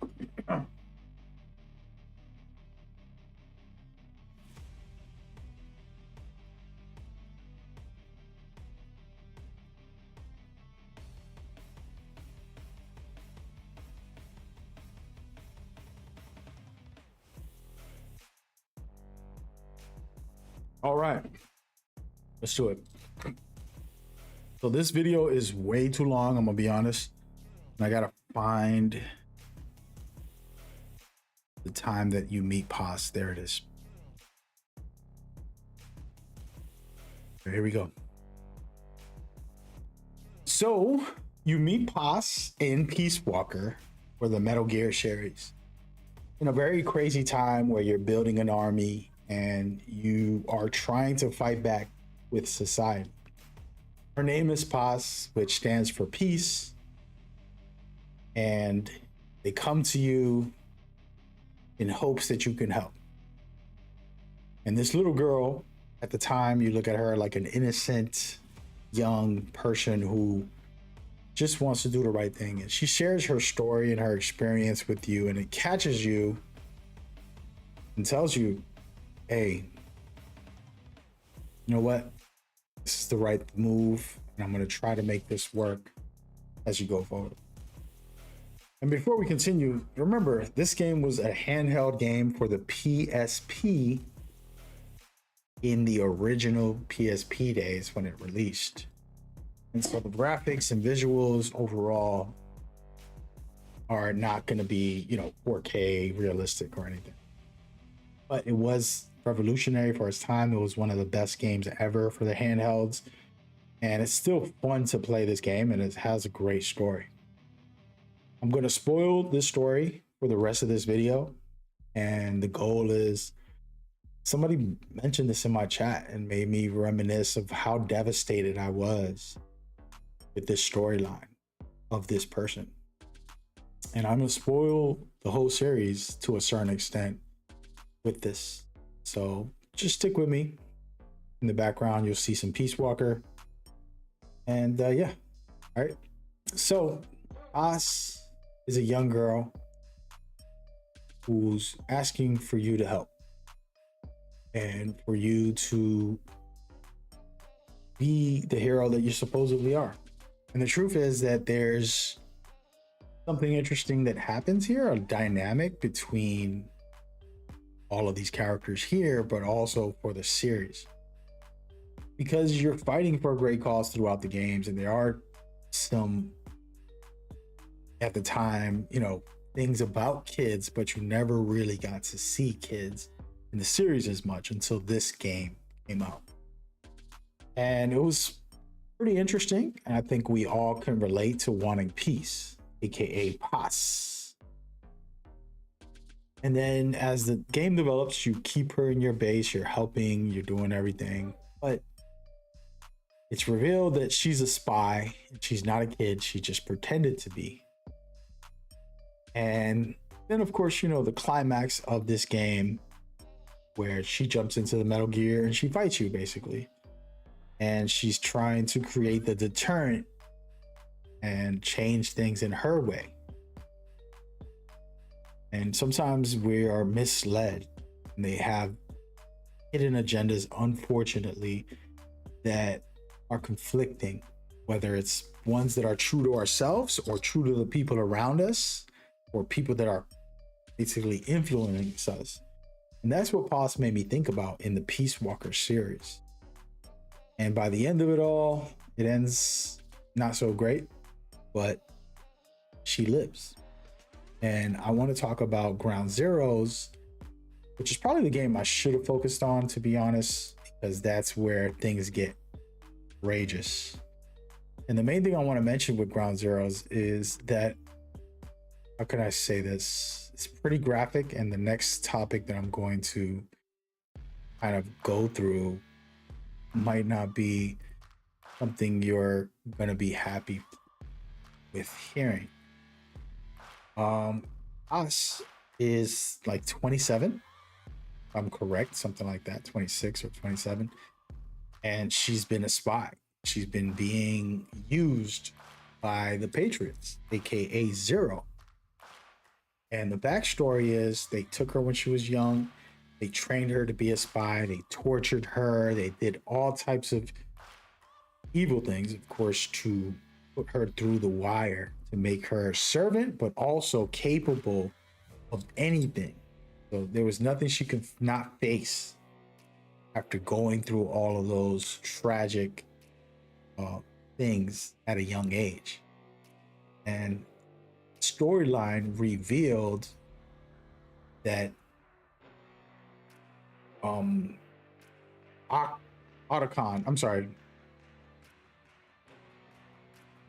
Ocelot also went through those things that she went through.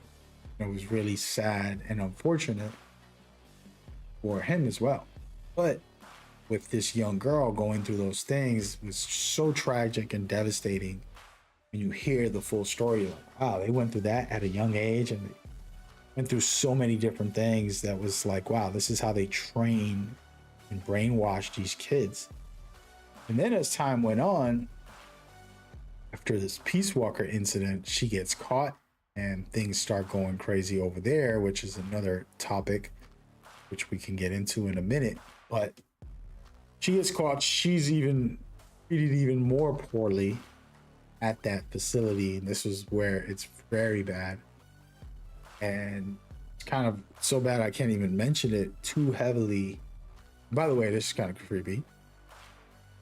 But then you hear that storyline and her truth comes out about what she was dealing with. All of that to be controlled by the worst enemy of the worst, which is the Patriots. And then she didn't want to give up on Big Boss. She didn't want to give up on everything.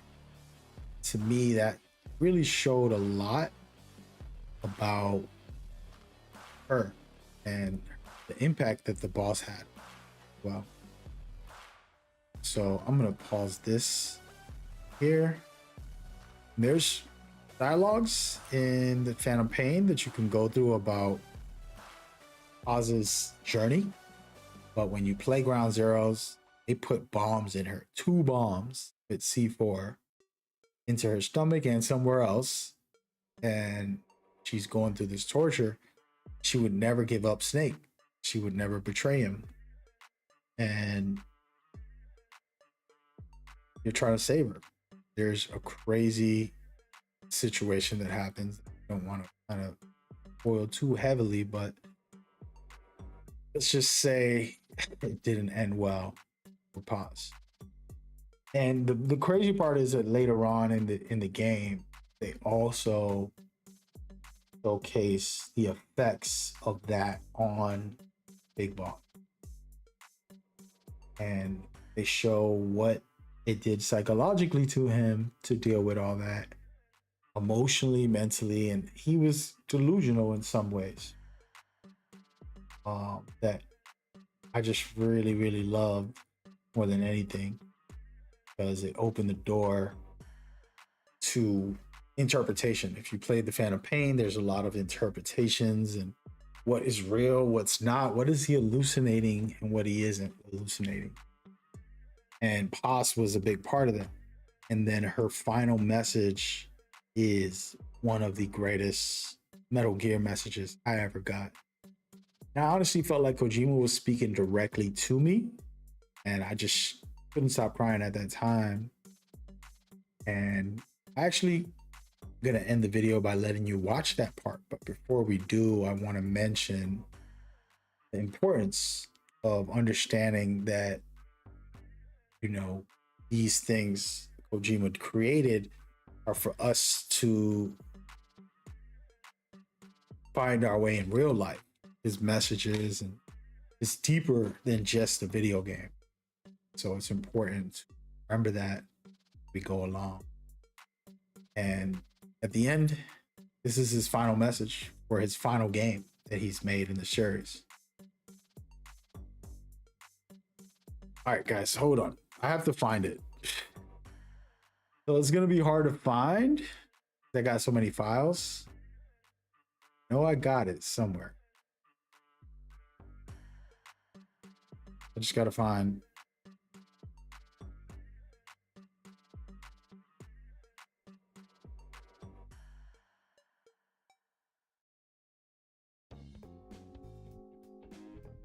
I got so many files. It's some point, I'm gonna delete half of these. This it? This is a 5-minute long. All right, let's try this one.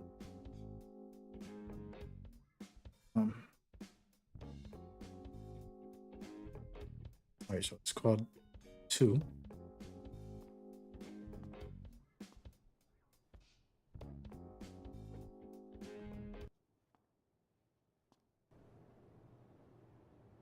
Can't hear it.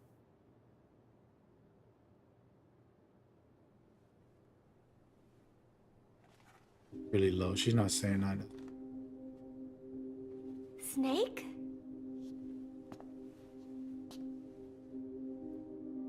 Posh. That's right. It's her. What about the bomb? We were able to remove the explosives. Both of them.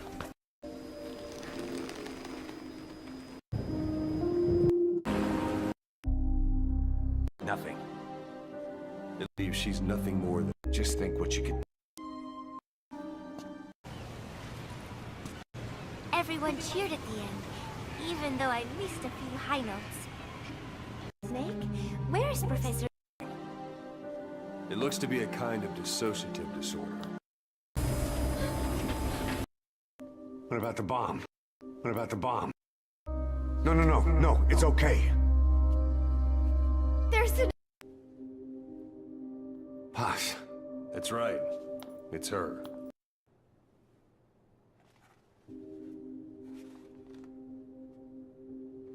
Snake?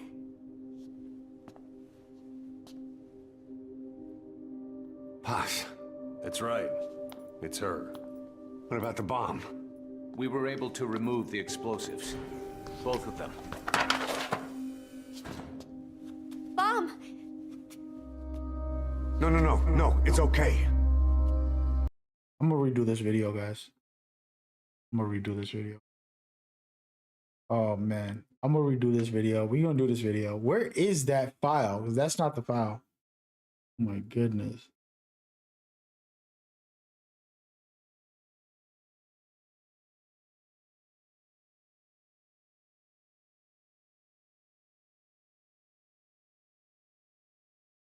Where is that file, guys?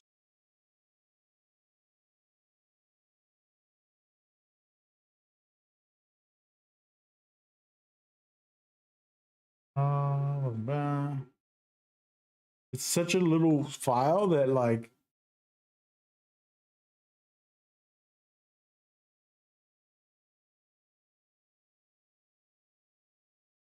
for anybody watching this, I apologize. I'm trying to record a video. So that's why.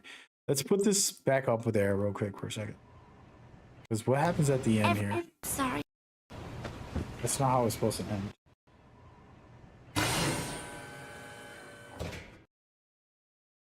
I might have to Google it, guys. We might have to Google it.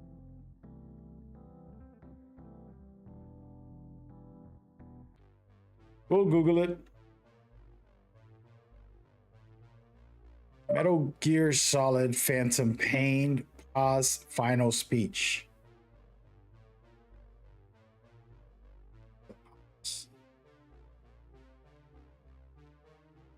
This her?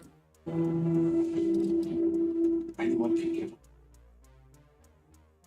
Let's cause. Man. I'm supposed to get off and do some work now. Now y'all got me out here looking at all these clips. I'm trying to find the footage, man.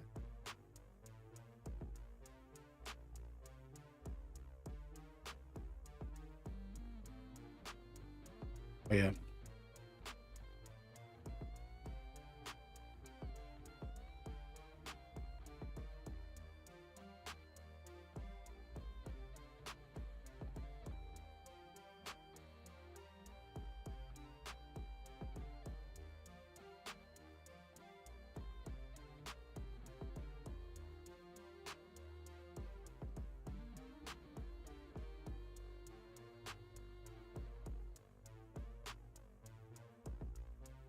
This is super graphic.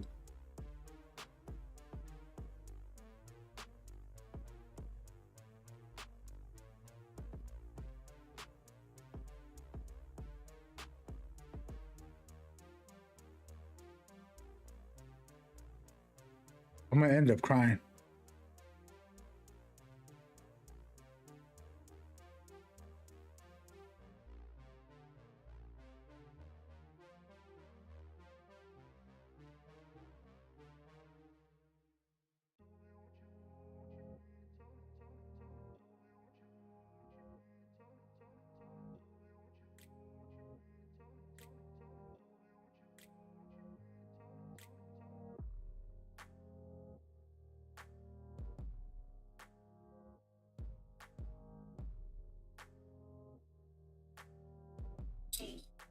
They about to crush me with this video.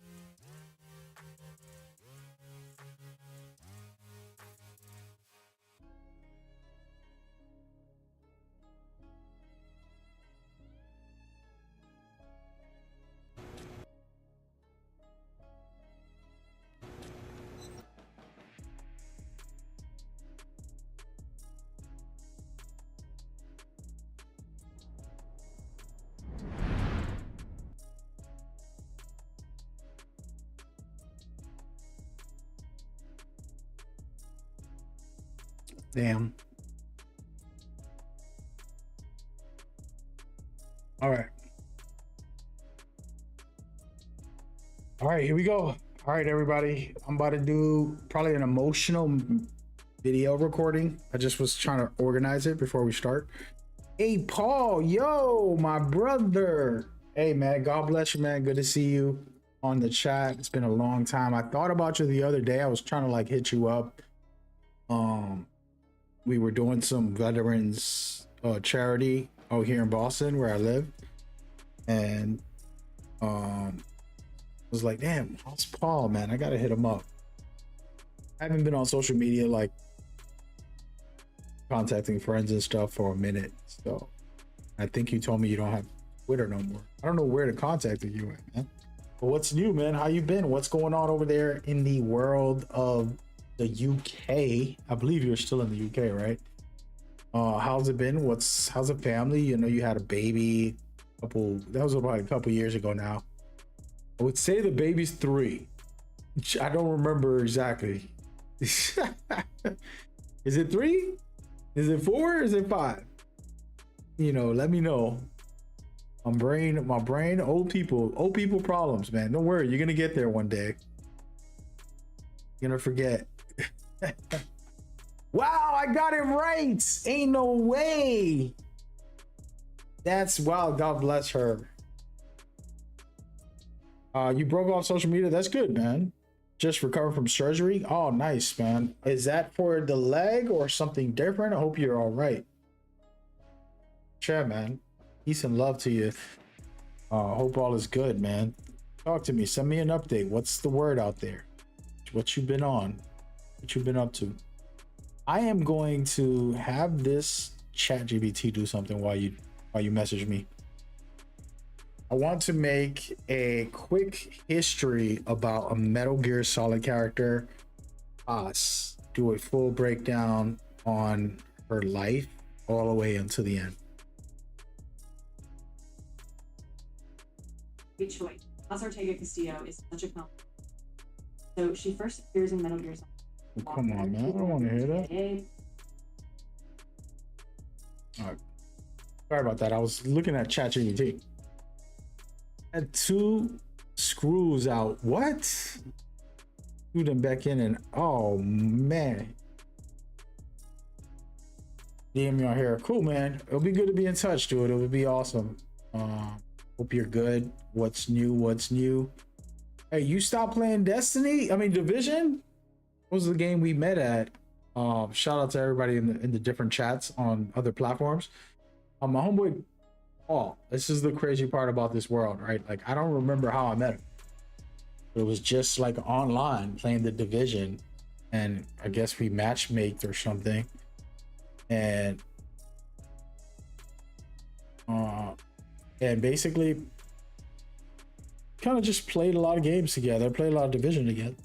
And then he's a veteran, so I was happy about that. I was doing a lot of veteran charity stuff at that time. It's like 10 years ago. And I was just like, man, you would be great, bro. You got a good personality. You're a cool dude. It'll be nice to see you do something too. Ends up having a charity called Help for Heroes, basically create a gaming branch and do a bunch of events. And it was pretty amazing to help out where I could with that. But just awesome. Like a random person you meet that's just a good, cool dude. Pretty blessed. Those moments. If people talk about the internet and gaming is bad, it's like, nah, man, it's as good as you make it. You feel me? We rolling the highest difficulty. Yeah, for sure, dude. I still play, dude. I love that game more than anything. So definitely still play every day. Not every day, but often. They got a lot of new content, a lot of new challenges. This thing, I don't know if you heard of it, but it's called Escalations, where you get this prototype gear, which is the same gear we got, but the most advanced, most powerful versions. But in order to get it, you have to beat these very high level areas and stuff like that. So then they got a bunch of other stuff. They just keep adding more stuff. They got an extraction mode coming at the I think at the end of the year. They haven't announced when it's coming out, but I'm assuming it's the end of the year. Stuff like that. Division 2. Yeah, man.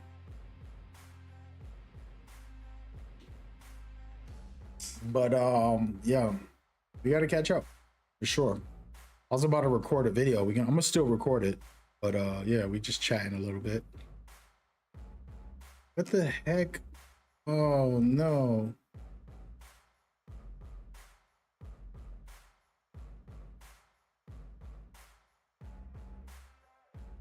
Hold on a second. I ended up messing this up. Let's fix this. There we go.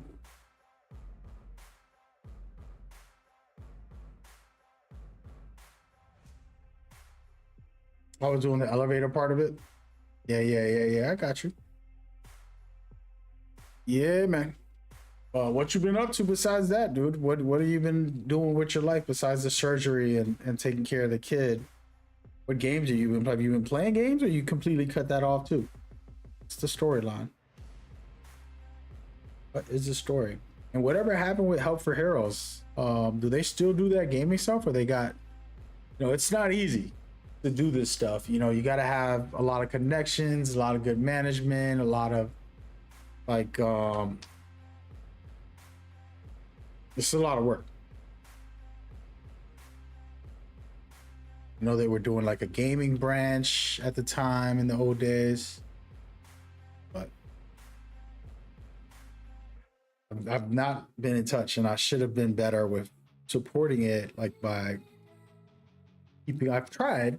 I think I was active as much as I could be. You know, I helped where I could. I'm one of those guys. I do everything I can when I can. If I got the time, I'm cool with it. Let's do it.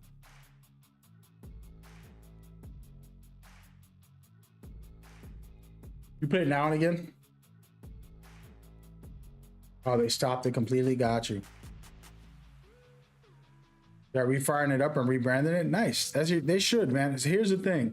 It doesn't have to be full time, right? Like it could be one big event a year, or maybe 2 big events, and they like group up everybody and make a big thing out of it, and they raise some money and they have a good cause, and it could be something special. You know, if they're gonna make a branch to the full time, that's like a big budget. That's a lot of craziness. That could be, you know, a lot, too much. So that's how I feel about that. But yeah. Gotcha, man. Let me know. I'm willing to help if I can and support it. And you know how I do, man. That stuff is amazing to me. I always love doing what I can. We just need somebody passionate to drive it. I mean, like, here's the thing. The person that's got to do it, you got to think about this. Like, it can't be free. Here's the unfortunate truth, Paul. Like, you know, I did all these charity things for whatever amount of years, but I'm not getting paid for 99% of them. You know what I mean? And it's like, oh, you're good. It's like, no, I'm not rich. I'm broke. I'm out here doing these things for the love and the passion. But where's the check? It's like, I'm not looking for a check, but for example, Paul, you've seen me in the last 10 years do all this gaming stuff, but it's really been all passion for the most part. Is, you know, I didn't ask for a penny on any of those scenarios whenever I do them, but my time and energy is asking for pennies, right? Like my light bill, the car note, the whatever, the time that I'm giving up. If I'm giving up 40 hours a week, how am I supposed to work my regular job and then come home and do your job, your charity, right? Like it's like a lot. So whoever they find, they got to pay them. They got to really put together a team that can support each other and develop the right synergy together to be able to build it in the right way, because that's the key, is like a foundation of team members that work together, got each other's back. They're going to work hard and care about it, love it, like really love it. You said it has me to help them do a video to fire it up, and they do pay their staff. Oh, nice. You have to look after ourselves. Exactly. That's true. Unfortunately, yeah. It's paid staff getting it running. That's great. That's perfect, because like I was saying, like if I'm asking you to do it, but you work 40 hours and then I want you to work 40 hours for the charity, is like, dude, they can't just, who's paying the rent? It's like, how am I doing all this? And I've done that thousands of times already, and it's costs everything. You know, you end up behind on the bills and nobody's worried about that. You raise $5 million, which I have for some charity, and then your rent's due, you're late 3 weeks. You know what I mean? Very easy to burn out. You're right. Exactly. So having the stability of like, okay, this is part of my job, not just something I love and give him all my life to, is very key. It's my recommendation for everybody. I remember I was telling you, and you know, you just started all this stuff and you're like, oh, we're gonna do 24-hour stream, and I'm like, no, don't do that. Your wife and kids and your life don't deserve you to do 24-hour streams. Like, you want to be sleeping, you want to go to bed at a good hour, you want to wake up good, you want to feel normal, you don't want to have to recover for a week. You know, when you do a 24-hour, you start needing to recover. When you're old, It takes you multiple days to recover. You don't have to drink or anything. You could just stay up late, and you have to take a couple days just to recover from it. I couldn't do them again. And good. Don't do them. I told you don't do them. I did them, dude. I remember I was doing this way before you started, and it's exhausting, and it's a lot of work. And it's like, I'm doing 24-hour streams for who? Why don't I do 12 hours, go to bed, and do another 12? I'll give you 24 in 2 days. You know what I mean? Like, we're not doing 24. Let me sleep. We could talk about it tomorrow. That's where my head is at after years of doing 24 hours and after years of doing events and doing all this stuff. I'm like, no, not interested. Oh, but it's for a good cause. Like, no, the best cause is sleep. Best cause I could do this for is sleep right now. Let me sleep and we could talk about it tomorrow. It's like, that's the truth. And so, you know, having the reasonable, you know, movement. And like, again, I love all the charities. We've done Extra Life. We've done, whatever, what's the name of it? So many places, you know, but yeah. Time is the most precious thing we got, for sure, dude, for sure. But yeah, man, it's a blessing, dude. Every time you come around, I think of good humans. Here's the thing, and for everybody watching, I told you, I'm just on Destiny, just playing the game, bump into some random guys. Paul's there, and he's a hero. Like, what's funny is he's literally a hero. And you know how you say, like, my high school teacher's a hero to me, right? I feel that way, right? One of my bosses was a hero to me when I was a kid. Those people were good human beings to me. They did good things metaphorically, teaching me how to be a better man and all that stuff. But then there's real life heroes, people who go serve their country in the military, they get injured. And, you know, that's Paul. And I met him on Division, not even thinking about anything. Come to find out, you know, he served his country. He did the best he can. He got injured. He's been a great guy ever since. And so anytime he comes around, I'm always like, wow, that's so beautiful to be. Remember, there's good human beings out there. Forget about the trolls, the online drama, whatever type of stuff that can exist. This guy is just genuinely cool. And that's a blessing to have, for sure. There were great days, them Division 1 days, for sure, dude. It was a fun time. Hey, man, don't sleep. The Division's still the best. Come on, man. Still enjoy that game so much. I don't usually play a lot of old games, but that is one of the ones that can't resist. Yeah, no. But yeah, man, you called me right when I was about to make a video, dude. I'm gonna spoil the Metal Gear series. And you can watch. Are you ready to be a part of this video? They give so much. I love the game. Oh, and watch. No. It's cool, man. It was good to get a catch up. Let's stay in touch, though. Not just one time. You know what I mean? But I wanted to record this before I forget. It's important. Let's do it. This is for my YouTube video, my Metal Gear channel, so it is going to be officially released when I do. All right, here we go. The Metal Gear Solid series has some powerful messages that can change your life. Today, I want to share the final message, and one that you might have missed and you probably never heard before. And I also want to direct you into the thought process that I had when I listened to it. Hideo Kojima is the creator of the Metal Gear series, and he's always talked about having deep messages and purposeful experiences for the players. What I'm talking about is from the gameplay to the story, mechanics, all leading up to the core message that will touch your heart and hopefully inspire you. A lot of his games, or all of his games, are anti-war and trying to teach you to go live the best life you can. And a lot of people miss that because the series is so much fun and it has, you know, fun boss fights, exciting, interesting gameplay, very cool story, and more. But today I want to take you through a character story and the big message that is not just the message that the character says, it's Hideo Kojima speaking directly to you. Before we do that, I want to kind of take you through the experience. I want you to think about this. Hideo Kojima knew he was on his final Metal Gear game.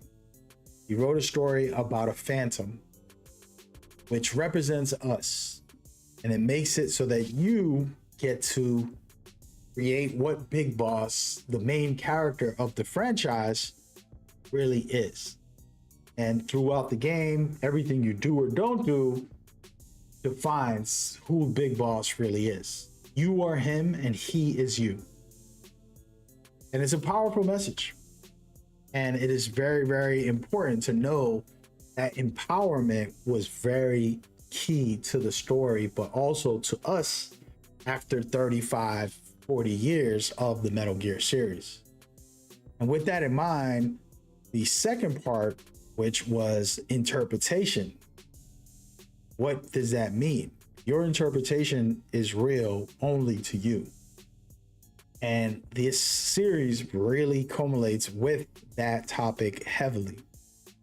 And in this deep dive where I showcase, and this time I'm not going to be speaking much and I'll just let the audio play for itself, we're going to study one character you might have missed the impact and the importance of. But they basically showcase what Kojima wanted to send as a deep message for the Phantom Pain. Interpretation might not be real. And so this character's name is Paz, and she has a very powerful story about acting like a young girl, but really she was a spy. Her story is more tragic than you can know. She was trained her whole life as a kid to become a spy. She was tortured, and they basically did all types of things to make sure she was ready for her missions in the future. By the time she meets Snake, he thinks she's a little girl who wants peace. But in reality, she's there to destroy him because that was the mission that they sent her on. Now, she is a child of war, unfortunately, and this is not something that she would have chose on her own, but the influence of the actual bad guys, the Patriots, controlled her and forced her into this. Then from there, she fought Snake and ended up getting caught. And in that capture, there was some devastating situations where they planted bombs inside of her. You do rescue her and you get into the helicopter to escape with her, but you find out she has these bombs in her. And that's what happens in Ground Zeroes, and it explodes. But the problem is the Phantom Pain teaches you that interpretation is tricky. And the Phantom Pain takes you through the experiences of Paz and yourself. What is real and what is not, and what matters in the series. So today I'm going to let you listen to some audios, and then I'll break some things down. You go. Just imagine you, the Phantom, the main character, going through the series leading up to this point, and having this young person who you tried to save show up later on after you had brain damage, after you've been through all this trauma, and now you are in the facility where they're trying to rescue her.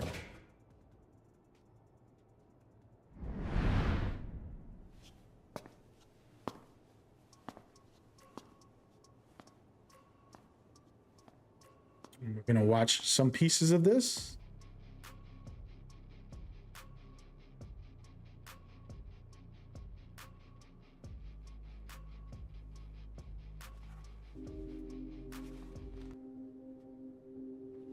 Snake?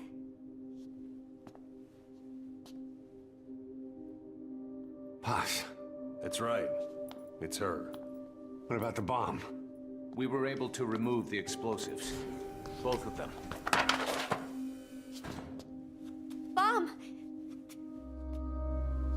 No, it's okay. There's another in my... It's all right, we got it out.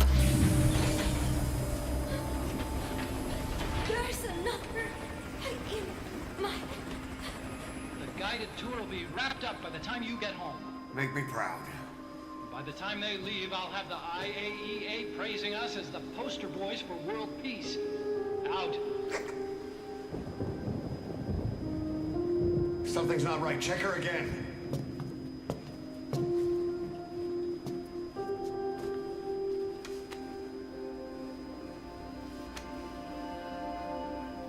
Boss?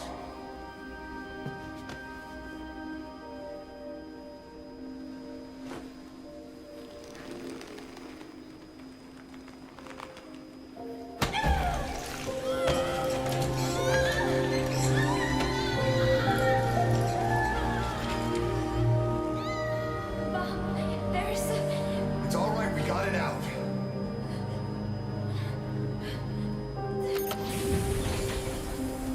There's another in my... It's okay. The other bomb, we managed it.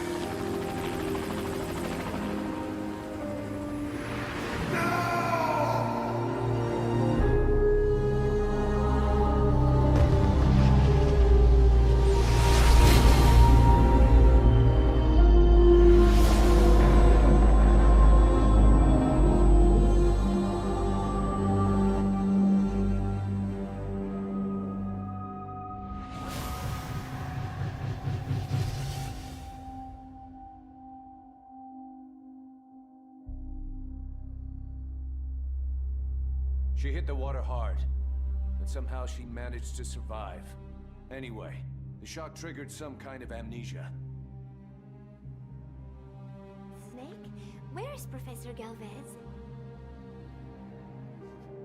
You mean? Yeah, she still thinks it's 1974. She's got no memory of anything before that either. Cypher, the KGB, nothing. It looks to be a kind of dissociative disorder. Dissociative amnesia, where memories are blocked out to protect the mind, and dissociative identity disorder, the whole personality changes. What we're seeing seems to be a combination of the two. She truly believes she's nothing more than a student living in 1974. Peace Day was a lot of fun. I hope we can do it again. She doesn't respond to anything that conflicts with her internal timeline. Doctor's pretty sure she's not faking it. If she had her memory, just think what she could tell us about Cypher.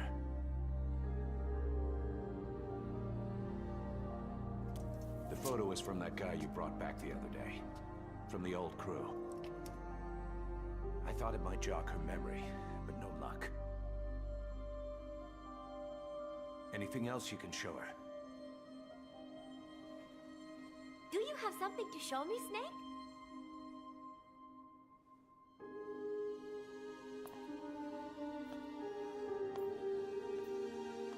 I give up. She's all yours.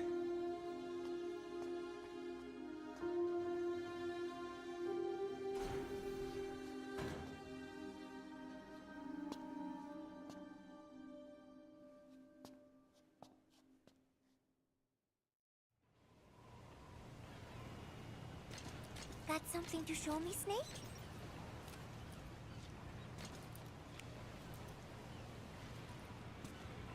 This photo. It is from the other day, right? I like it a lot. I look kind of silly, but it's got a peaceful feel to it. Peace Day was a lot of fun. Everyone cheered at the end, even though I missed a few high notes. We should have more events like that, Snake. I'm sorry, Snake. My head hurts. Could you let me rest?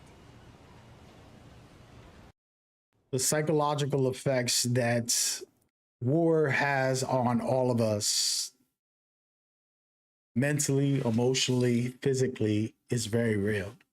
And Paz is one of the most defining characters that represent exactly what Kojima's messages throughout the series was. Do not believe what your eyes see. And is she hallucinating, or is it real? Are you hallucinating on what happened? These are the questions that came to my mind when we played Ground Zeroes and the bomb exploded. We have all these issues and situations with our no arm. We have the shrapnel in our head, but somehow they took out both bombs, is what was stated. So there's a confusion within the real story in all of these different parts that are being said. And that's where the mind game of interpretation for this series and for this specific game is very heavy. On top of that, how things played out for real is always an illusion of reality.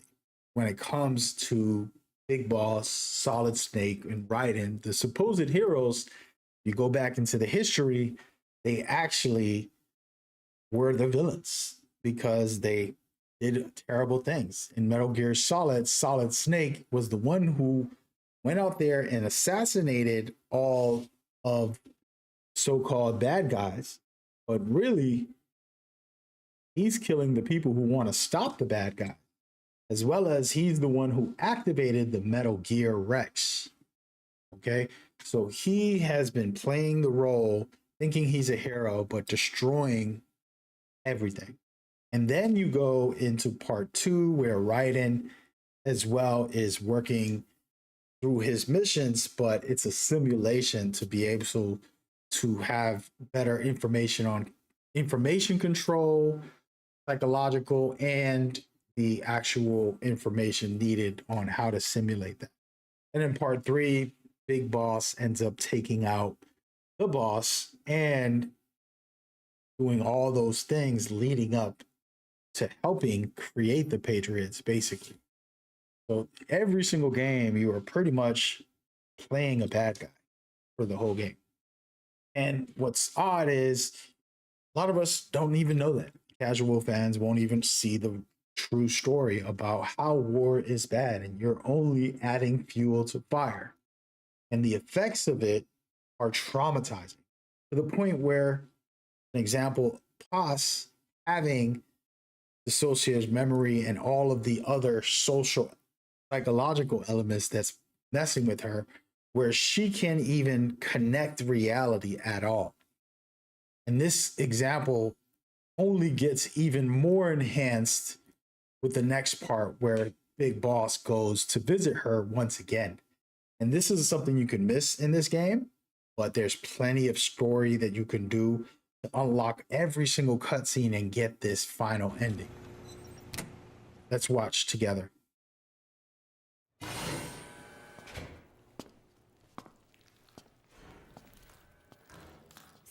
away! Paz!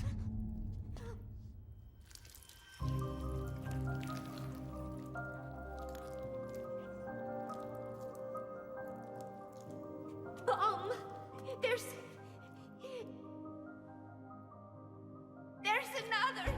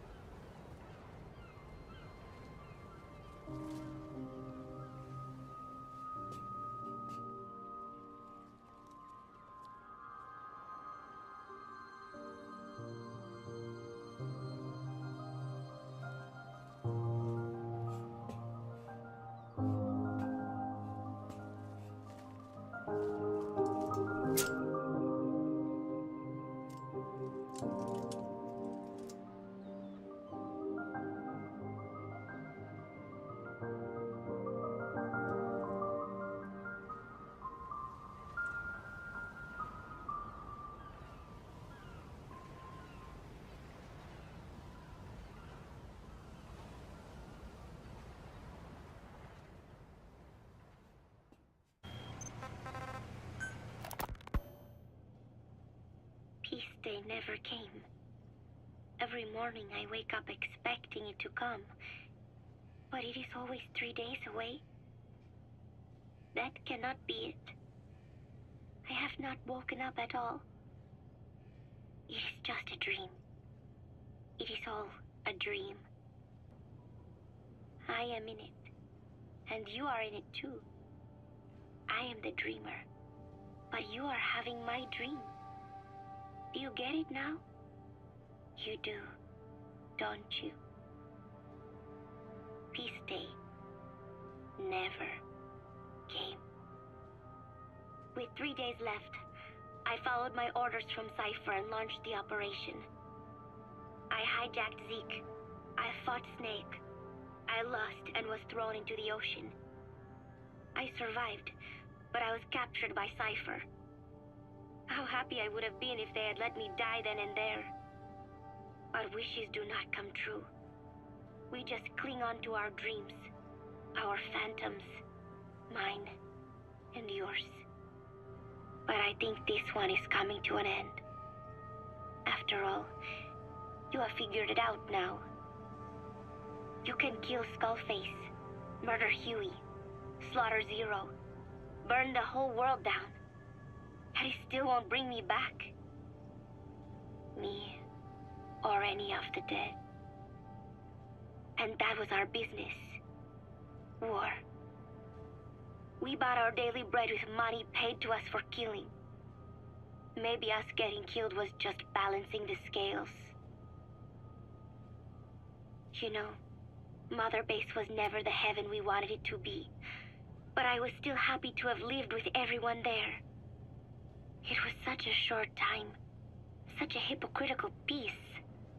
But while I was on Mother Base, I was happy. So, I hope I am not the only one who looks back on those days with happiness. There is more to remember than hatred and rage. But of course, this is you thinking that I should think that. It is no mystery now. I am just a phantom, a fragment of the mind you have lost. The real me died a long time ago. But even so, more so, I can tell what you are really feeling. The real emotion that is locked away at the bottom of your heart. Let it fly out. Let it guide you. Live. I think it is my job to tell you that. That is why I exist. So this tape is the last one. Once you are done listening to it, I am one phantom limb that will be gone for good. My flesh, my bones, joining the silt on the ocean floor. But do not forget, as long as you remember me, I will always live within you. Not a phantom limb or a phantom anything, as part of your heart. I will always be your angel of peace. So I know exactly how to finish. Say peace. Yeah. I'm recording this live, so wanted to share my feelings about it. Hideo Kojima's last message was that right there to his fans. You maybe missed it, you maybe didn't see, but it's a metaphor for him leaving Metal Gear and Konami, metaphor for the series and the stress of war and the anti-war message. Oz was trying to do everything to protect Snake. She was traumatized by everything that happened to her. She's trying to take the bomb out in this situation, but to protect you, she's harming herself.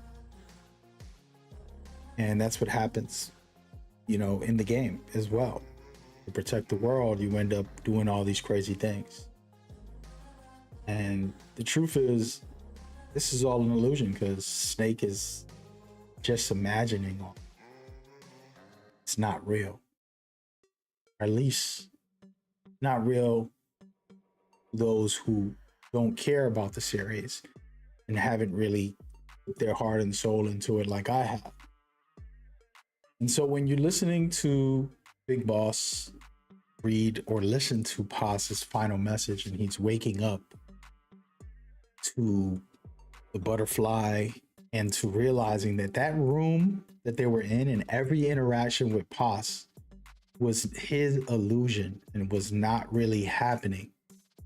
He's standing there in the middle of nowhere, waking up to the reality that he was hallucinating all of this. Maybe he wasn't.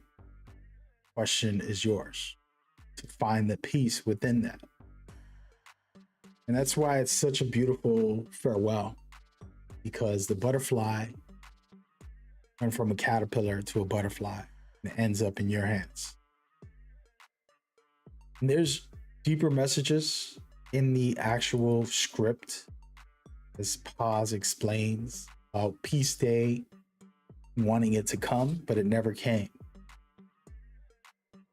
But how they were caught in this dream and how she's dreaming of you, but you're dreaming of her, and how this trap element is causing trouble. And Kojima talks about how, you know, the struggles we went through following Hyper's orders in Snake Eater, or fighting Snake. In pretty much every game, you're fighting a version of Snake. In the end, you lost everything. And these are the words that she says that I'm using, but I just wanted to kind of share this. And I want to share some of the quotes in this. We hold on to dreams. We create phantoms because letting go hurts too much. And the story continues, which I'm going to add some extra better visuals for you guys. We hold on to dreams. We create phantoms because it's too hard to let go. Yet pain is not something we can outrun. And it continues. The people we've lost remain with us, not as chains, but as reminders of what matters. We cannot live forever in yesterday. We cannot wait endlessly for Peace Day has already passed us by. Dream must end. And when it does, we have to keep moving forward. Not for revenge, not for guilt. For the future of those we love will never reach. And there's so much more in her messages and her full deep dive. But just from that right there, this is the true ending of the Phantom Pain and the final message from Kojima. And something that really means a lot to me, because he always puts in these deeper conversations directly for us in all of the games. I play the games with him speaking to me directly. And the power of his messages have always been inspirational. And this last one was so artistically beautifully done, especially when he was parting ways with the series, and the way that he used Phantom Pain to create a different reality choice, whether you get to accept what is or create your own version. And that's the beauty of that final game. And that pause scene explains all of that. Hopefully this deep dive went into it. A couple of my tears, a little emotional. I haven't watched that in a while, and it really is impactful to me at the time when Kojima was leaving Konami and leaving that message as his farewell. It was a very powerful time, and it's still impactful in different ways for the series. Hopefully it inspires you. Let me know what you think or you feel about this. Recorded this while I was streaming. I felt like, why not? Hope y'all enjoyed. Catch y'all on the next one. Leave a like, subscribe, and comment to show love and support. Peace. All right, I'm back. I was recording. Sheesh. Deep message there. I haven't listened to that or talked about that in a long time, and I don't remember doing a video about it recently. But yeah, here we are. We're back. Let me put this here. What's up? You have not yet played the Metal Gear series. I only played Revengeance. So Revengeance is like a, it's not even a part of the true Metal Gear series. There's 9 real Metal Gear games, and then the rest are just like fun extra stuff that are not truly Metal Gear experiences, but they're fun spin-offs, right? Like Revengeance is kind of fun. It's a hack and slash wild game. Pretty fun, just a chill time.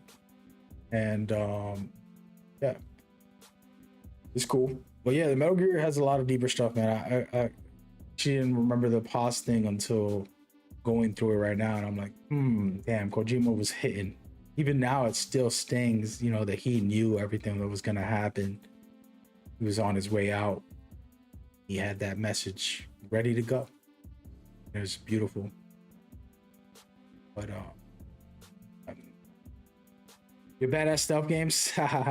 So what's funny about Metal Gear is that you can run and gun it, but the way they make it, and this is what I feel about stealth games, I like it when a stealth game makes it so that you can run and gun if you want, but it's going to be a lot harder, right? I'll give you an example. For horror games, if you gave me the Call of Duty gunplay, it would not be a horror game anymore, because you're just going to shoot everything in one shot and shot everybody, right? With Metal Gear, if you get caught and you're not stealthy, they're going to call for backup. They got 10 guys coming out with riot shields, and they'll throw a flashbang in the door before they walk in, and there's 3 of them behind each other, shielded up, and they're coming to get you. So it gets intense, and it's like, oh my God, I can turn it into an action game. But you're not going to just get like, 2 or 3 enemies in the area. No, it's like, we're going to call for backup, because this is a stealth game. You're not supposed to be going crazy out here. But you can play guns blazing if you really wanted to. It's not hard once you get used to the gunplay. But I would recommend trying to do the stealth. That's the thrill and the excitement and the fun, in my opinion, in the game. Paul, are you still here? Paul probably left. Shout out to Paul, man. That was I haven't talked to him in a while, and it was just nice to kind of just catch up with him real quick. Even though we didn't really get to talk much because I wanted to record this badly. Check something, bro. Hold on. Hold on to your love. They said they gave me something.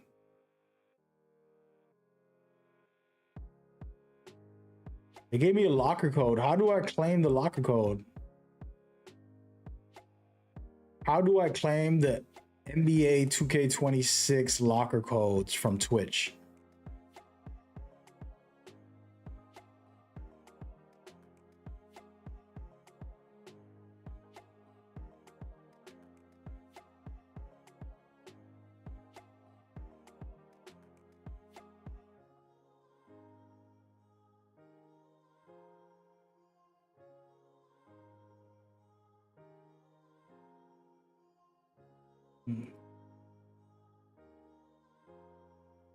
Supposed to go to 2K.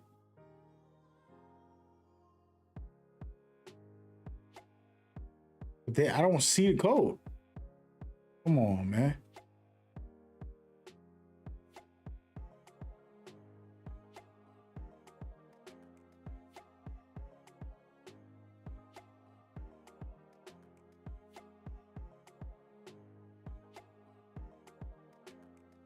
Sorry, guys. I'm looking at something for Twitch. I'm confused because they're supposed to be on the Twitch drops right here.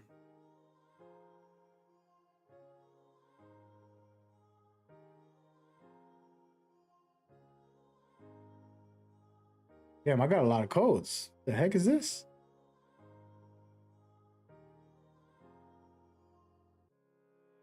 What am I supposed to do with these codes?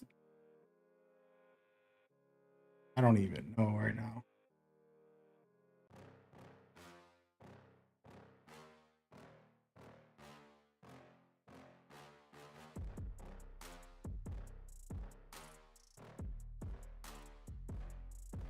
Am I supposed to just punch them into my PlayStation? A lot of words.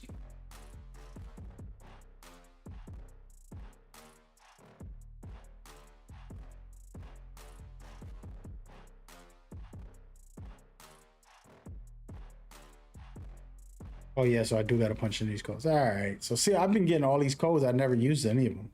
Sheesh, I got like 50 of them. Eesh. But yeah, man, don't worry about it, man. You can have a lot of fun in stealth games without being good at them.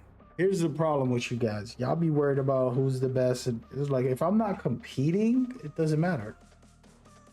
If I'm not in like a tournament, like an official thing, it's like, so what? I don't need to be good at it. Remember, I was playing Castlevania for the first time. Our viewers were like really, really intense. There was some fun people there just hanging out with me. And then there was like a couple guys that were like hardcore Castlevania guys. Oh man, you're not good at this game. They were trying to like throw me or something. And I'm like, dude, I never played this before, and I don't play side scroller platform games as much. Pretty much, I play third person, first person. I play action adventures. I play stealth. I play a lot of stuff, but I don't play those kinds. And I'm like, I don't have no pressure. Why are you trying to pressure me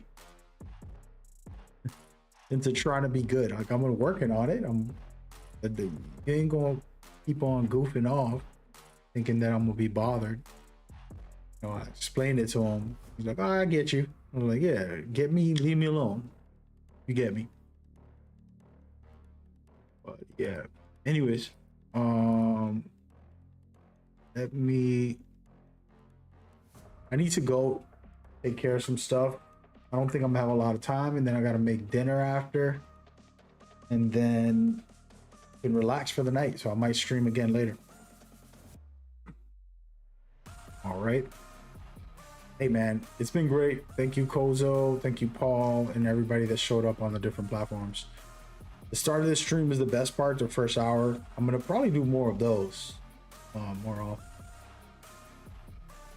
Kind of vibe it out. Alright. Anyways, yeah, we'll see if we get back on later. If not, man, I'm just gonna chill out. I've been wanting to catch up to the X-Men. The X-Men TV show is coming out on the 1st. I still haven't watched all of the episodes. I've seen all the old ones already, but I want to rewatch them. Got 3 days. Can I do it? We're gonna see.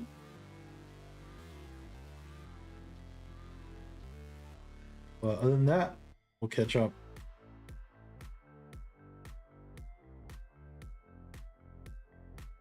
All right. All right, Joe. I'll be easy, man.